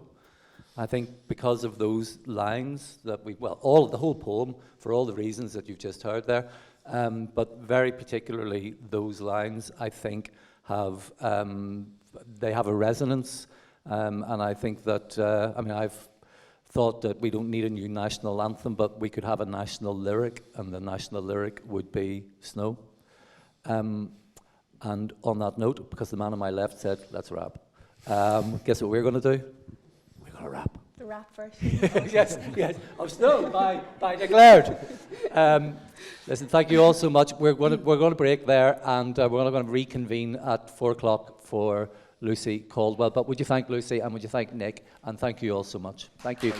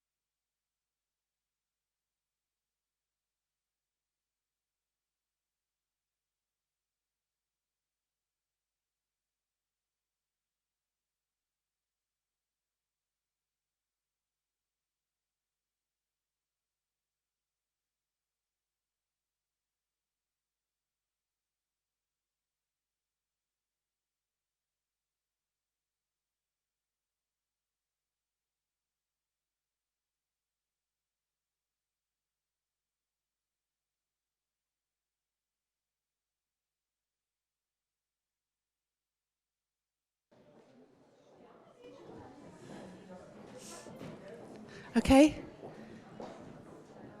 Do you need me to talk more, or is this okay? 1, 2, 3.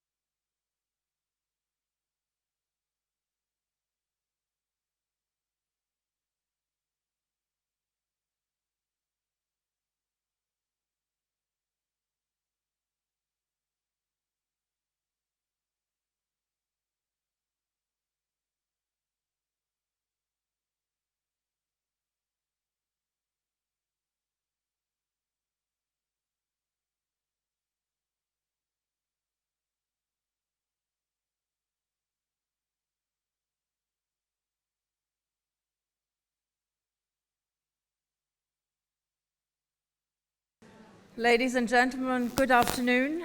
Welcome back to the British Council Literature Seminar, both online and in the hall of the English Theatre, Berlin. And I would like to welcome our chair, Glenn Patterson, on stage together with Lucy Caldwell, who is going to read to us from her recent works and be in discussion with Glenn. Welcome, both of you. Thank you so much for having me. Thank you, Elke.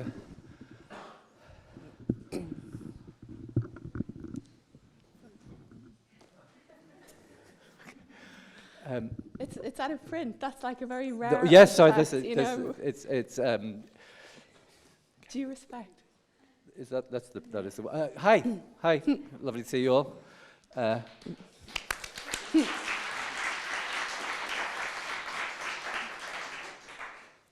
even Barry Didn't Douglas. even have to do Barry anything, Douglas okay, has to yeah. work harder for applause than that. Thank you so much. It's lovely to see you again for 1, 2, 3, 4. This is our 4th session already today.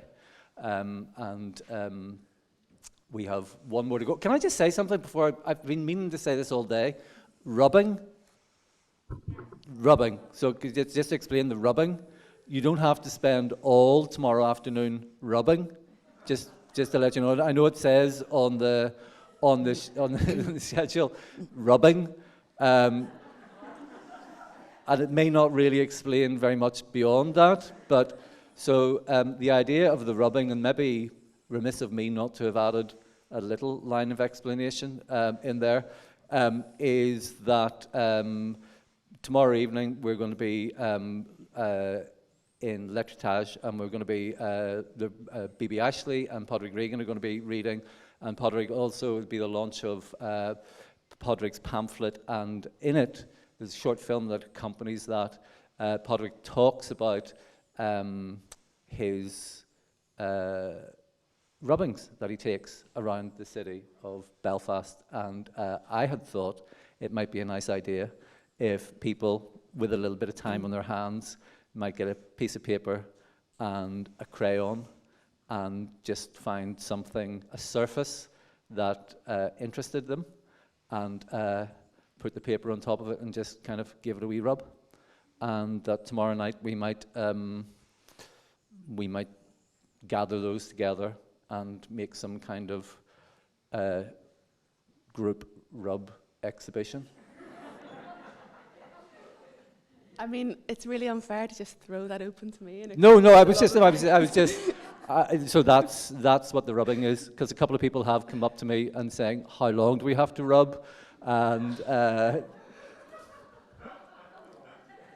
do we do it on our own? So, I say that, and I'm smiling. Padraig's pamphlet, the film. The rubbings that Padraig has made, absolutely brilliant, and so I just thought that we could, you might like to get in on the rubbing act.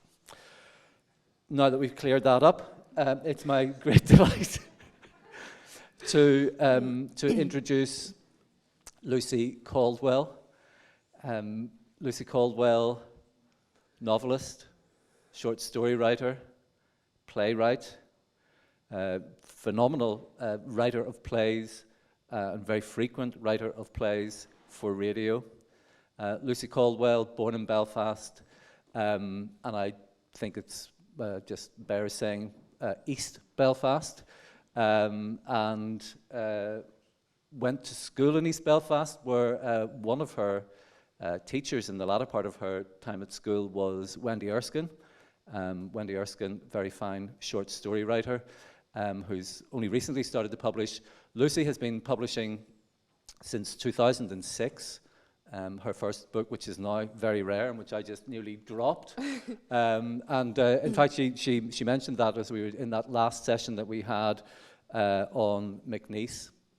Lucy's first novel, this title, of course, taken from McNeice, and we will say a little bit more about that in this session. So the first novel in 2006, it was shortlisted for the inaugural Dylan Thomas Prize, and with some guy called Nick Laird.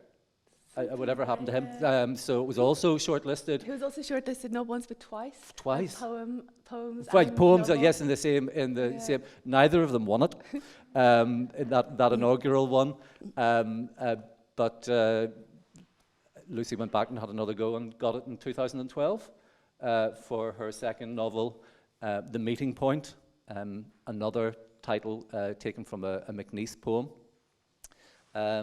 And I first came across Lucy's work as a short story writer for a very brief period in the first decade of the first decade of this millennium. I was the editor of a literary miscellany in the Ulster Tatler magazine, And picking up on a miscellany that had been published in that magazine. It's a society magazine in Northern Ireland, and it was in the 1960s, around about the time we were talking about with Longley and Mahon and Heaney going to Louis MacNeice's graveside. The Ulster Tatler, the editor and owner of it at that time, was a great poetry fan, and so he started this little literary miscellany, and it was revived in the first decade of this millennium. And in the very first issue of that, one of the first things we published was a story of Lucy. So I knew Lucy as a short story writer before I encountered her as a novelist, but she's published 3 novels. There's a 4th one just about to be published. And but she, in recent times, has been particularly recognized as a short story writer with 2 really, really brilliant collections of short stories. 2016, there was Multitudes, and again, Lucy just briefly mentioned that all the stories in Multitudes about girlhood, young womanhood in Belfast. And then last year with Intimacies, and Story from Intimacies, All the People Were Mean and Bad was the winner of the 2022 National Short Story Award, the largest award for, it was 2022? 2021, but they only gave it in 2022. What was it? No, it's 2021. Sort of lost track a wee bit of where we are. This is, okay. It was the 2021 National Short Story Award winner, the largest prize for a short story in the United Kingdom and possibly anywhere in the entire universe. She is an extraordinary writer, and her latest novel, which is just about to be published, in fact it's being published next week, is called These Days. Lucy is going to read, I think, from Intimacies, and then a bit from These Days, and then we're going to have a chat, and she might read a little bit more after that. But please, please welcome Lucy Caldwell. Thank you.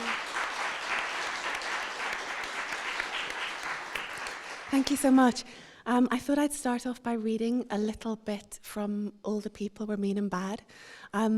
This is a story, if any of you are coming to my workshop tomorrow, I'm looking at the second person in fiction, the second person narrator, so you.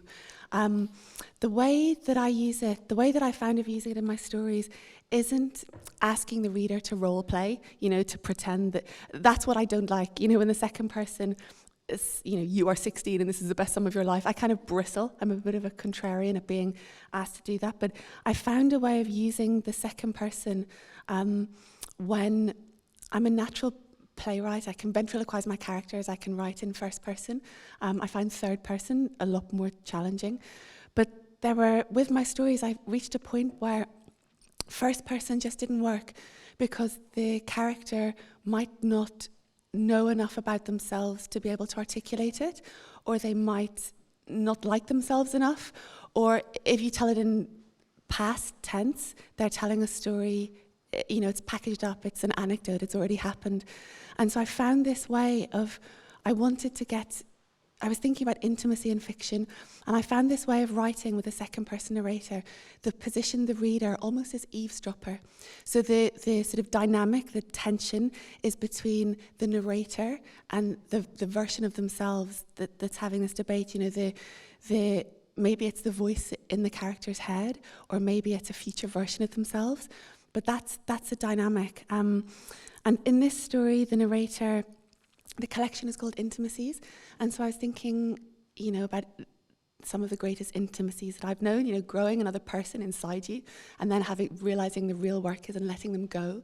And I was thinking as well about distances, the distances between who we think we are and who we turn out to be, and where we come from and where we end up, all of these sort of things.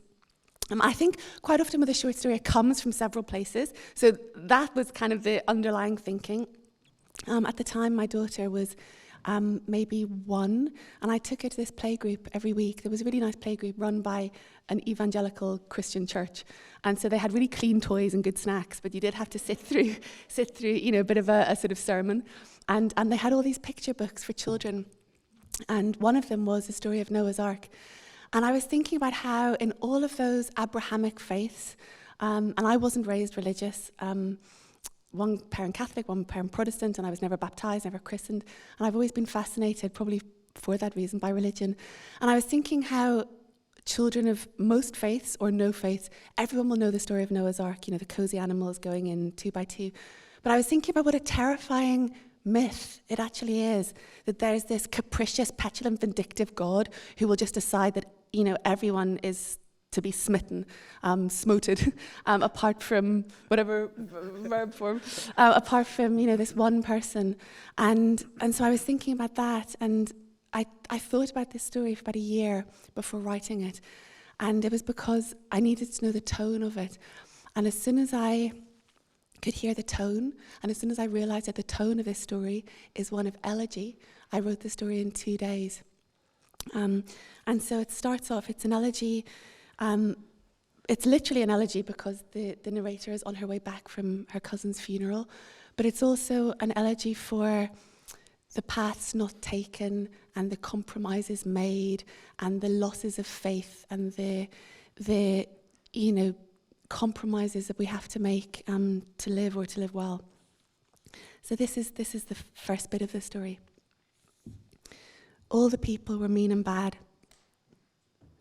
2 weeks after your cousin dies, you're on a night flight back to London from Toronto. Your daughter, at 21 months, too young for her own seat, but too old really to be on your lap, is overtired and restless. Your phone battery is dead.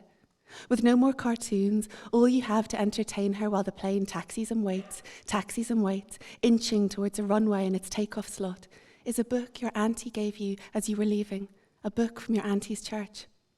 It's a story of Noah's Ark, illustrated for preschoolers, the first in a series self-funded and published by the church.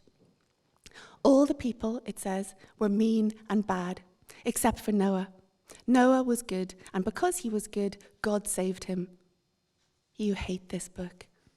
Should we look at the animals, you say? But your daughter says no. She likes the animals, but she likes these pages even better.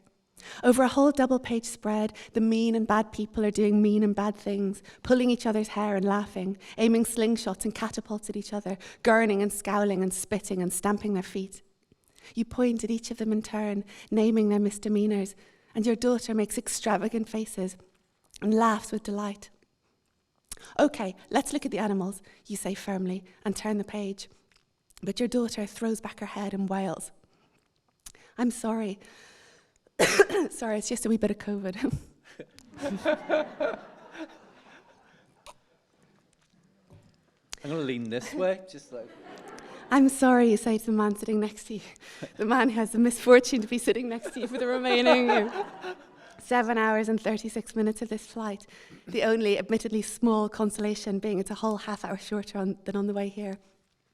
No problem, he says, and he starts to say again and unnecessarily, because he's already been too kind to you, lifting your bags up into the overhead locker and fetching beakers and bunnies and bribes of white chocolate buttons, and finally the book from the stuffed chaotic toad at your feet. Even getting up to ask a stewardess to rinse out a bottle for you in the galley that he understands has children himself, 2 sons. But the pitch of your daughter's cry is rising. You grimace an apology at him, and he smiles back, then looks tactfully away, as if there's nothing to see at all. Please, you say to your daughter, red-faced now and howling, please, come on, Matilda, shh! And you suppress the urge to shake her or start howling yourself, and you turn back and take a deep breath and begin again. All the people were mean and bad. There is just one page in the book you like, a page of blue, just blue, with a tiny arc in the very top right-hand corner. No words, nothing, just the sudden, giddy perspective, the weight of all the fallen rain. It is, you think, the only truthful picture in the whole story. Your daughter wriggles and cries for the whole ascent, but as the plane reaches cruising altitude and the seatbelt sign pings off and the in-flight cabin service begins, she finally falls asleep on your chest, and you hold her, heavy and warm and limp and sprawling. And as her breathing shudders and lengthens, you let your own eyes close. 7 hours and 3 minutes left. Just a little over 3,000 miles. It seems more than time and distance you're traversing. It is a lifetime ago that you left London. And it will be one of the longest stretches you and your husband have ever been apart. By far the longest he's not seen Tilly. You went with him on a couple of shoots after Tilly was born, one to Dublin, another to Cape Town.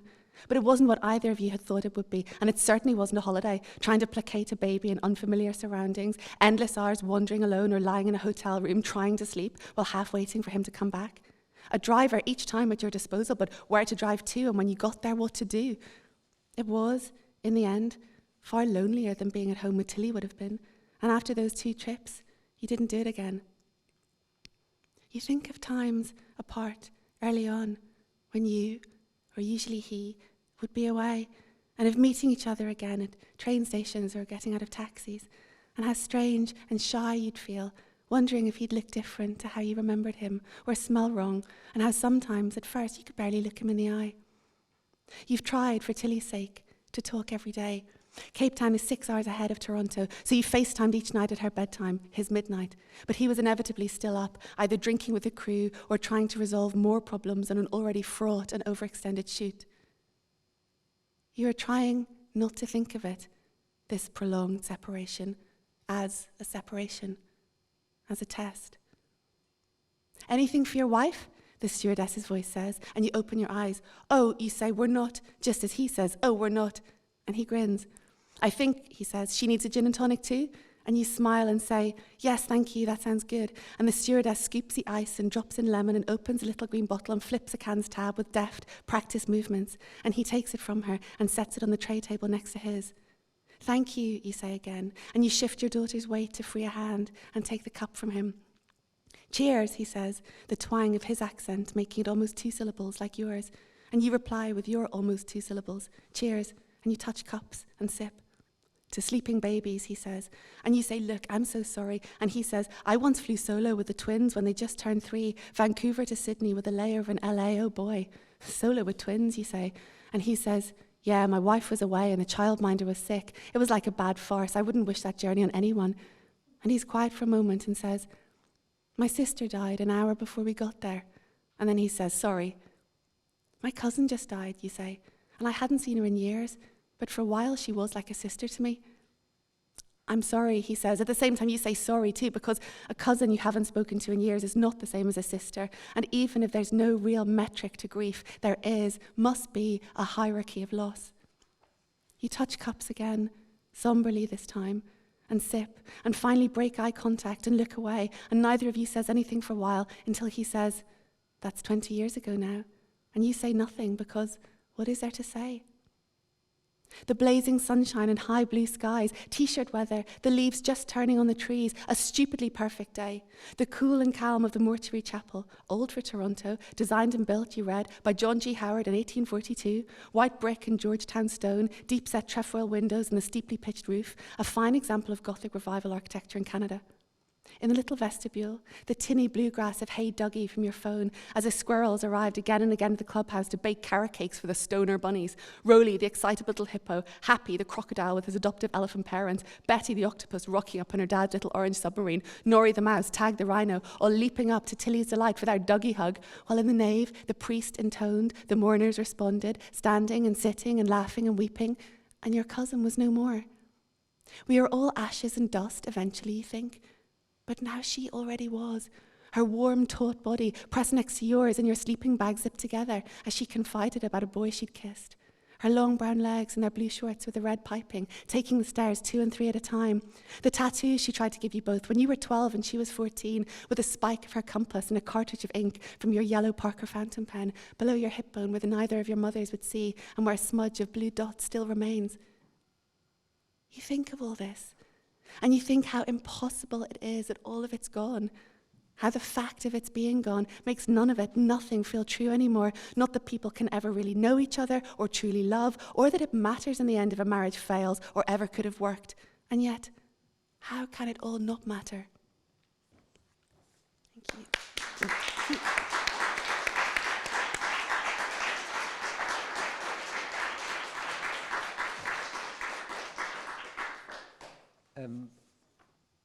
It was 2021, they won the National Short Story Award.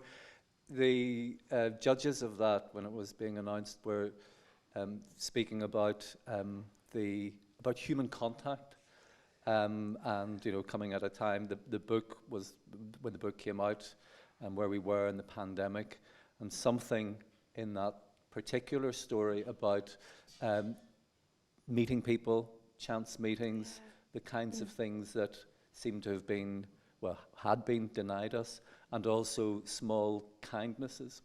Yeah, that story was written in 2019, actually, so way before the pandemic. And my collection was due to be published in 2020. And then it was postponed. Faber postponed it originally by a couple of months, and by 6 months, and by a whole year.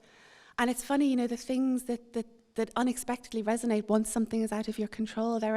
There's a line in that story where the narrator talks about how one day casual transatlantic travel may seem the bygone decadence of another era. And it was so strange to suddenly have that story about, the story is, and I write a lot about planes and trains, and I think of it as suspended time and motion. Those times when you're outside of time, those times when you're in no place at all, and you can reassess things, and there is the possibility that a chance meeting could change the course of your life. And yeah, that was exactly the thing that none of us had any of. I just was, as you were reading there, I was just opening my copy of Intimacies, and was reminded of the epigraph from Frank O'Hara. I know, it's the one time I tried to break away from McNeice. I was getting so embarrassed about using McNeice for every title and every epigraph. I thought, it's becoming kind of like a thing or a fetish. I need to not do this. And so I did Frank O'Hara. It's still a fetish, just letting you know. It's still a fetish. Yeah. But the Frank O'Hara... and always embrace things, people. This is essentially, that is McNeice, isn't it? Just with a different name. And always embrace things, people, earth, sky, stars, as I do, freely and with the appropriate sense of space. But I just, when my eyes fell on that. And the book I left out from when I was doing mentioning your earlier novels was All the Beggars Rising, which again, Riding, which again takes its the its problem with giving your books McNeicean titles is that you get when they were missing, where they were, what, all the beggars. It's elliptical titles. Aren't so good. That was the 2013 Belfast One City One Book choice as well. Just one of the other stories. I'd love to come back and talk a little bit more about all the people, but one of the other stories in this collection, which I particularly love, which is People Tell You Everything. I'll not be able to find the page now, but if anybody doubted that I was telling truth when I said that now all sounded pretty much the same, if you came from certain bits of Belfast, there's a lovely line in this where have you got it? Yeah. You got it there. It's Christmas time in Cornmarket, and it says. The birch trees on Donegal Place, slender and bare, drawn up in the clear air, waiting, into Cornmarket, where the bandstand used to be, and the ravaged old man with his megaphone and placards, impossible to tell if the end he was proclaiming was nigh or now.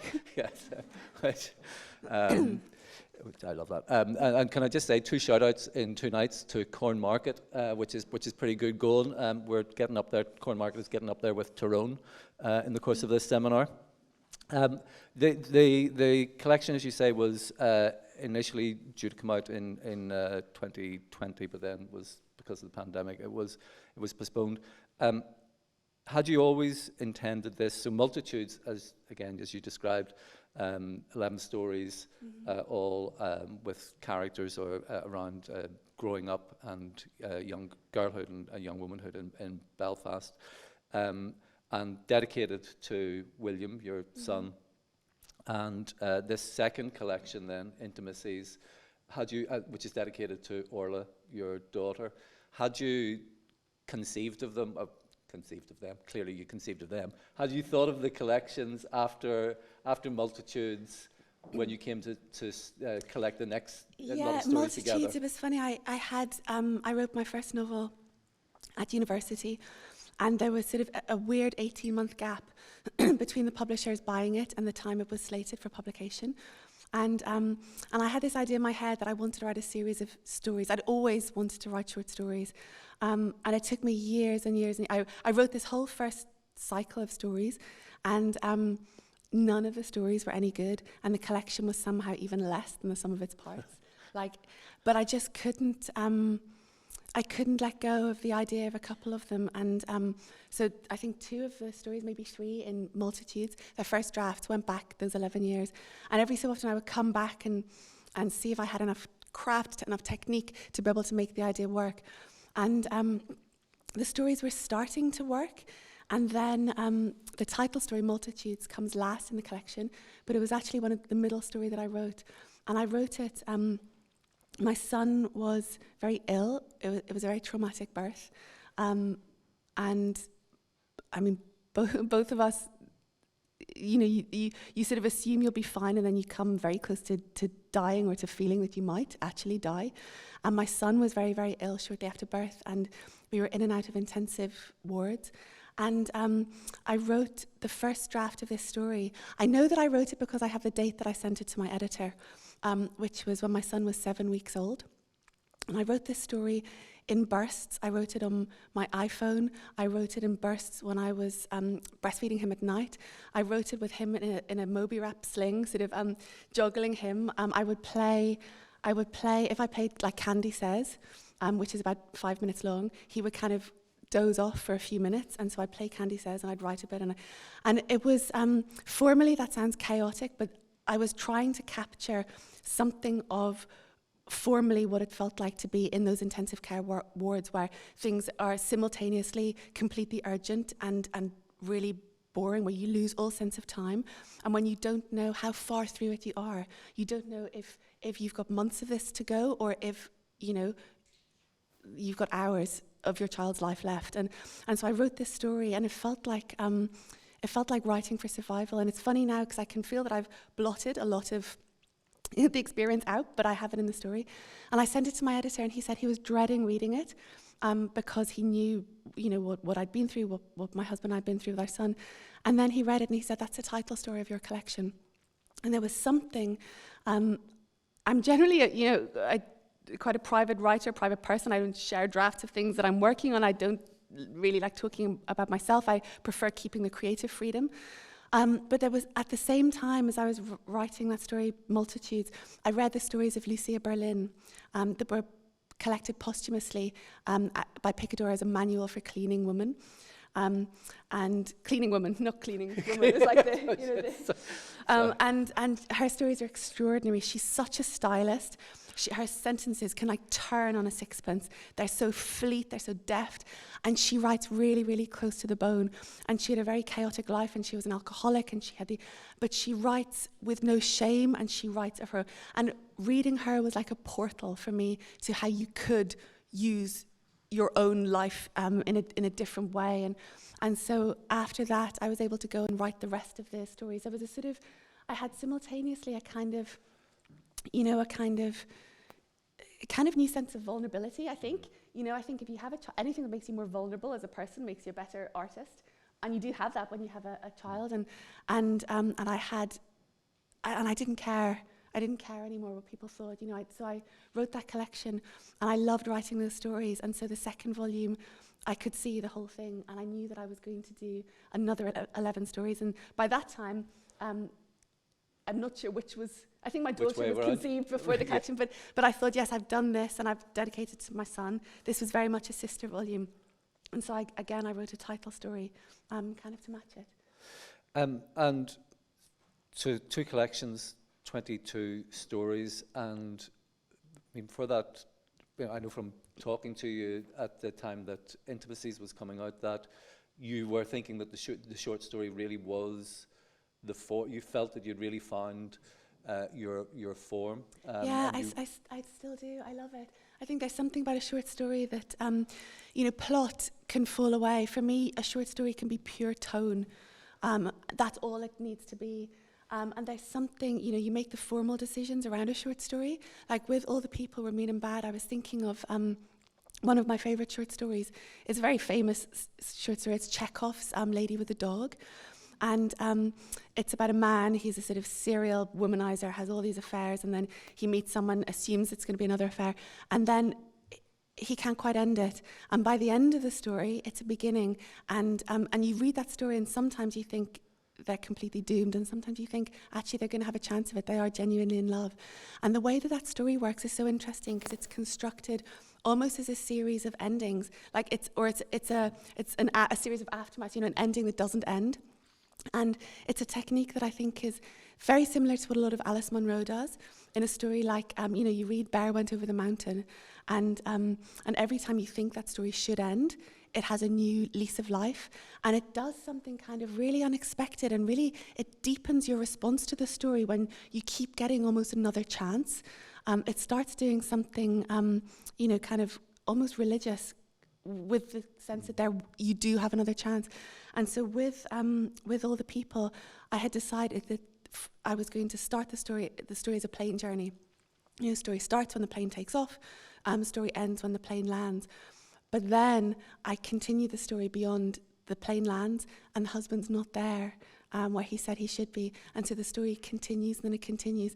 And so there's this sort of suspended, you get this sort of almost this grace period, you know, the suspended. And so that's for me, that's completely a tonal thing. And so what that can do for a story, you know, you need very little by way of plot or propulsive force to make a story work if you can adhere to tone. I mean, for me, I think maybe I've written 8 or 9 short stories in my entire life, and every time I think about it and I read these, and I think they have whatever about the brevity, you know, word count. There's the density of them, and they are these fully imagined, as they have to be, fully imagined and realized worlds. And you do that 22 times in 2 collections across a period of about 5 years between the two collections. It's an enormous amount of imaginative energy in those 22 stories. So you know, the length of them barely matters. No, there's the adrenaline rush of sometimes I think if you're writing a novel, so much of it is kind of the scaffolding that you're writing towards certain moments. You know, and you're putting everything in place in order that this moment can exist. And then everything in place in order that this moment can exist. And with stories, it's like you get to lose all of that apparatus. It can all fall away, and you're just writing pure moment, which I find incredible. And we'll come on in a second to your new novel, To These Days, which I say is coming out next week. But I was interested in something you said when we were talking there, about McNeese and about Snow, about the questions you were asking yourself, or you felt were being asked about what authority you had to write about Belfast.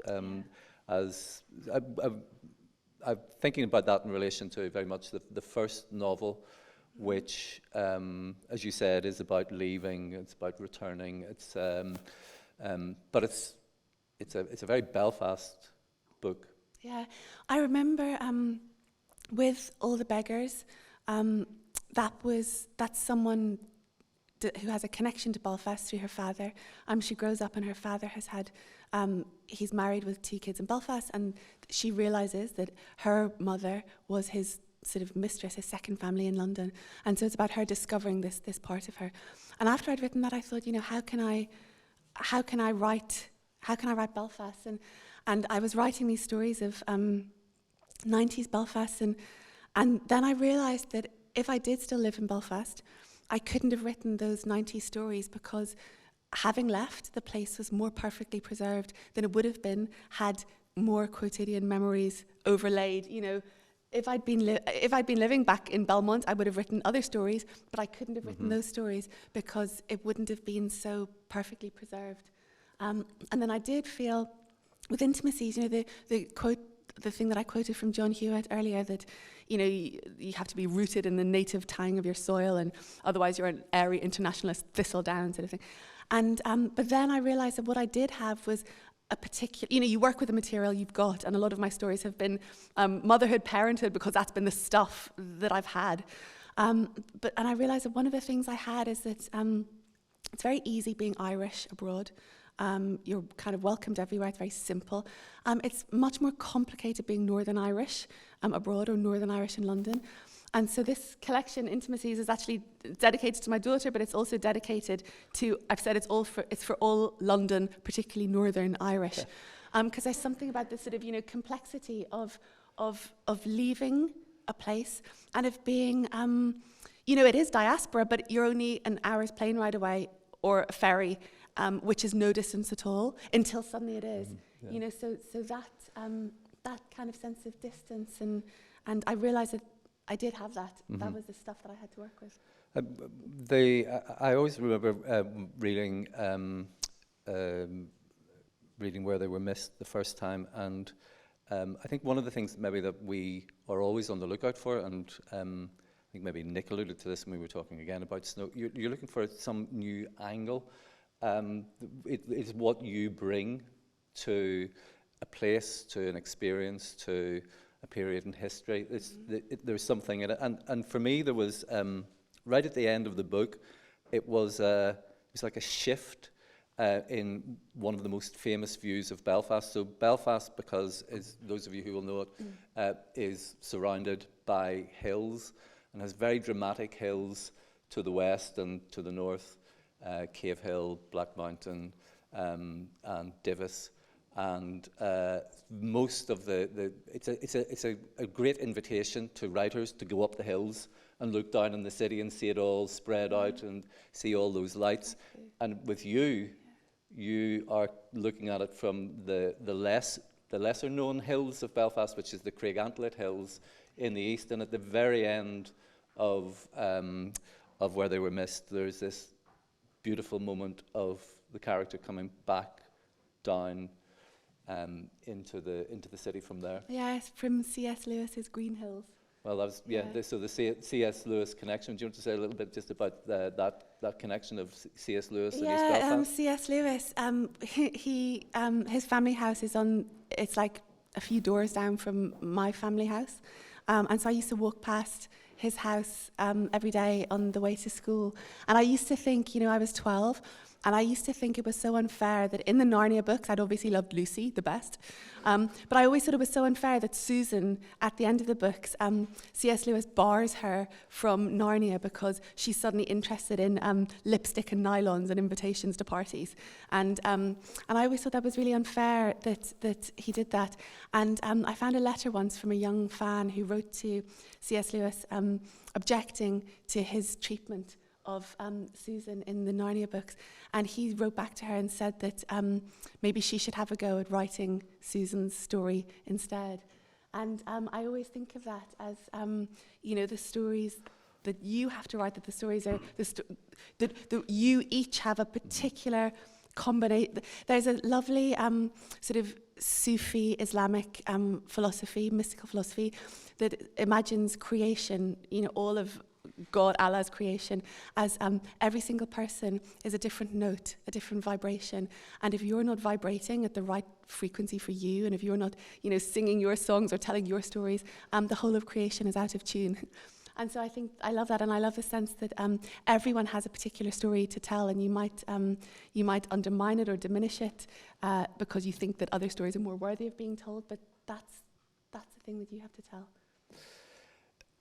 That last scene in Where They Were Missed, there's the coming down in the city. It's the cities. There's the phrase is going down towards the city's gentle lights, and I think that was one of the things that stayed with me. And there's something similar in All the Beggars Riding. I think it's a moment on Donegal Street on a Friday night in Belfast, and there's another of those moments of grace, which.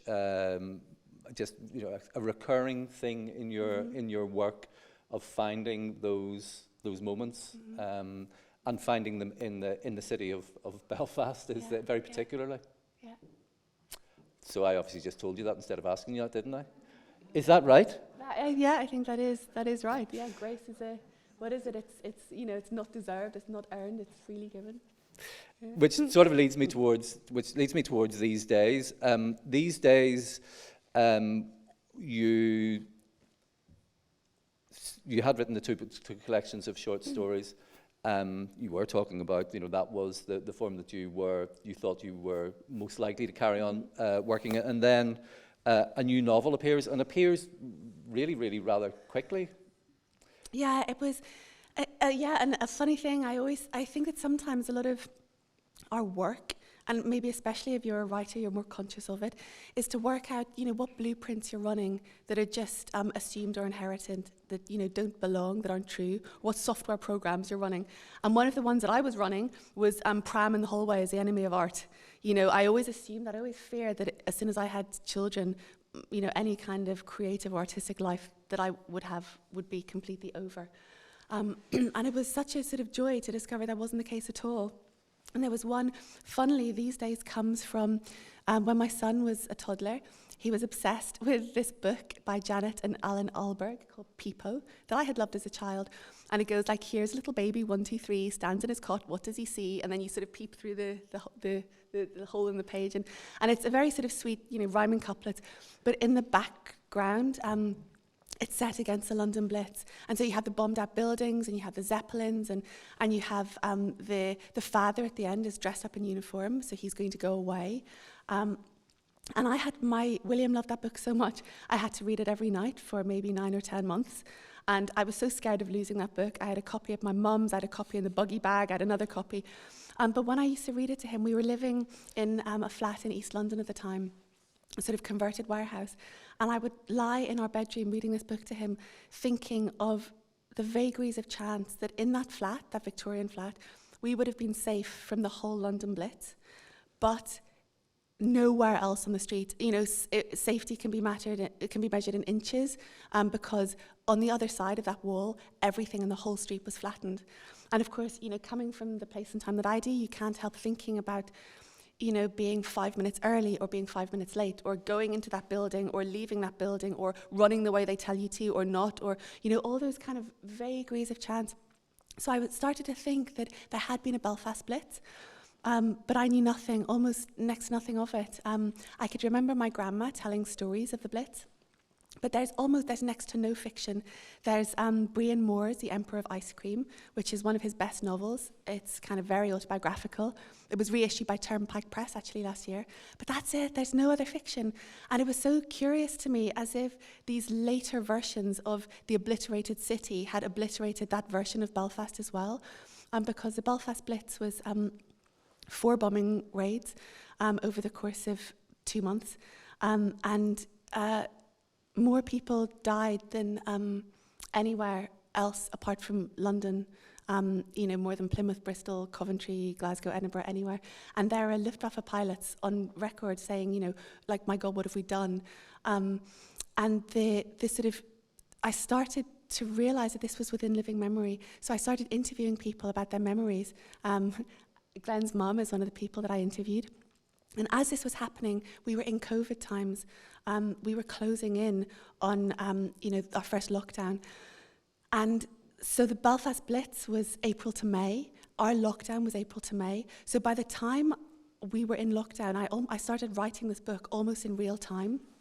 The closest way I can think of describing it is that a portal seemed to open for me between worlds, between our world and theirs.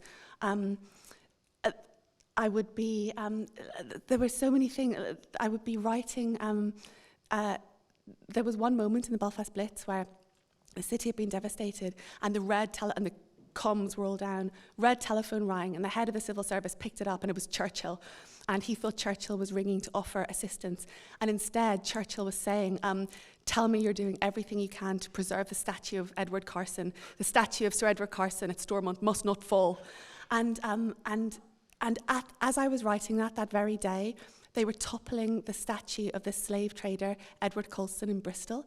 And so, these moments, you start to go slightly mad and start to think, am I causing this? Like, is everything happening simultaneously and I'm tuning out of one place and into another? There's something Susan Sontag says, that time exists so that everything doesn't happen at once, and place exists so that it doesn't happen just to us. And I did have that sense writing this novel. I wrote it with a sort of intensity that I've never written anything like it. And in the sort of almost 2 years now since finishing it, I've written barely anything.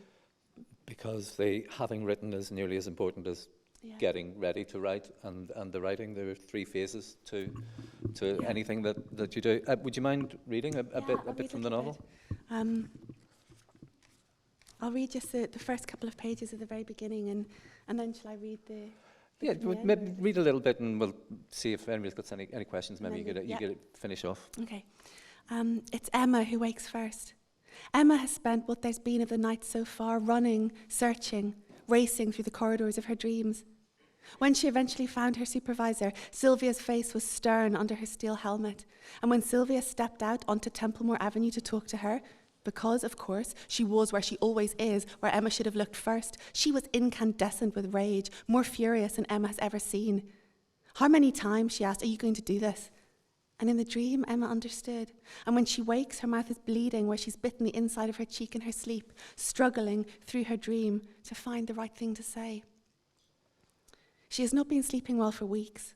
Mother says it's the effect of night shifts, playing havoc with her body's natural rhythms. Mother, not that she would explicitly say anything, of course, because she manages anyway to make it crystal clear, even by something as seemingly innocuous as the angle of her knitting needles, does not approve of Emma volunteering for the first aid post. The night shifts, 3 or 4 each week, the male wardens who tend, in Mother's opinion, to be a rough sort. How is Emma ever going to meet anyone suitable there? Then there's a danger of the dawn walk home, even though they do most of it as a group or in pairs, and there's more often than not a lift to be had from one of the auxiliary drivers. No, she doesn't approve of any of it, and only reluctantly the public service side of it, because surely there are other ways that Emma could contribute to the war effort. What, says Emma, like knitting? They never actually have these conversations, of course. For Emma, though, the first aid duty has been the first thing in her life that has made sense, a natural progression from those years spent as a junior member of the St. John Ambulance Brigade. If only she can overcome her body. On nights she's not on duty, she goes to bed as soon as the ritual of the blackout blinds is done, taking a strong dose of aspirin to help knock her out. But she wakes, always, around 3, and sometimes even earlier, lies there helpless in the suffocating dark, somehow unable to switch on the lamp or sit up and try to read a book, a prisoner of her racing thoughts, enthralled to the house's creaks and ticks and night noises, listening helplessly to the grandmother clock in the hallway, dividing up the quarters of its remorseless hours, until outside she hears a first blackbird, soon joined by the robins' cheerily cheer up, and the burble of the song thrush, and another wretched day has begun. There is a strange, stark clarity to the thoughts you have at 4 a.m. They fade as the day reasserts itself, but you know they're still there, patient, cunning, treacherous, lying in wait for the next time and the next. You seem to know things at those times that you cannot articulate in the day, about who you are and how you should be living your life. Emma's hands shake as they feel for the glass of water on her bedside table. Her whole body is shaking. Sylvia's face so furious. She tastes the blood in her mouth. She needs to get back to Sylvia, she thinks, because there are things that she needs to say. And if she doesn't say them, she realizes she didn't wake voluntarily from the dream, not even at the behest of some desperate instinct to protect herself or flee. It was something else that jolted her awake. And then she hears it again. The long, roaring whine of a plane flying overhead, unmistakable, the crackle of what must be gunfire, then a dreadful, dull, booming thud. But no sirens, she thinks, have sounded. She finds a switch on the lamp, and her head swims in the sudden flood of light. Wincing, she makes out on her wristwatch that it's just after midnight. She gets up, goes to her window, ducks in between the curtains, lifts a corner of the blackout blind. Her bedroom window faces east, in the direction of the shipyard, the docks, and she can see that the whole length of where it should be is ablaze, awash with a leaping red light. She pushes her tangled, damp hair off her forehead with the back of her wrist. She can feel her heart, still not quelled from her dream, thumping anew. As she watches, tries to make sense of what she's seeing, there's another burst of gunfire, another bright flare. A few seconds later, another great juddering thud. "Mother," she says, and the word is a scratch in her mouth. "Mother," she says, this time louder. "Father, Mother, Audrey, Paul." She's shouting now, stumbling back through the room, bumping her shin on the corner of the bed. Wake up, everybody." A moment later, as if her cry has woken them too, the sirens sound. That unearthly wail of them, rising and falling, far and near and far, an ancient keening, which seems to scoop something from the pit of your stomach. Footsteps, voices calling, doors opening, the rest of the family coming out onto the landing. Audrey in her nightgown, hair tumbled round her shoulders, hopping as she tries to pull on socks. Paul bleary-eyed in his flannel pyjamas. Mother in her hairnet, tying the cord of her pale winceyette dressing gown. Father's normally slicked and parted hair awry, shouting for Mother to help find his spectacles, already shouting about gas masks, getting under the stairs. Now, for heaven's sake, hurry up, now. It's happening, Audrey says, her voice thin against the sirens. Is it really? Is it happening? There have been 24 red alerts since the war began, all of them drills or false alarms. But this, how many times do I have to tell you? Gas masks, Father yells, for crying out loud. Emma hurries back into her bedroom to get the cardboard case from under her bed. She stands blankly for a moment. What else? Her helmet? She lifts a cardigan slung over the chair, her shoes. Can't help going back to her window one more time. The clatter of guns, the fizz and whine of what must be incendiaries. She cranes to see where they might be coming from, where they might be landing. Cutting through the wail of the sirens, the distinctive drone of another plane, right overhead, another. The pane of glass shivers inside its crisscross bands of tape. She steps quickly back. Downstairs, Father's Goldring, now! Jeepers, yells Paul, the dock, Sydenham Airport. We should fill up the bathtub, Emma thinks. Her thoughts seem to be coming very slowly, as if there's a lag between her thinking and hearing them. We should fill up the wash basins and the bath. She puts down her armful of things, goes to her wash basin, fits a rubber plug, turns a squeaking handle of the cold tap. The water spurts and gushes. Emma, someone is calling. I'm coming, she calls back. But here, should we not be filling up the sinks? Should someone not fill the bathtub? No one replies. The sink is slowly filling. She catches the pale moon of her face in the mirror. How preposterous all of this is. The sink is filled. She turns the tap tight, picks up her things again. One last look at the room. If the house is bombed tonight, if an incendiary crashes through the roof and destroys it all, is there anything I'd want to have saved? There is nothing, she thinks. There is nothing from this life that I'd save.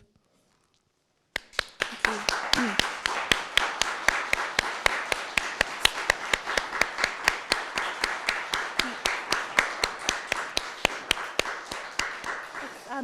It's very hard, to read that and not to think of Ukraine. When I'm writing these days, I'm writing, it's that funny thing that Amadeus is more about the 80s than it is about Mozart, And so writing these days, I'm writing the historical Belfast, of course, but I'm also writing something of the city in which I grew up. And I'm also writing something of the pandemic, something of trying to make sense of the times that we were living through. Well, it is. So the Blitz is almost working metaphorically. Yeah. It's a way of addressing that coming catastrophe. Yeah, and there's a way of, in something like with both of my sisters, one of my sisters at the start of the pandemic was engaged to be married, and she broke off the engagement and broke up with her fiancé.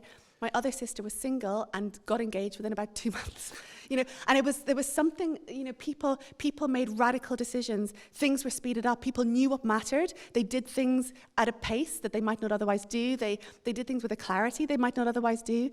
At the same time as those extraordinary things and those radical changes, there's a sense that you still have to live your quotidian life.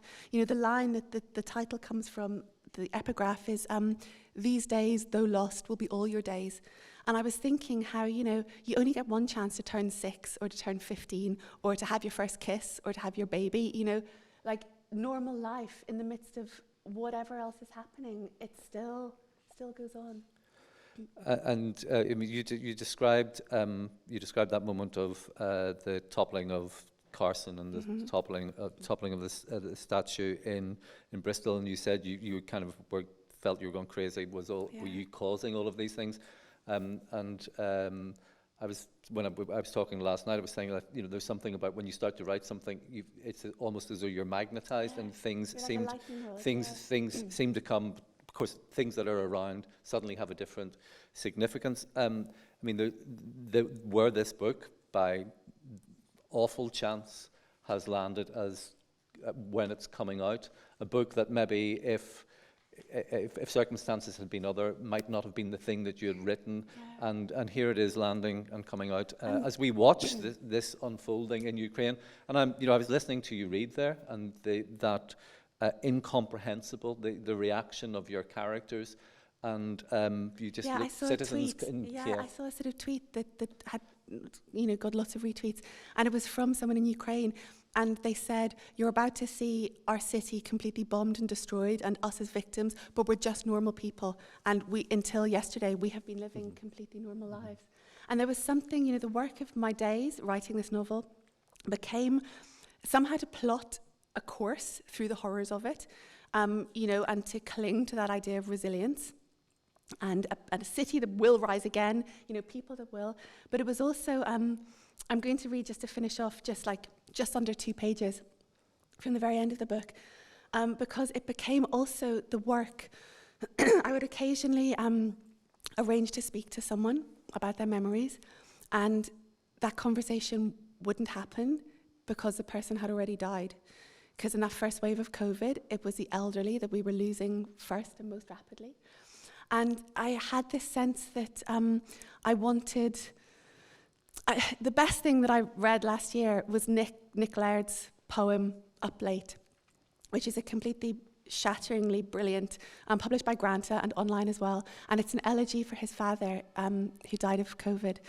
But as well as being personal, it's also political about the form of an elegy. And Nick says something so perfectly in it. He says, "An elegy, I think, is words to bind a grief." And he hadn't written that poem when I was working on this, but it's exactly what I was trying to do, was to somehow find a way of honouring and remembering this.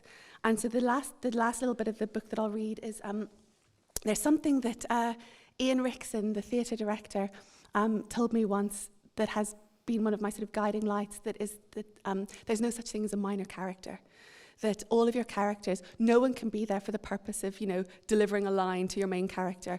Your minor characters, if things were slightly tilted, they would be the major character. No one's a minor character in their own life. And so although there's sort of 2 sisters and a mother, they get most sort of page time. One of my favourite characters in this book is a little maid. She's 13, and she's a sole breadwinner for her family.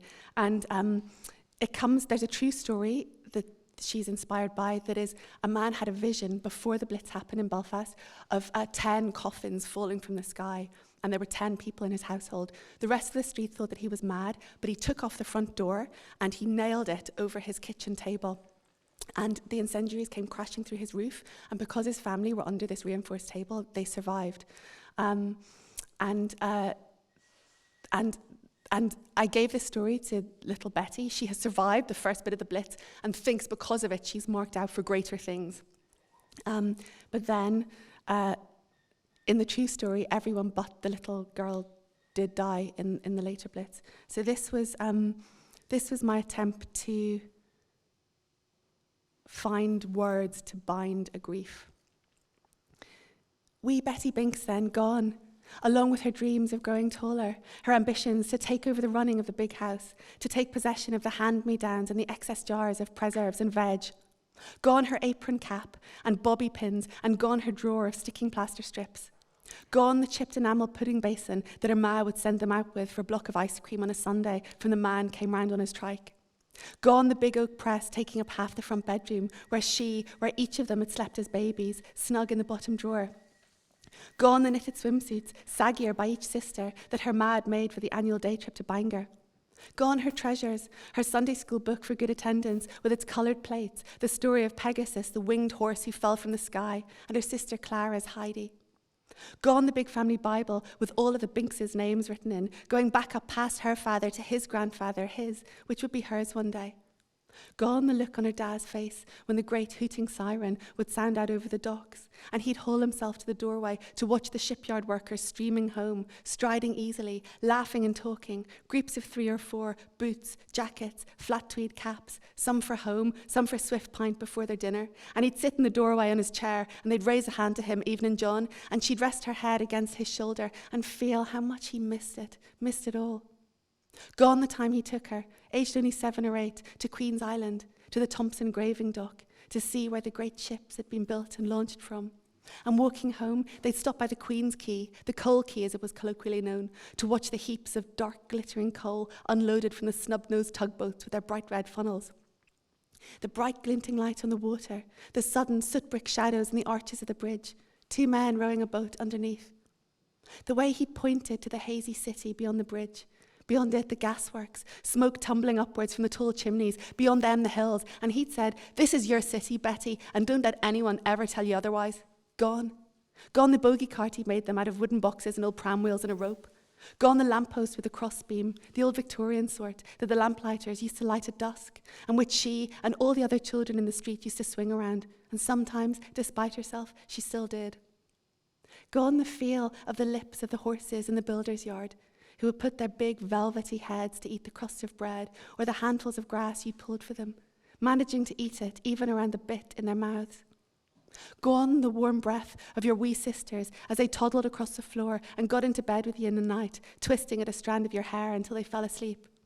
Gone the triumph of sailing a paper boat all the way down the gully at the back of the wasteland where the water from the houses ran. Gone, all of it gone, and with barely anyone to know or to mark it.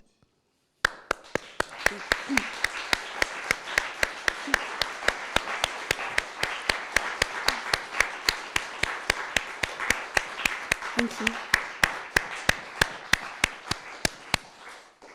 Does anyone have any questions they'd like to ask Lucy?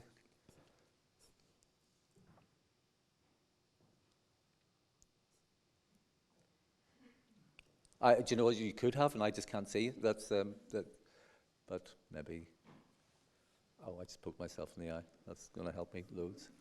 You had said that you were talking about there not being much fiction set about the Blitz, the Belfast Blitz, but I was just remembering there as you were reading, East Belfast was very badly hit, and Louis McNeice, as a BBC producer, did a radio drama.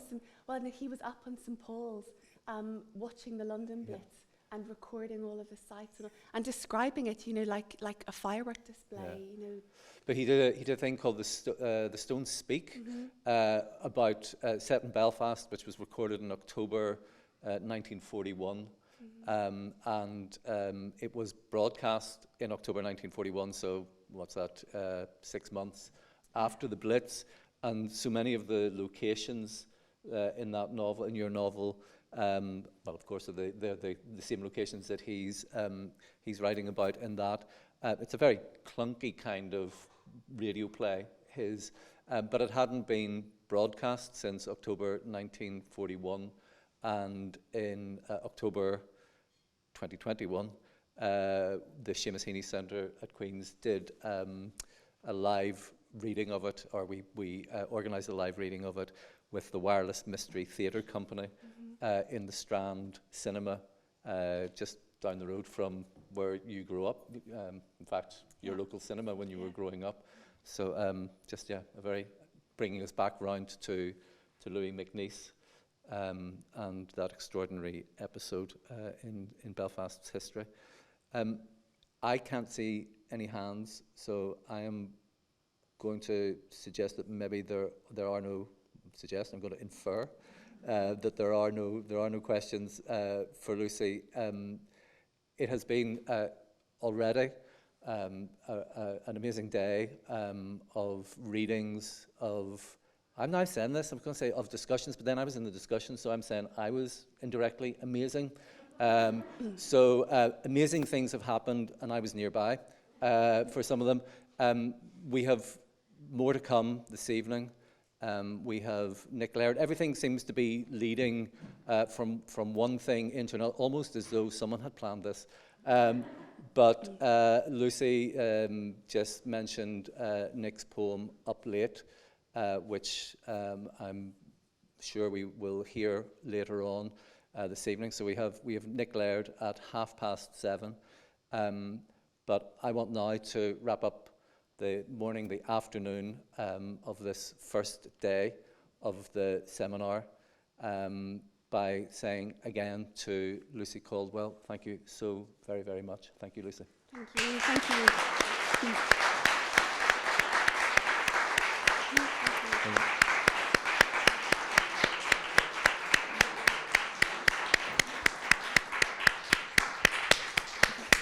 Yes, and you were both amazing. Thank you very much. And I feel the same. It's all leading up to one another. It really is a smooth run through all of your sessions. Very exciting. And there's more of Lucy, of course. I'm sure your workshop will explode tomorrow after this session. Thank you so much for having registered for the various workshops. The sheets will be on display till just before the evening performance, so please make use of the opportunity to sign up for one of the 3 workshops. And I repeat again so that people don't get lost, Nick Laird's workshop will be at the English Theatre. Lucy and Michelle will be at the Literaturhaus in Fasanenstraße near Zoo Station. Then my colleague Frauke reminds me that there are lots of snack boxes. I hope you enjoyed the food, which was super hygienic and sustainable and all of this time. There are some leftovers, so please feel free to take them home for family members or just use them up in the break we will have till 7:30 now. There was a last item. My colleague Lucy has produced a beautiful map for you, particularly for those who are not Berliners, who want to have a walk around the cemeteries nearby, just to give you a flavor of Berlin, or to have a look at the Markthalle and have more food, or what's the other one, the third one left?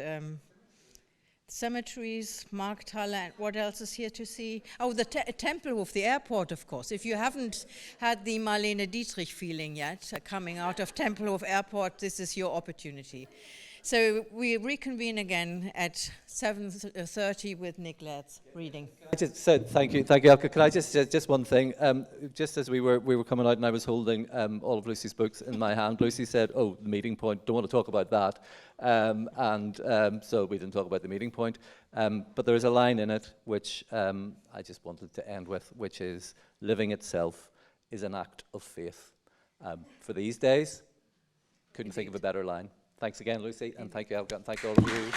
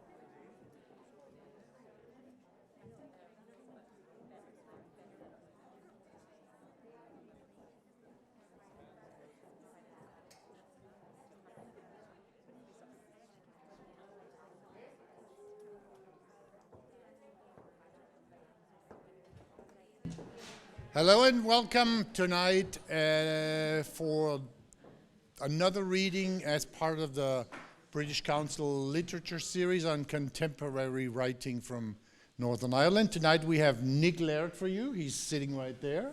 This is one of his books that you can get here. And Glenn Patterson will be the moderator. Enjoy the show. Just one thing about COVID restrictions, please keep your masks on while you're in the auditorium, also when you're leaving the house. And turn your mobile phones off, please, and enjoy the reading, please. Thank you so much. And hello, everybody, again. Good to see you. And nice to see you. How are you doing? You all right? Good. I am absolutely thrilled that it is the last event of the day. No, that's not true. The only one. No, I'm absolutely thrilled. All day I have been I've been carrying around books by. Okay, so if anybody ever asks you to chair the British Council Literature Seminar, think before you invite and look at. Oh, sorry, you're all right. Look at your friends and see just how prolific they are. And once you issue the invitation, know that you're going to be carrying their books and their books and their books and their books with you for a couple of days. So as the day has gone on, I have been gradually just shedding books from the bag that I've been carrying around. But look, I still have a big pile left at the end of the day. I have all of Nick Laird's books here. I left one out on purpose. The book called On Purpose, yeah. I left out accidentally, on purpose, got left out. So our last guest of today, you already met Nick, those of you who were in for the conversation about McNeece's Snow, is Nick Laird. Nick Laird, who is, well, we were talking earlier, when we were talking to Lucy Caldwell, as Lucy pointed out, in 2006, the inaugural Dylan Thomas Award, which, again, I'm sorry to bring it up again, because neither of them won it that year, but anyway, Nick didn't win it twice, almost, as it were, because Nick was in for, it's not unusual for poets to be novelists and novelists to be poets, though we do try to discourage it, certainly the novelists do. But it is pretty rare for someone to make their debut in print as a novelist and a poet in the same year, which is what Nick did. But he's scowling at me, though I've got those years wrong.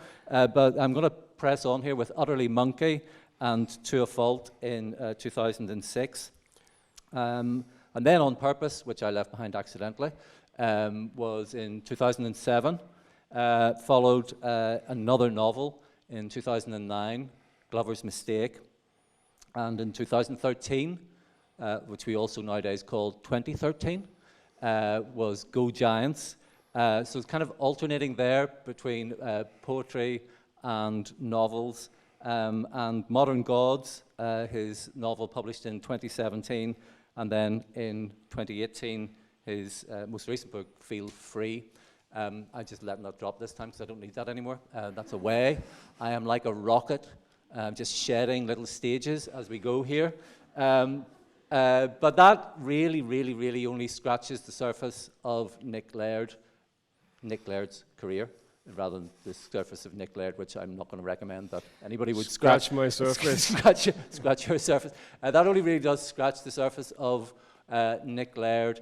Nick is also a writer for screen. He's also a writer of a children's book, which was published last year, called Weirdo in the UK and Ireland, where Weirdo is an acceptable title, and called in the United States... The Surprise. The Surprise. It was too triggering. It's true. Where Weirdo isn't such an accepted novel. There is a follow-up to The Surprise, I guess, called Another Surprise in the United States. The Unfair Fun Fair. The Unfair Fun Fair. Well, that's not so bad. What had you thought of a title? Is that like the universal title now, the Unfair Fun Fair? I hope so, yeah. Right, okay. But Nick is also, he made an extraordinary documentary in 2018. I'm going with 2018, though maybe it was 2019, called The Life After. A documentary, a scripted long poem which was spoken by people who had lost loved ones or been affected by the Northern Irish Troubles. He has also taught at New York University. He is currently well, I say currently, it sounds like we're going to stop that very soon, but we're not going to at all. He is the Seamus Heaney Chair of Poetry at Queen's University, Belfast. Would you please welcome Nick Laird?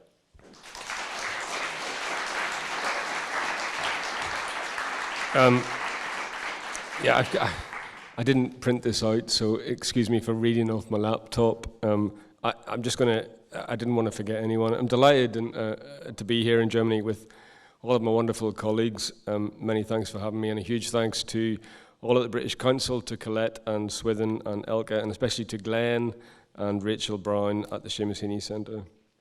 It does feel a wee bit ridiculous to be sitting here on stage, and not just because of Glenn's shirt, which we probably should discuss at some point.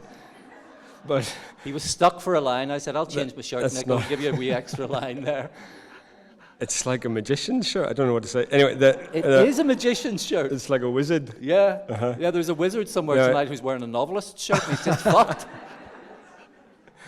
We can't do a thing. I'm about to be serious. Okay, go ahead. Yeah, so it just seems crazy we're talking about poems and fiction when there are bombs falling not so far away. So I was thinking about, like, what is the point of doing this in this time? And I was thinking about reading poetry and fiction and hearing it read aloud. The progressive acts, they're acts of unity and empathy. The hand of a poem or a story is open. It's not clenched in a fist. And even if the poem resists some immediate comprehension, it aims to impart some clarity, some union, some recognition in being human, however small. So at a conference like this, like we've had the last couple of days and tomorrow, when lots of stories and poems are arranged side by side, I think you do see something of the plurality and commonality of being human, being alive. And it's not nothing to be reminded that other people's hopes and fears are mappable on ours, at least for the length of a story or a poem, particularly right now in this historical moment. So populism claims to love the people, but of course it hates the idea of the individual, and poetry is one way of opposing that. It only deals in individuals, while its trust and complication is the far end of the verbal scale from the demagogue's war cries. Poetry is always a form of political intervention, since it demands and creates a reader who's interested in other people, in the relations between experience and truth. I've said that, I feel better. I'm just going to read a few poems. No, I'm sorry. Okay, so I'll read Can three. I just say, thank you.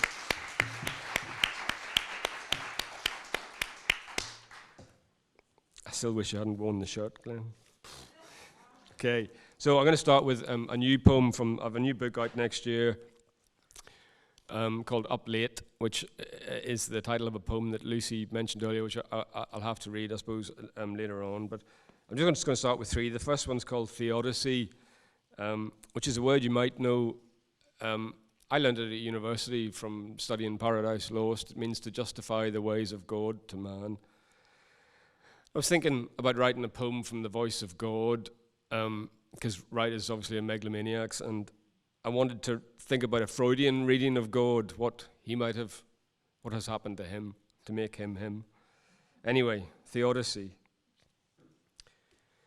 A human is not such a perfect machine. I didn't design it for interaction, particularly with other machines.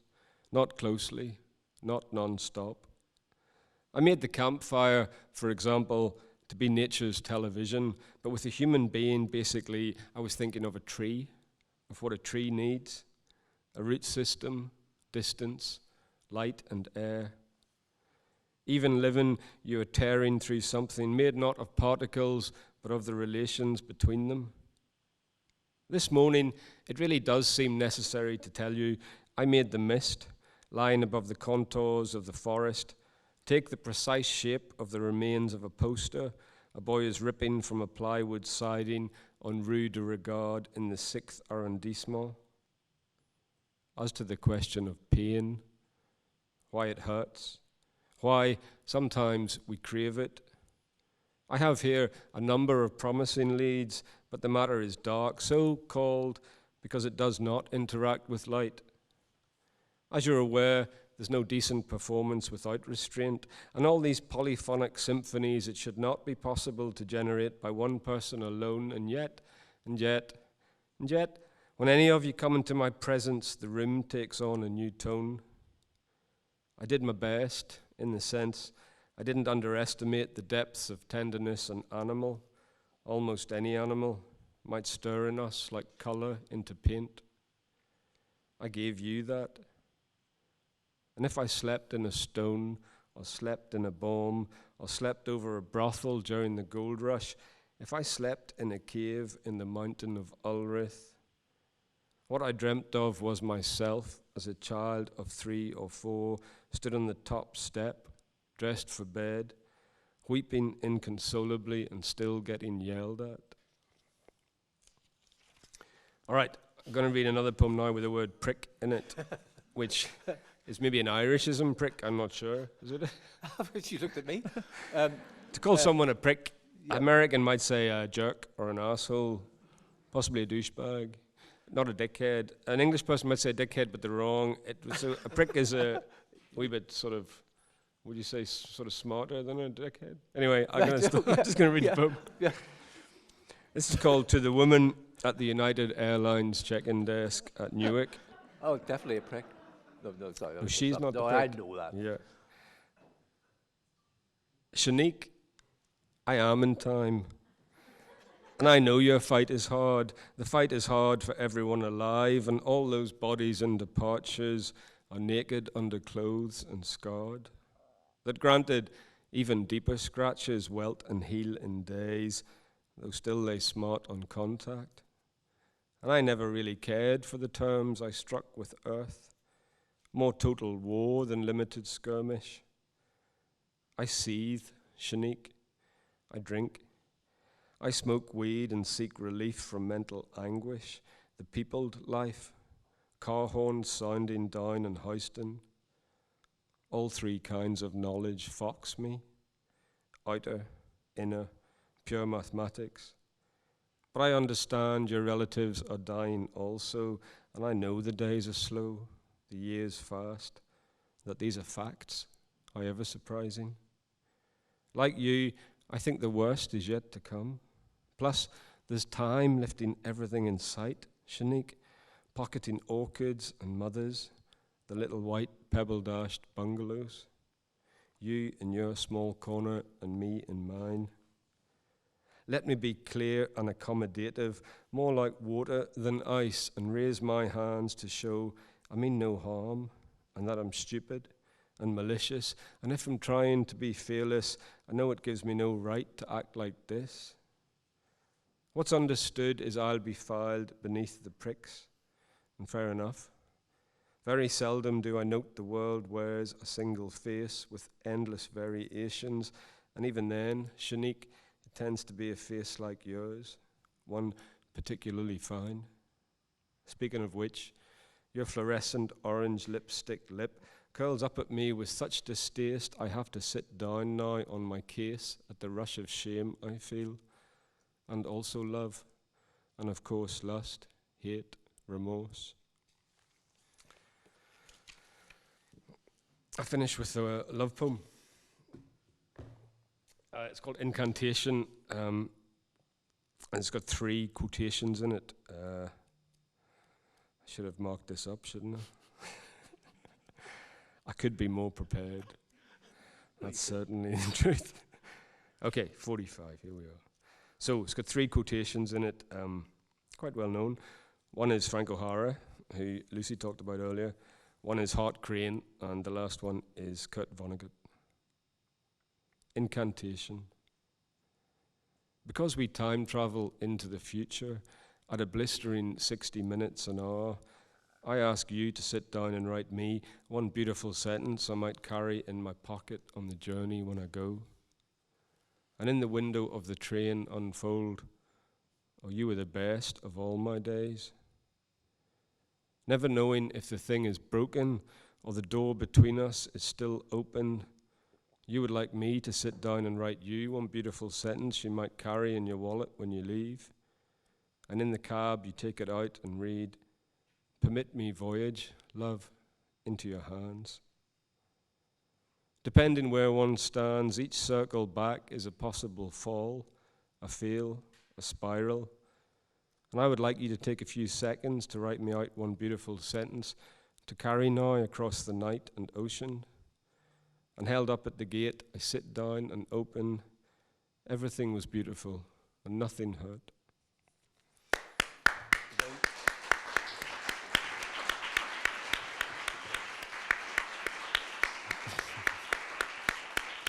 Come on, stop. Stop? Oh, sorry. Nick is going to read later as well, but I have the proof of Nick's first book, which was 2005, January 2005. Anything that said 2006 was clearly in error by me, but I hadn't read any of your work. I got this from Favour and Favour, and I'd forgotten until we were preparing for this, and I was reading last night, and I was reading a bit about getting your hair cut, and the very first poem of yours I read is a poem called Cuttings. Yeah. Which is one of the things I was thinking. There's a word in it which is closeness in that. And could you say just a little bit about that? Would you mind saying something just about that poem, if that's okay? Yeah, it's about me and my dad going to get our hair cut at a barber's. Barber was called Adrian McCahey, and he's still there. But there was something about that procedure of going to the barber's and being in close physical contact with an almost stranger, and also that kind of slightly meditative state where you can't do anything. You know, you're sitting being tended to, and it induced, for me anyway, there's not many times in life, maybe when you're sitting in the back of a taxi or you're getting your hair cut, where you're kind of in a wee trance. One of them is sometimes when you're reading or writing poetry for me, but there's a connection with that, and something about the unlikelihood of that situation for me and my dad and all of that. So something about that tenderness, that closeness, it seemed very un-Northern Irish, let's say. That's where the poem comes from, I think. I mean, I do remember, I remember reading it, and I remember it, and it connects to what we were talking about earlier on when we were talking about McNeice. There was something about, you have that description of the head tilted back, and it was the kind of the physical proximity. It's so vulnerable. Yeah, but there was beauty, and as you described, my angry and beautiful father sitting in the chair. Yeah. And you've already mentioned Up Late, and Lucy had mentioned it earlier on. It was the poem of yours that I read most recently, and I just thought, again, looking at this, how extraordinary to find going back to the very first poem, and there's your dad in that. Yeah, I think for a lot of men, the father is a problem you spend your life trying to solve or not solve in some way. And he certainly, I remember one of my cousins saying to me, "Why do you keep writing so many poems about your dad?" I was like, I don't know. Like, because I got a much easier relationship with my mother, and she died young. She was 67, and she died 5 years ago. And she only doesn't really crop up in the poems in some way, but the poems tend to come from some kind of friction, like two things rubbing in the word that you love, two things rubbing together creates a spark. And definitely there was something unresolved, maybe about my dad, which meant he kept coming into the poems.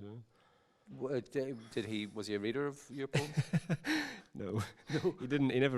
He famously said he'd never read a book. He once started a Dick Francis novel, but he didn't like it.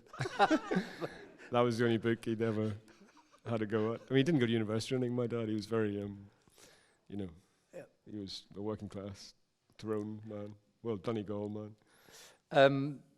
But so To a Fault and Utterly Monkey are published in pretty close together. Yeah.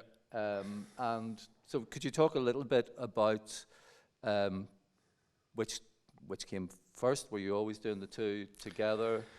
So I went to just a sort of the local comprehensive Cookstown High School in Northern Ireland, and went then to Cambridge. Improbably, like no one from my school had gone to Cambridge in 10 years, but they applied me to the college because someone had been there 10 years before and picked the college. I had never been to Cambridge or anything, and filled out the form and stuff. I was meant to go to Queen's, and then I went over, and the interview had gone well, and I did some written test thing, and the next thing was I was going to Cambridge, and it was, I think Lucy mentioned earlier, it was a big culture shock. And suddenly you are, the paddy in the college, which is just weird. Like your whole sense of yourself is sort of retuned in some way. And I'd always written, and then at college just edited and started writing groups and really sort of enjoyed that, but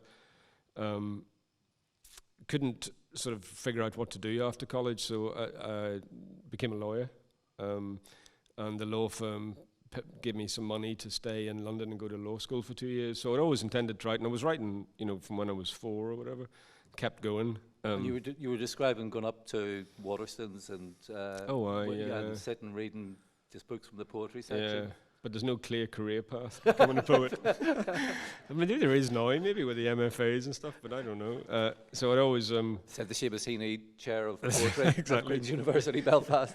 No, there's no career path there. There's no money I in can it see. though. But so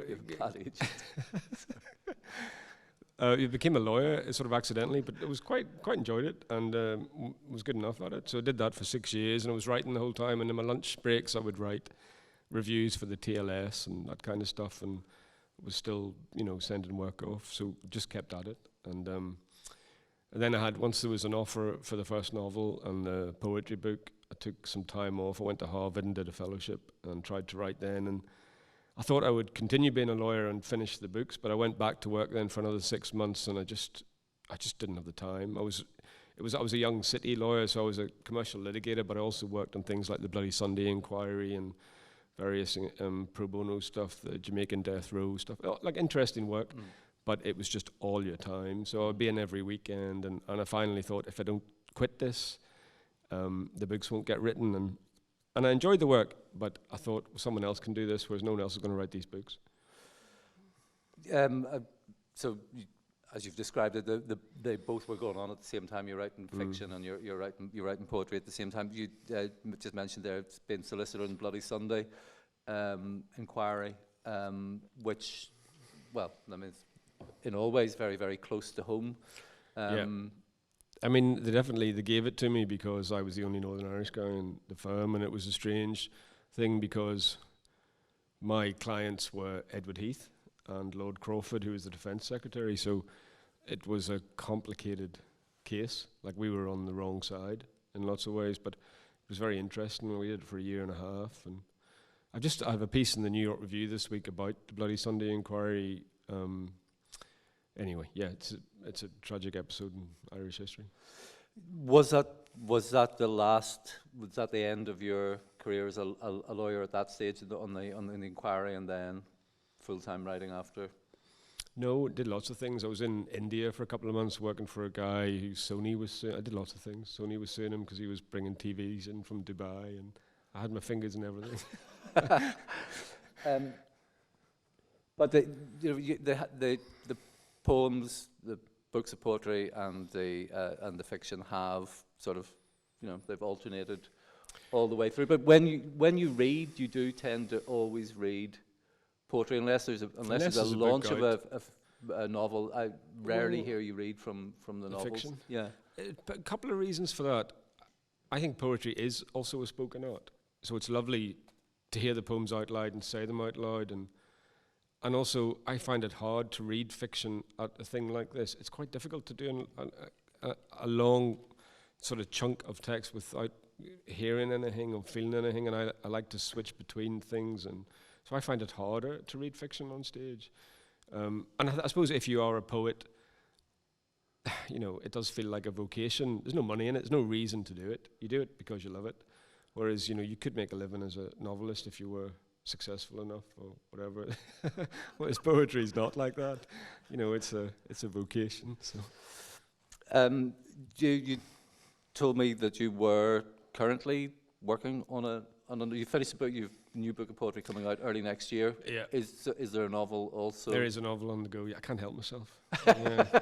You have to do something when you're waiting around for the poems to come.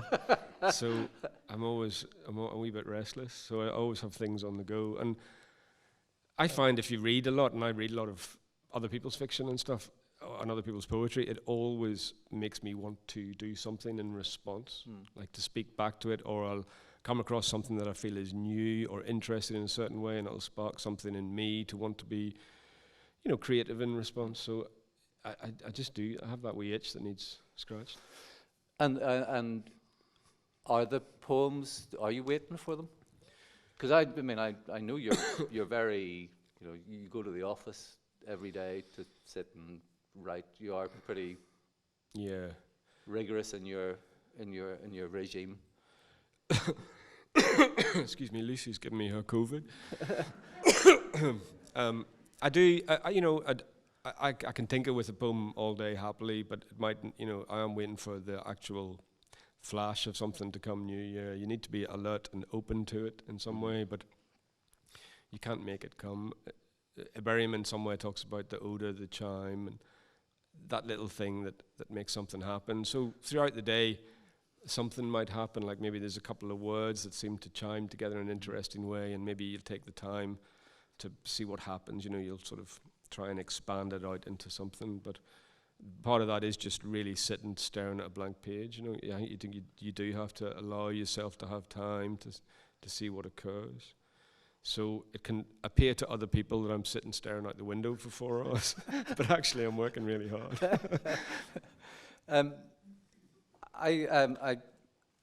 It turns out I have quite a lot of your books in proof, and you never paid for those, Glenn? No, but I paid for this one because this is utterly monkey. And I remember this is the paid for one. It's not very often that you get a proof and then something happens, something changes between the proof and the published version. But am I right in thinking that when you were writing this, that instead of titles for the chapters, there were numbers? I think something changed in the writing in the final stages of that book. It's 16 years ago. I don't remember. 16 years ago, you're a kid. I think I took out lots of epigraphs. I think every chapter might have had an epigraph, and I thought, this is overkill. Yeah. Maybe that was the thing that changed. The Glover's Mistake, your second novel, am I right in saying that's the only one of the novels that there's no Northern Irish connection there? Is he Northern Irish in it? Is he? I'm not quite sure. I think he might. I can't remember, but it's certainly the one that's set in England. Yeah. Yeah, but it's a study of. It was one of the families. It's lives a triangle. In Cambridge, isn't that right? The home counties anyway. I should have checked this. You should have checked that. It's okay, but it's a really interesting novel in that it's a strange. Neither of us can remember it, but it's a really interesting novel. I read it just a couple of weeks ago again, but it's a curious novel in that, well, the title, Glover's Mistake, you have to read the entire novel to work out what Glover's Mistake is, which is fair enough. You know, you pay some money and then you'll find out exactly why it's called that. But it is. There's also kind of a study of male friendship, which is, it's a strange friendship. But I find it quite unusual. I remember again reading at the time that it was a really quite unusual thing to read something that was just about two. Well, it is a triangle, but the two men. Yeah. I'm inviting you to say something. I know you are. Bail I me can't out think here. what to say. it is about two friends. One of them doesn't really like the other one, or is a bit jealous of him, I suppose. Yeah. I mean, that was He writes the damp review. Damp review, yeah. He's got like anonymous blog. It was like the early days of the internet when people did blogs instead of on Twitter. So, yeah, I mean, it's a long time ago. I can't remember why I wrote that book, but I liked it at the time. Yeah. And it's but there's there's the art world. One of the other the third point in the triangle is an American artist. Right. And do you want me to tell you the rest of it? Do you want Please, to tell you what happens? It sounds good to me. Yeah, we're going to move on from that one to Modern Gods. Sorry. Your more recent. I remember that one. You remember that one? Yeah. I do, yeah. That was like that one, did you? It's all right. Yeah, that's good. Tell us what happened. So it's I'm throwing that down. It's Modern Gods. So okay, so I'll tell you what happens, right? So Modern Gods, we seem to have, you can take the seminar out of Tyrone, but you can't take Tyrone out of the seminar because we keep coming back. All through the day we've come back to Tyrone, but yeah. I mean, it really is back home. So it's a girl coming back from New York to Ballyglass, which is the name of the place I always, in the books, put inside of Cookstown. And her sister got married to a fella who turns out to have a interesting background. Do you want me to go End on? of that? Well, she comes back and her sister's about to get married to a guy who's had an interesting background, but she's also on her way to a place called New Ulster. Yeah, which is it's an island based on New Ireland off Papua New Guinea, and she gets involved with the cargo cult, and it's sort of about, I suppose, deep comparisons between the Ulster situation and cargo cults elsewhere. But had you spent time there? I spent time in Fiji, which is part of Melanesia, but I hadn't been to Papua New Guinea, no. But it is. I mean, that's that one, which is there's the thing about the the aftermath of the Troubles, which kind of leads into the life after, about what we do with. So there's a guy that she's marrying who, it turns out, has been involved in a kind of notorious terrorist incident, which is based on the Grey Steel killings. And the book partly came about because there was a friend of mine, and a fella was cutting her lawn and painting the house, and he turned out to have been one of the Grey Steel killers, it was sort of well known at the time, a guy called Jeffrey Deeney, but it was well known at the time because they'd put on Halloween masks and gone into a bar and shouted trick or treat, and then just killed a lot of people.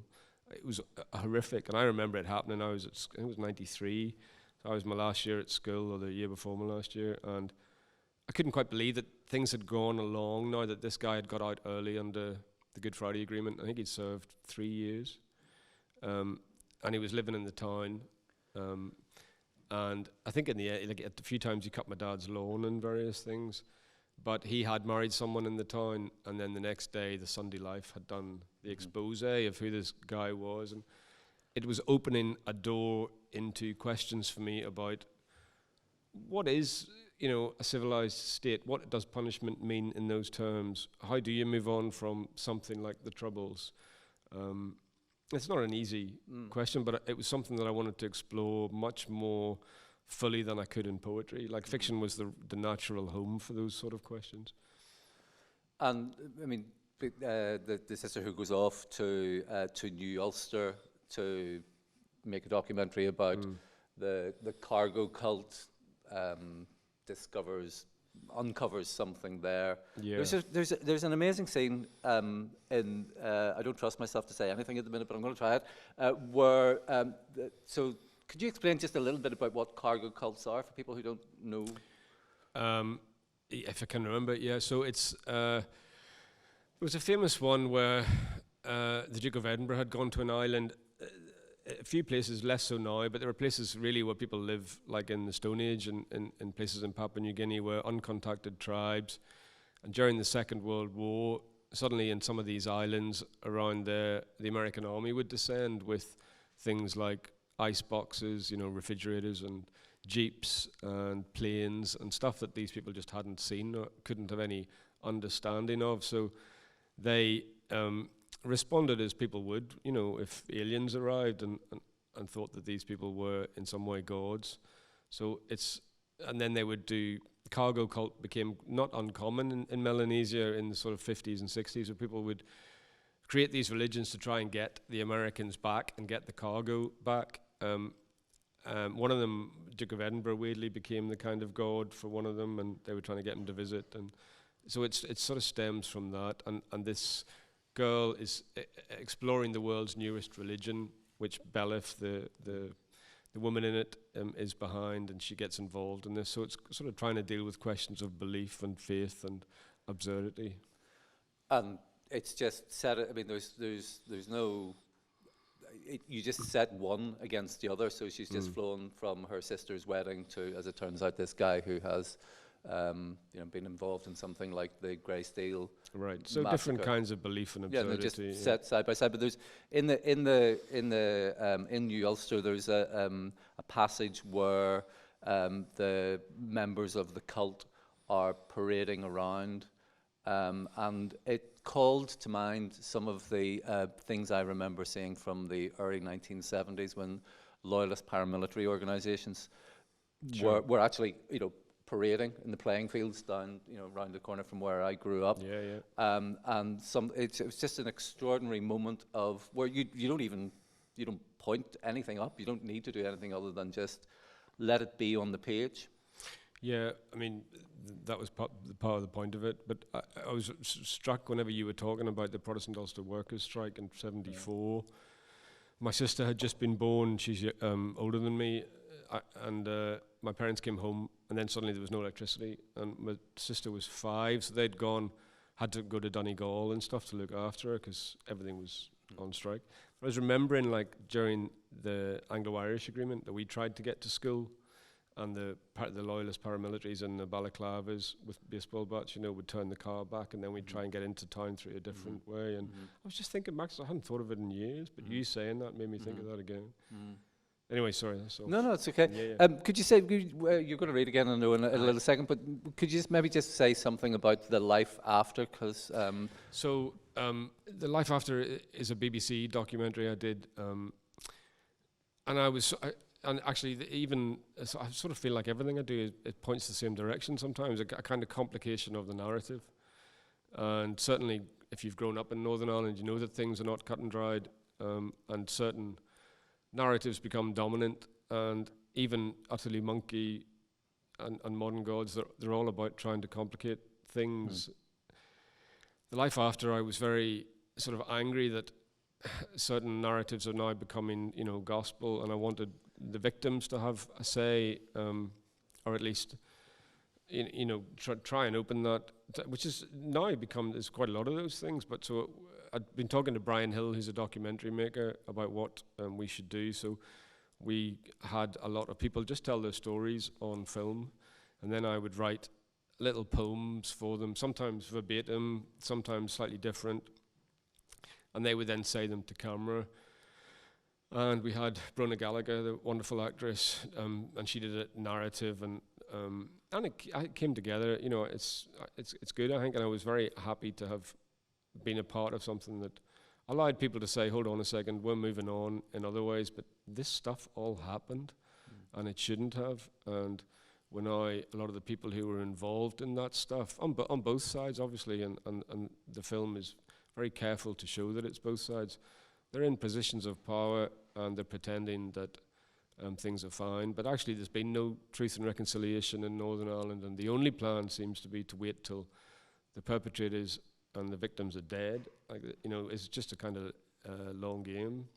Whose decision was it to have the people, all the people who were interviewed, speak to camera, or the people who were reciting the poems? Because that was extraordinarily We just powerful. Sort of came up with that, yeah. So when they say the poem, it's a slightly different tilt. They're telling what's happened to them, but then when they talk to the viewer, in this kind of slightly heightened poetic way. But I wanted to keep it not like poetry in some way. Like it's very definitely I never published it actually, and I talked about whether or not I should, but I didn't because it felt like they were their poems. I'd taken transcript of their speech and then kind of rearranged and changed things and worked with them a bit about whether they were happy to say it. It wasn't really mine in the end, but just to sort of, you know, make it. Well, first of all, we had to do it to get the funding from the BBC Arts, but just so that they could say the thing to the viewer at home and say, "There's also this." Okay, yeah, sorry. No, it's okay. I asked you. Mm-hmm. You answered me. Okay, so I'll just read a couple of wee poems and then I'll finish with this Up Late.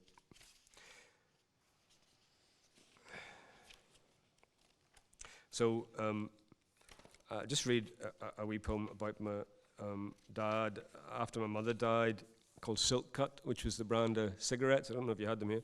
The brand of cigarettes he smoked for like 40 years. I was 5 and stood beside my dad at a junction somewhere in Dublin when I slipped my hand in his and met the red end of a cigarette. But now our hearts are broken. We walk down to the Braeside where we can get a proper pint, and his voice tears up a bit about the emptiness in the house, and we are going home, waiting at the turn for the traffic, when I find I have to stop my hand from taking his. And I read one called The Mixed Marriage. It's actually a Muldoon title, The Mixed Marriage. And he uses it, I think, to refer to his parents being sort of different kinds of people.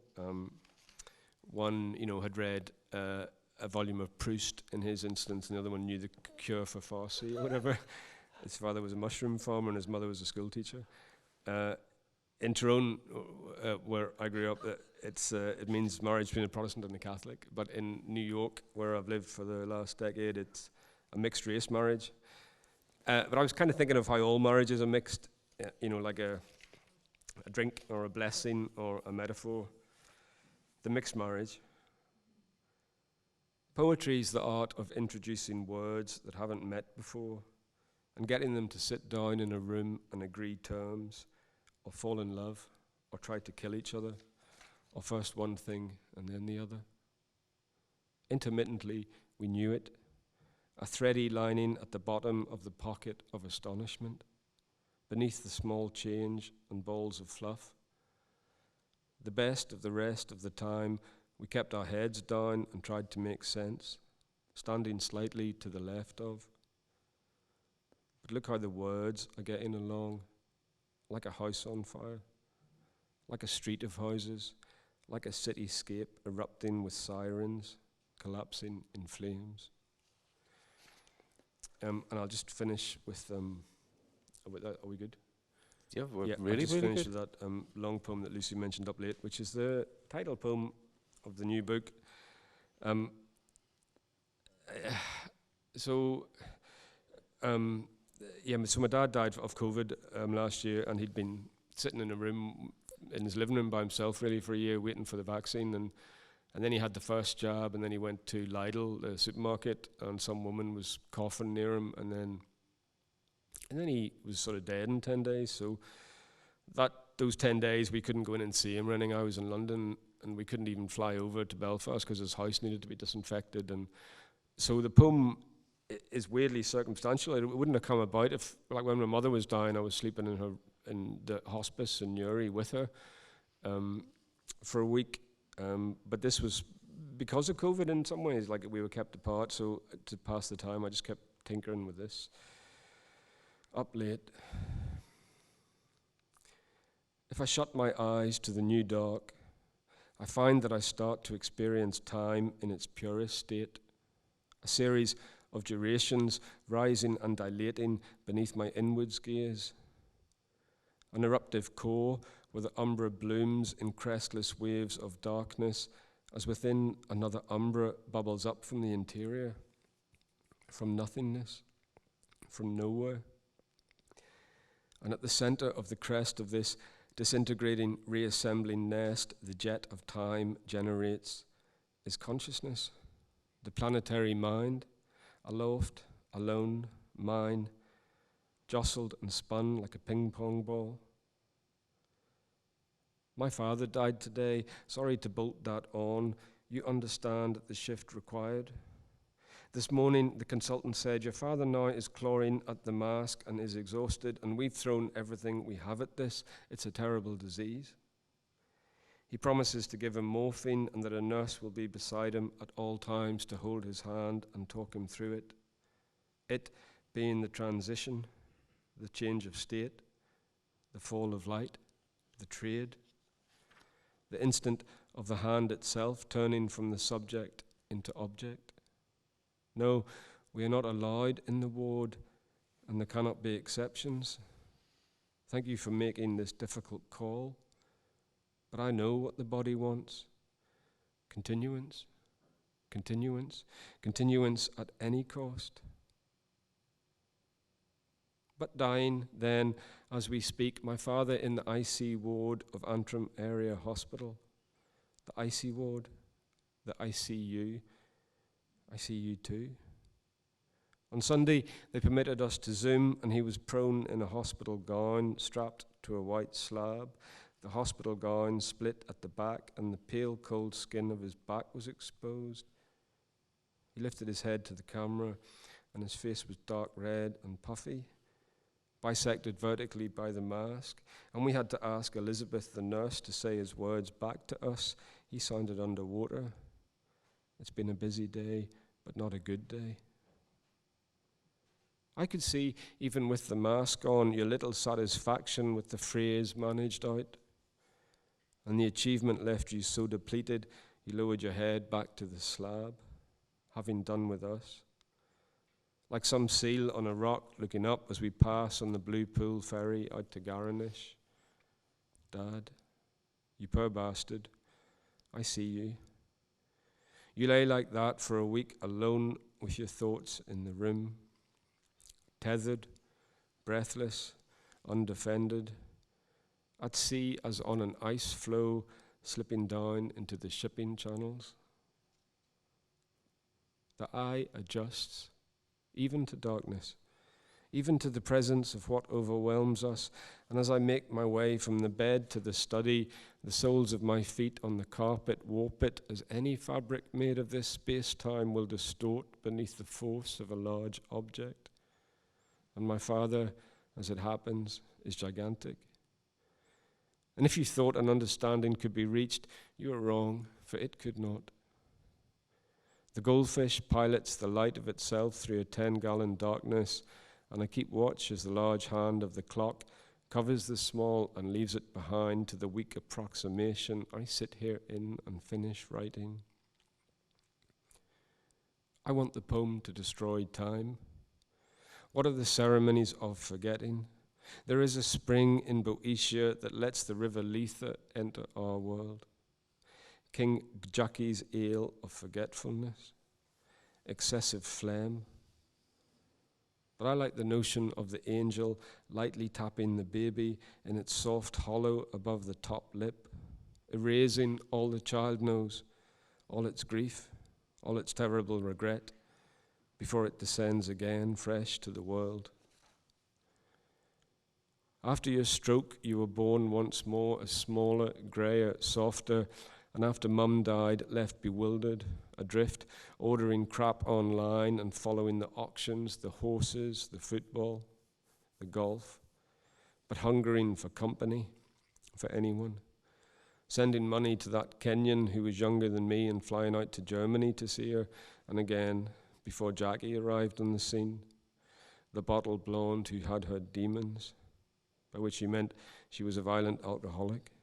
Although with Louise, things seemed steady enough for a few months, until you got stuck in one of your loops about her ex-husband funding her and the changing plans of an ingrate daughter. You could never let anything go. A trait I also suffer from and kind of admire, but this is not a possibility. The tick of the clock is meltwater dripping into the fissure. The minute hand clicks across the hour hand and hovers for a minute exactly. And impinging on the vision is your slack, wild face, and the way a nurse's hand might hold your cold hand, or try again to lift your hand, but your hand now will not respond. I have been writing elegies for you all my life, Father, in one form or another, but now I find the path is just this game trail through the forested mind, which I must follow in the manner of an animal, a deer, a fox, a chimpanzee, returning to the clearing to nuzzle the corpse, to lick its nape or bite it softly, to look away and look again and wait for a response. One hand on the clock holds the other for a minute before going on alone. It is death that is implicit in the ticking. One must negotiate the next moment. The mind will not stop, and certain things are good to think with: goldfish, carpet, clock.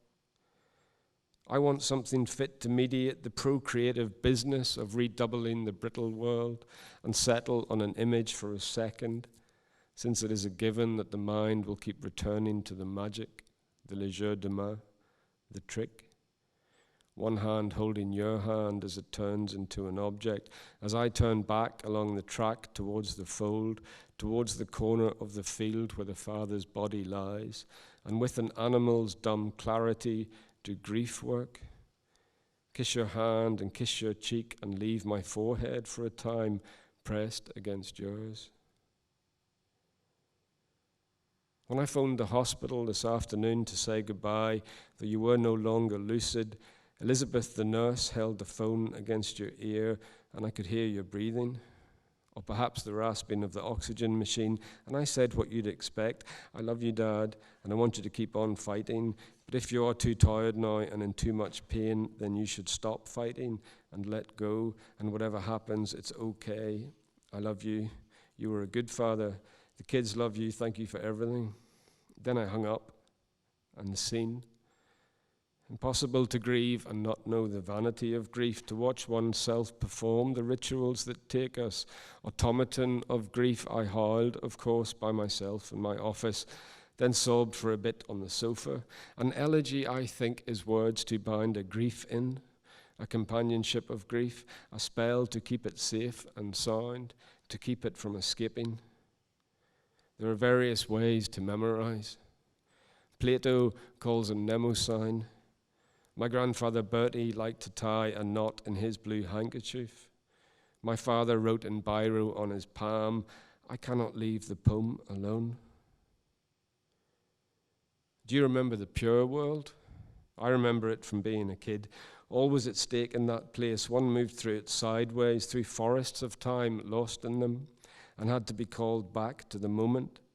Infinities growing in stone, in moss, in the hay shed, the rain, the wind, in the darkness under the cattle grid. Rilke says of the pure, unseparated element, someone dies and is it?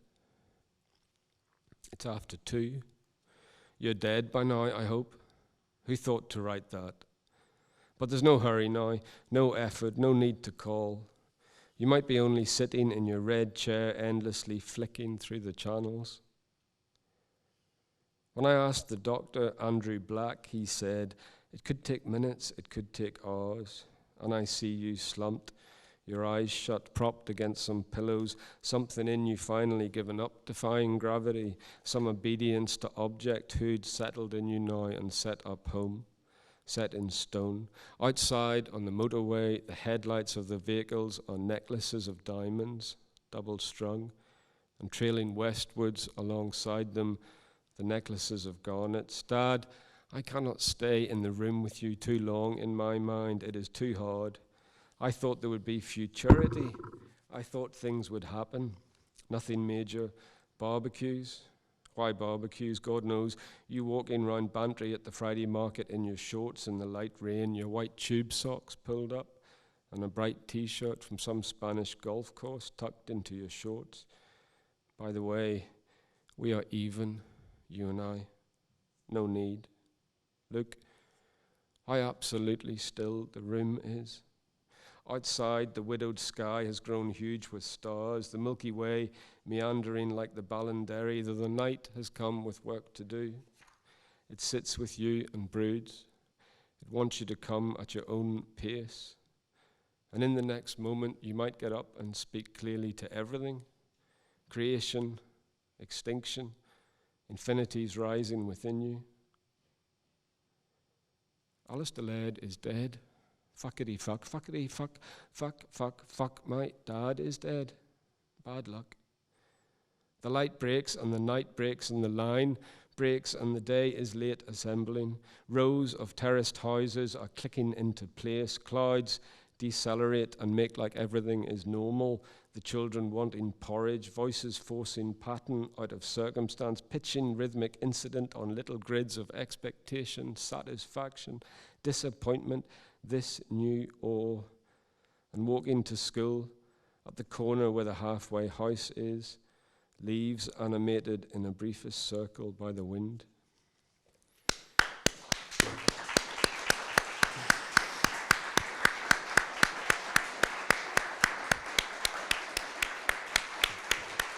Are we ready for time? Are we okay for time?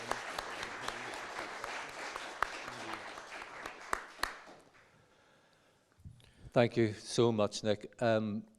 We have time for a few questions if anybody would like to ask anything. Now is your opportunity.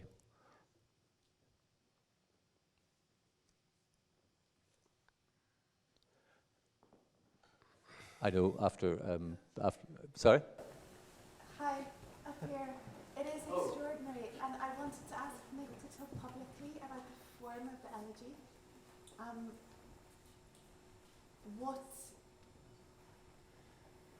What the elegy does formally, what you were seeking to do with that. I think it's that's something like that that's so what's the word? Sort of functional. Like it was functional for me to write that the whole time my dad was in the hospital, and so I think you sort of see what the elegy does almost by necessity. Like it is a way of, as it says in the poem, like to keep it safe and sound, like to put it into words, because the thing is too huge. It's overwhelming. So the poem sort of seeks to bind it, bind the grief in words, and I suppose there's a pun in that, binding in words, like to bind something, you bind it in a book. So both it's a form of keeping it safe and sound, that the thing remains intact. And I'd written elegies for my mother when she dies. It's something similar. The elegy becomes the memory in some regard, but at least it's something that's manageable. Yeah.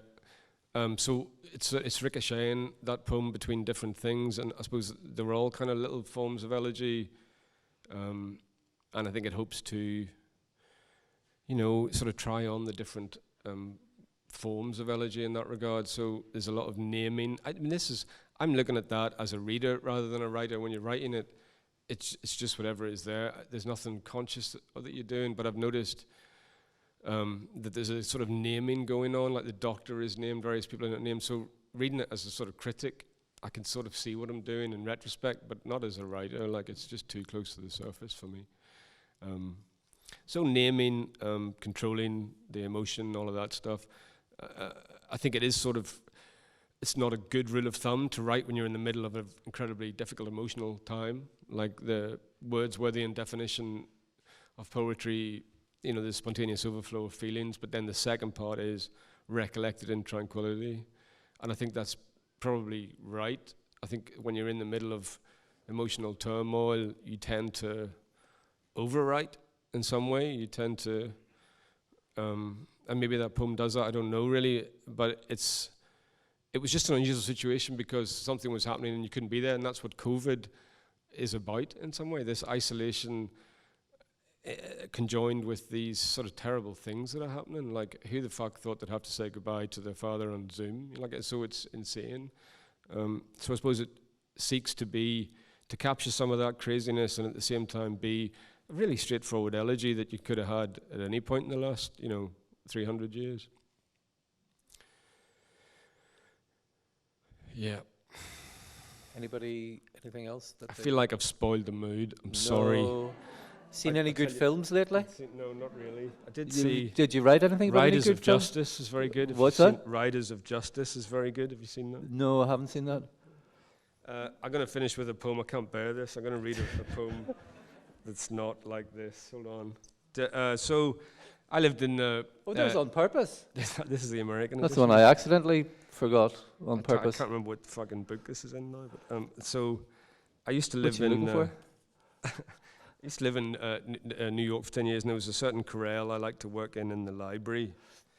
But sometimes other people would be at that corral, so I'd have to kind of hover around them. But the reason I liked it, they turned all the lights off. The reason I liked it is because there was this graffiti on it, all about someone called Alan, and everyone who'd sat at the corral had added bits to it in different pen and different thing. And Alan, this is almost verbatim, this poem, but I call it the Annals of Alan.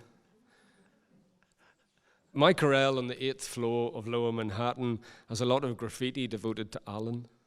Alan has the best weed. Alan is a woman. The walrus is Alan. Do we still need Alan? Alan, I want to have your baby. Alan taped my nana. Fuck Obama, Alan for president. Alan is Geraldo Riviera. The victory is Alan's. I hate being Alan. Alan is a dream, most likely. Who the heck is Alan? Alan is homosexy. Alan is a social construct. I love Alan. It all comes down to Alan. I am Alan. Alan is over. We are all Alan. Remember when there was no Alan? If I am so beautiful, and if you love me so much, then spell my fucking name correctly. Alain. No, it's Alan. No, it's Alain. Alain, Alain, t'es beau et je t'aime. Brilliant.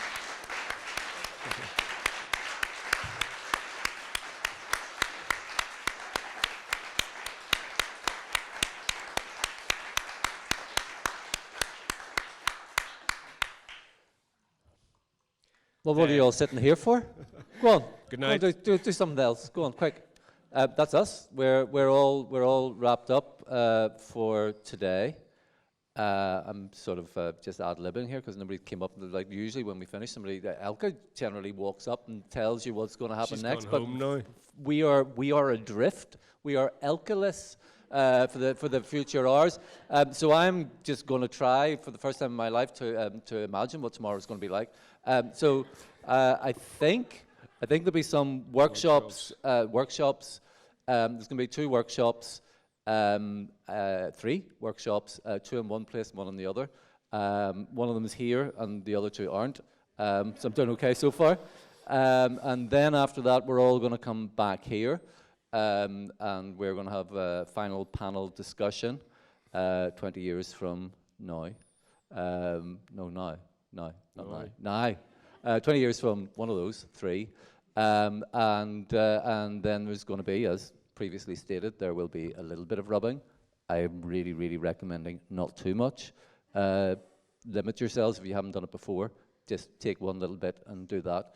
And then in the evening at 7:30 at L'Étritage, there is going to be Padraig Regan, Bibi Ashley, and the launch of The Sensual City, and published by the Lifeboat Press and Manuela Moser, who is the publisher. Lifeboat Press will also be there, and I think that's just about. Then we're going for a drink, and then we'll be done. That'll be the end. How's that? Okay. Thank you so much. This has been such an inspiring, amazing day, and a wonderful evening. I mean, we are all terribly touched, of course, at the moment. So, but we're looking forward to tomorrow. Those who are attending the seminar, the workshops are waiting for you. Nick here in the English Theatre, and Lucy and Michelle at the Literaturhaus. So we'll see you there. Thank you very much. Thank you all again. Thank you, Nick Laird.